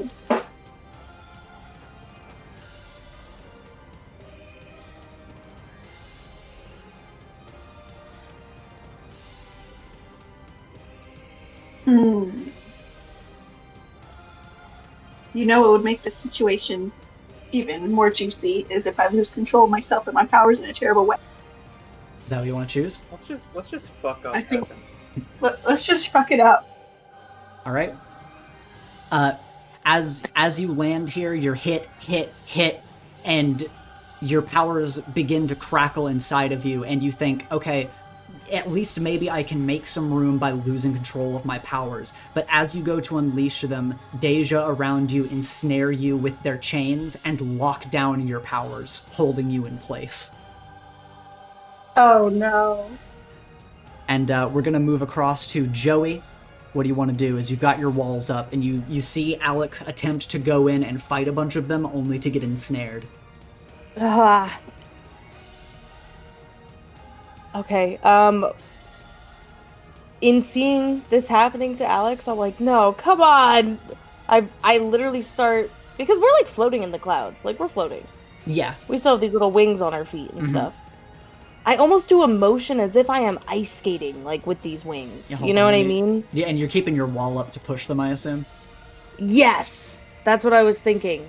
You just do that. I want my wall to almost like, I want to form it into almost like a point so that as I hit them, they like are I'm trying to like almost roll them off the sides of it, basically. You know what I mean? So that I can like just so they get go to Alex. behind you and you're like drilling Yes. through the crowd. Yes, exactly. So I'm not just pushing them onto Alex more. Yeah. Thank you for that. You can do that, and as you're going ahead, how do you want to help Yeah. Alex? Because it seems like Anastasia like lands behind you and starts taking these guys on so they don't flank you immediately. Yeah, I'm actually going to go for just literally like going straight for her and grabbing her Okay. and attempting to just like pick her up and get out of there, essentially. All right. Then that will be defend. Yep. That it will. I have a question. Because I have influence over Alex, it says +1 to any roll that target these people. Would it count for this? Because I'm targeting to save Alex? That's a great question. I believe what that means is like literally if you're like targeting them with an attack or trying to influence them or persuade them or something, But like not- you're like if you're against them. Oh, okay. So you... Okay. Got it. I might be wrong, but I'm pretty sure that's how that works. Dang. Although you're only 1 point off. You guys still have 4 team in the pool, I believe. Can I use a team for this, guys? Actually, did we use a team earlier? We did, but he immediately refilled it. Yeah. That was kinda... Yeah. Okay, we Yeah. haven't used another one. Okay. Good to know. Sorry, your request has been denied by the council. My request has been denied? Yeah. Oh, I had to put in okay. paperwork 2 weeks ago. Like, we can't do rush orders. Like, we have too much going on. Yeah. I think they're joking. Also, they hate you. yeah, I think Yeah. they're joking. That's why we're not doing Okay. rush orders. All right, so 1 to save. Let's do it. Yes. Okay. Save me. That'll be a 7. So first, you can either add a team back to the pool, you can take influence over Alex, or you can clear a condition. I'm just gonna add the team back to the pool. Okay, back up to 4 team. If somebody could type that in the chat, that'll be helpful for me. Yeah, you pierce through as your wall almost turns into like a sort of drill, and you rush in to grab Alex and want to move out from the middle of all of these Dey'ja, but once again, it's going to cost you. You either need to expose yourself to danger or escalate the situation. Can I say that I like grab Alex, and then in seeing that I'm getting surrounded, I essentially like throw her? Sure. Like I do a spin and throw to like land her somewhere over here or something, and then I am now being encircled. Yeah, that makes sense. You're able to... I'm just imagining my character being like, "Let me tank!" You grab Alex, throw her so she's soaring through the air, ripping her out of the chains, but you are now surrounded, so once again, roll to take a powerful blow. I love my little glass cannons. I love my little glass cannons. Alright, let's see. Okay, it does hit, but it's just an 8. That's not terrible.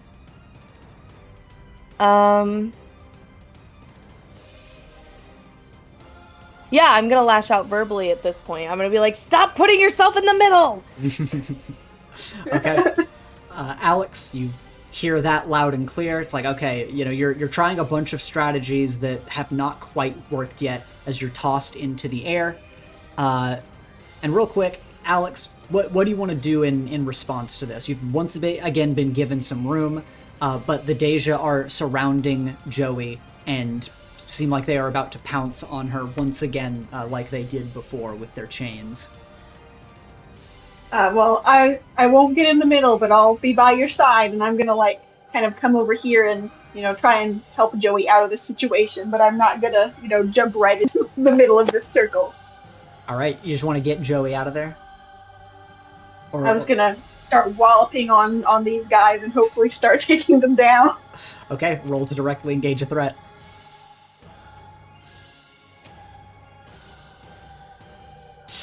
My God.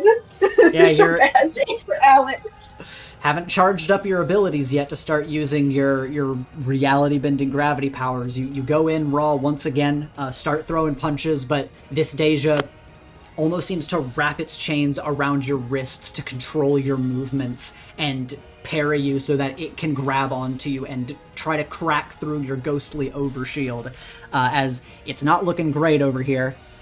And we're gonna move up to Lily as you and the girl squad are facing off against this Dey'ja. It will fan out its dark wings, and above you, you see multiple dark rifts as it is going to call meteors down towards you. What do you want to do? Jesus Christ, he's a fucking Final Fantasy boss. Oh shit. And the girl squad is just standing here, huh? They're flanking you, and they're basically looking to you to lead them, but they want to help you fight this thing. It seems like Triffany has just landed beside you, and Olivia caught up and skidded to a stop next to you as you're like all kind of surrounding this thing now. I think Lily feels too afraid to have them engage with this at all, especially now that he's about to like summon meteors. Mm-hmm. I think she will just dart forward quickly and try to like full body tackle the Dey'ja to like start moving him. Okay, you just want to push him out of this range? Yeah, preferably because I can see that the big seraphim is like charging up like a sun. Yes. I'll try to just like tackle into him and then like scoop around and start flying into her, I guess. Okay. Yeah, you rush towards the Dey'ja. You're gonna try to grapple and move them. So roll to directly engage a threat. I will do that.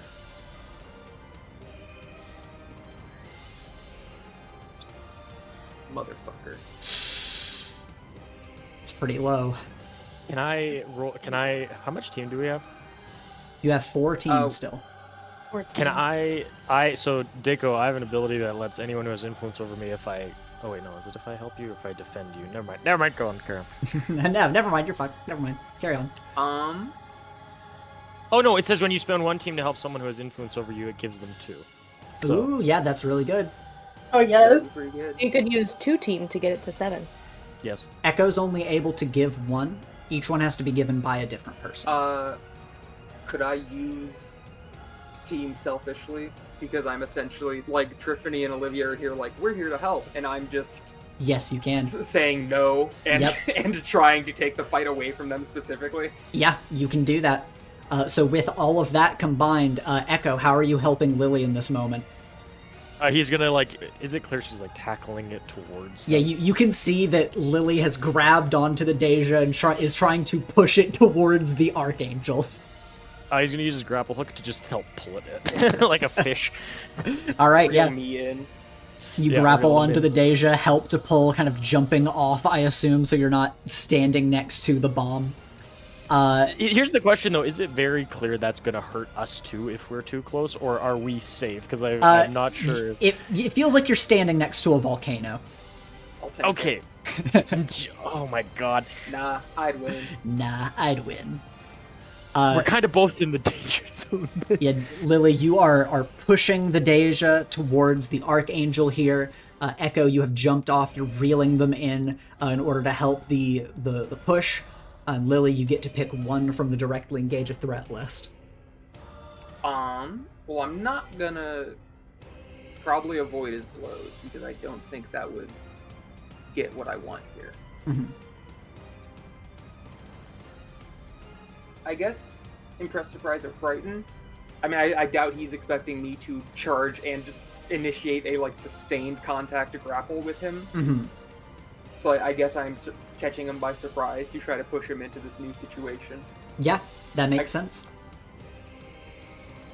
Were you gonna say something else? I was gonna say I don't know if that would make more sense to be create an opportunity, but I don't know if the big Sun Angel is really my ally. Either of those make sense. You can take those, Yeah. and I get what you're doing. So you're going to push the Dey'ja. You're not going to end up avoiding their blows. So important question with how you're pushing.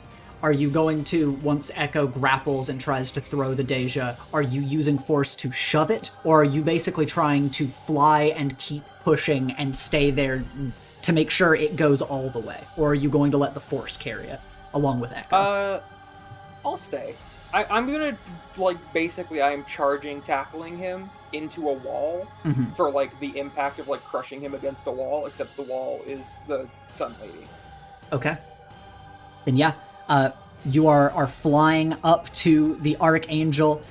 You are going to slam the Dey'ja into the expanding golden flame aura that is emanating from the Archangel. And the Dey'ja is going to begin hissing in a way that you almost think is the first time you've heard them, as it screams in pain. And you shove it into this flaming aura. And I need you to roll to take a powerful blow as the flames are going to lash out at you. I'm imagining, like, a Tom and Jerry scream. That's so mean to the Dey'ja. Shit, what is that? Hey, you can take one to make that a 10. I could. We do have one left. Could Echo grapple me back away? Leave. No, I'm joking, because making it a 10 would be worse, because this is take a powerful blow. Oh wait, yeah, you're right. Yeah. I almost made it. If you apply team to taking a powerful blow, does it make it less? That's another good question. I I would don't hope so. I don't know. I feel like that makes sense, though. It- But it wouldn't change this situation, but I Yeah. feel like that No. makes sense. Yeah. That's a good it- question. Yeah. Write that down. Ethan, can I ask a Write question? that down. Sure, what's your question? How does Sparks in his goggles? How does Echo got a rough idea when the supernova is gonna go off? It seems like it's going to go off any minute now. And Like- is like- is like spiking a instant- guy into her probably gonna make it worse? Probably. So Lily's in the danger zone right now. Yeah. Where? Like, okay, can I? Because how hard is she grappling this guy? Like, does she want his lunch money? I/Lily am too afraid that if I let go of him and just hope that like we threw him hard enough, it like wouldn't work. So she's just following it through to make sure he slams into it. Mm-hmm. By the way, I don't okay. think we have in the mechanics thing take a powerful blow. Is I'm it not not? fine. I don't remember where it is. Isn't just roll. It is in basic It's just moves. it's on the basic moves Yeah, Google bottom Doc, right. and it's in the bottom right. Yep. Oh, you're so right. I'm so silly. Teehee. After Lily's done, I want to do one thing. I guess I'll just mark. I think I am just literally struggling past the pain. I think that is just what makes the most sense. So I'll just mark 2 conditions. All right, what She you was marking? prepared for this. She knew what she was doing. Well, I can't mark guilty. I won the court case. That's true. So I guess I'll just mark hopeless and insecure. Okay. Even if it doesn't make narrative sense. You know, I'm just getting injured. Yeah, Whatever. you have a flash of hopelessness for a moment that comes from, if I let this guy go, who knows what he's going to do? I have to stay holding on to him. It makes enough sense.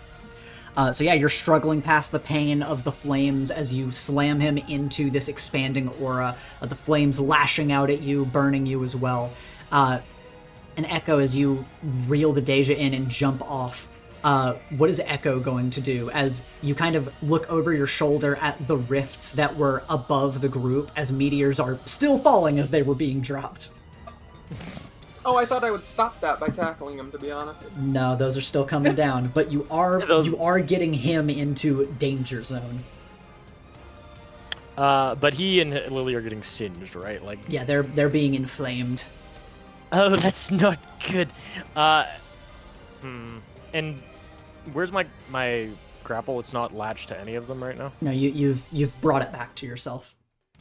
Okay, what I want to do is I want to, in order to defend, I want to grapple because he's pinned to this desk, right? They're like over the top of the desk. Okay, cool. I want to grapple over here. Seeing Lily getting scorched and being like, well, this ain't why we're here. I want to grapple here, and basically I want to put a point here, and as go kick off and kind of like hit Lily away from him and put another grapple there, so basically he's stuck, and basically kind of push me and Lily away from this. Okay, roll to defend. I'm good at that, guys. I'm really good at that. I'm actually better at that than I started. This is good. Good. That's a full Oh hit. yeah. Let's Guys, see. let's live forever. Yeah, you can add a team to the pool. You could take influence over Lily, or you can clear a condition. I'll clear angry because I'm focused. I'm locked in right now. Okay. Then, in this moment, you lock onto Lily, you jump in, grab Lily, and pull her away so she doesn't continue to get singed by the flames, narrowly avoiding the flames yourself as they kind of lick at you. You both bounce back from the Dey'ja here, and you watch as the meteors are falling around the group. Triffany is going to fly towards Olivia to try to save her, but as you jump this way, I want both of you to roll to take a powerful blow, as there's one last obstacle to overcome in this tense moment where things are exploding. So if you didn't save me, I wouldn't have had to roll again. Because I already Oh. rolled for the fire. You've actually been Oh, fuck off. Would you want a cool burn? maybe. I beat angels in court and I got this cool scar. Look what you did to me. Kapow! That's awesome! Kapow! That's Look great! what you've done to me. Uh, Everyone in the comments get that. I'm weaponizing the hounds to write essays We're about hiding you. the grappling hook. Okay. I know how this is gonna work. So with Kapow from Lily, you're looking around, and you are here. You see that the meteors are falling. They're about to hit you and Echo. Triffany is flying to save Olivia. It just meteors all over the place. It is crazy. Echo, you are able to avoid the meteors, and you can take Lily with you as you move to a location so she does not get hit. So how do you want to dodge as the meteor is falling towards you? How do you want to protect yourselves? Oh, interesting. Okay, and then I assume her condition is going to be based on what I do, right? You'll see. You want me to you want me to teleport to a location, right? Well, how do you want to protect Lily in this moment? You have a lot of options given what your equipment is. Oh, fair enough. I think Echo would probably open up a portal above them. Okay, and let the meteor fall into it. Yes, essentially. Yeah. Okay, you open a massive portal. Where to? Probably Can it the ice please? drum. Can it please? No, be I'm Earth? not opening it to. Well, no, because that's just space. That is. Yeah, that's where they void of- belong. I'm not having us get sucked into space. Are you Okay, but crazy? hang on, wait. Not us, the meteor. I rest my hand on your shoulder, Dako. That goes both ways. Imagine this though. We'll be fine, probably. But imagine this. You throw the meteorite out into space, and then Ethan gets to like 12 sessions from now be like Alex the meteorite has returned and it hits Alex. How funny would that be? Exactly. Echo's smarter than Where do you want to send it? Ice Realm. Ice Realm? Okay. You open a massive portal to Pagonia over top of you and Lily. The meteor falls into it, and with your goggles still on, you're able to see an image below you through the realms as a meteor, like a portal opens up above some mountains, a meteor falls through it and crashes into the top of the mountain, exploding. You close the portal like, okay, all right. Who knows what that probably was won't caused? fuck with the yeah, no problem with that ecosystem. But in this moment, meteors crash around the courtroom theater floor, but we will come back up here in just another moment, as we're going to do one final round at the bottom for Joey and Alex, as you two are fending off the Dey'ja. What do you guys want to do? I feel like there'd be a moment, like during all this that has been happening up there, I want to have like a moment where there's a conversation between Alex and I. Is a fast-paced combat conversation is fine, yes. Yes, exactly, because I feel like I'd be like, why aren't you using your powers on them? My powers aren't working. What? I kind of like look around as they're kind of starting to encircle us, I imagine. Yeah, you're like Is back that to right? back in the middle of this circle. Yeah. Punching is all I got. Yeah, there's not really a lot of projectiles. Until Do I you have kind any of holy water? I'm on empty, kind of looking at the back. I'm looking at kind of this shield that I've created, right? Which I described as like a reflective metal, like almost mirror-like shield that I'm kind of holding up with both hands, like two giant kind of squares of a shield. Okay. I've got something for you to use your gravity powers on. Okay, just let me know and I'll try. Yep, it's gonna go fast. I bring my hands up, banging these metal pieces against each other essentially in an attempt to essentially shatter them into pieces for Alex to projectile launch outwards. Oh my god. Oh, that's And so I'm going cool. I love I'm going that. for a team combo. Yeah. I want this to be on the vibe of The Incredibles where they go, "Throw me." I will be the projectile. All right. Alex, roll to unleash your powers, +1 from Joey here as they create these glowing shards of glass for you to use.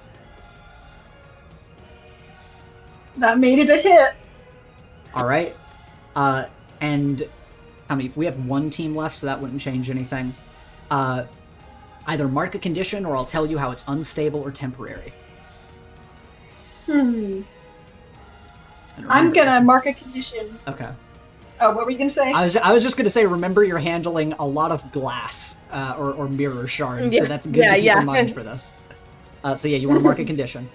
What are you gonna mark? Yeah, I'm willing to go back up to 4 conditions for this. I'm gonna mark insecure. Okay. Because I feel I'm struggling with not being able to use my powers, and it's got me all fucked up. Mm-hmm. But the glass is made from the shield that was coated in the holy water, so That's this true. is So holy now, water glass. Yeah, what does this attack now look it's gonna like? finally work. I mean, I'm going to just yeah, I was gonna say from my spray shards perspective, of glass. yes, I'm breaking it overhead, and before it can fall onto us in the center, I'm fully relying on Alex to shoot it outwards. All right, does this look like... Yeah. Are you, like, spinning them around you like a vortex? Are you firing a stream in front of you and turning around? Or is it, like, just an AoE shards of glass blasting around you? Like, how does this work? It is an AoE because what I essentially did was take both of my hands and over top of us, is where I broke it. Okay. With the intention of relying on Alex to then, like, point their hands upwards and shoot these outwards instead of allowing them to naturally fall down on top of us. Mm-hmm.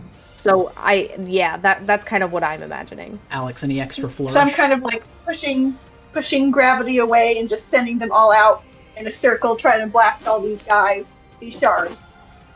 All right. Yeah.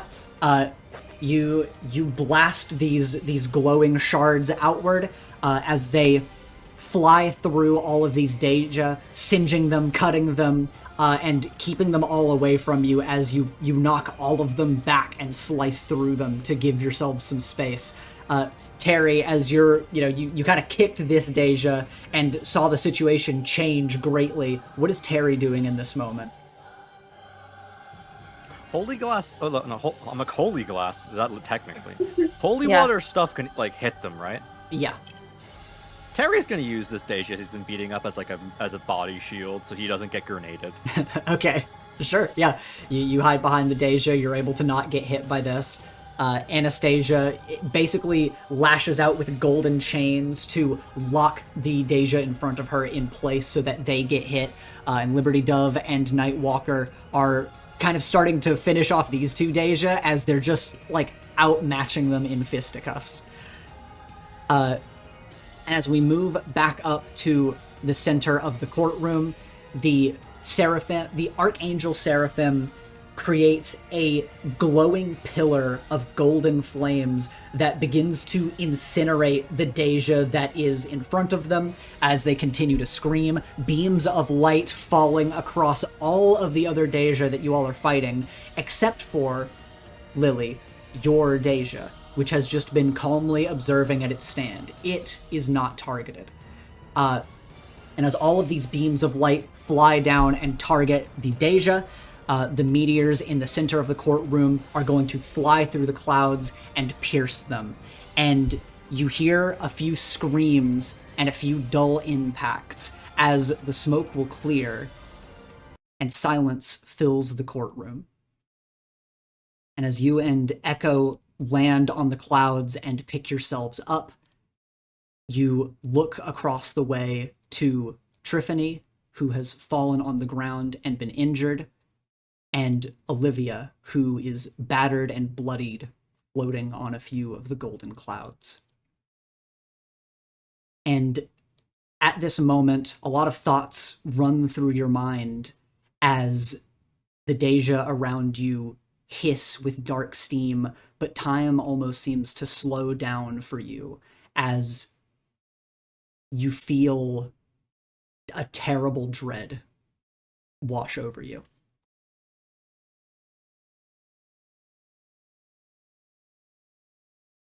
And Olivia does not move. Why'd you save me? You could have saved them. I was fine. I would have been fine. Lily runs over. You run over. Triffany picks herself up, bleeding from her head, as her eyes widen.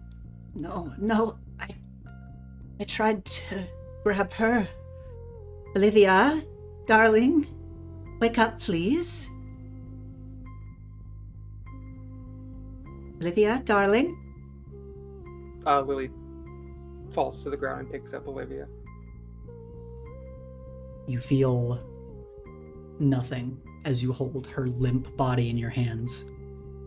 And all around you in the courtroom, one by one, as time has slowed down, you hear the hissing of dark smoke and screams as all of the other Dey'ja begin to disappear in the golden flames. And inside of you, you feel something different as well.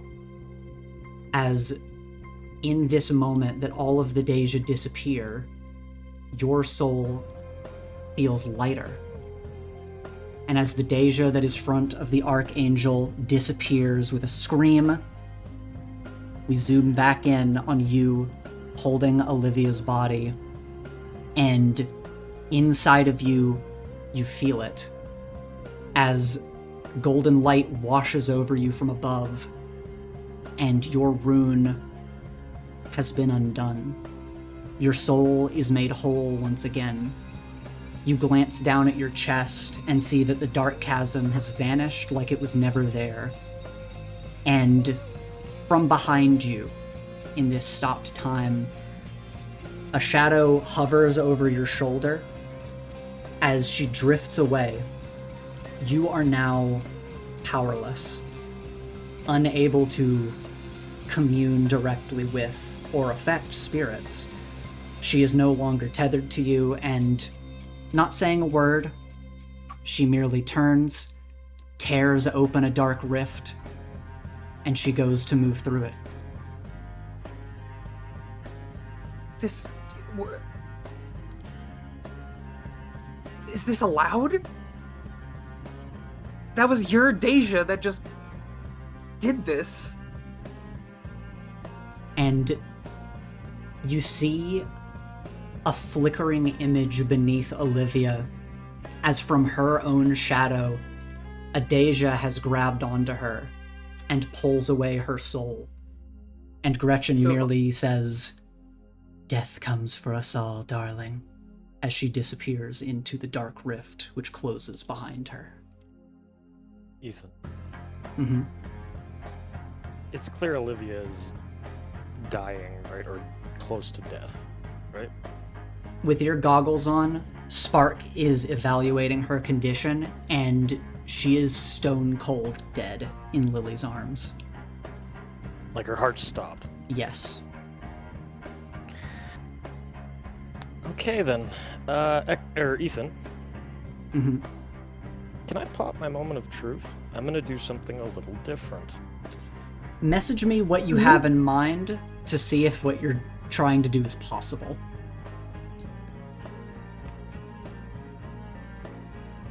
And in this moment, Lily, you're looking over Olivia's body, limp, bloodied, beaten. One of her arms is bending the wrong way. It is a gruesome sight.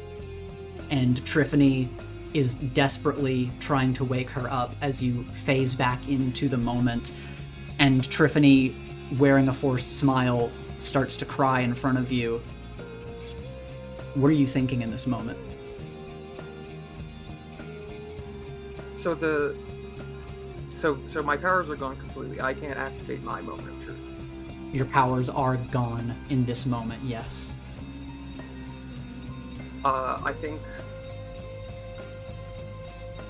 think Lily just starts to, I don't know how to word it, close out.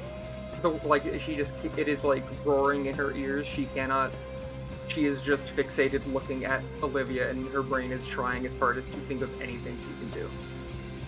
I could fix you. I could fix this. I could fix you. And Echo, your mind runs with ideas, trying to think of what you could do. And as Spark runs simulations for you, the options are not looking good. And you notice something. You notice a dark shape from the corner of your eye as Lily's Dey'ja, a reflection of her, plucks one of its own dark feathers and casts it on the wind, floating towards you, Echo. As the Dey'ja fades down into its own shadow to disappear, the feather of a Dey'ja lands in your palm, and you start to think back to the rumors that you heard in the other realm. Something of pure essence that embodies a realm is needed to create a gate, to create a stone that leads there. And this moment is where we are going to end today's session.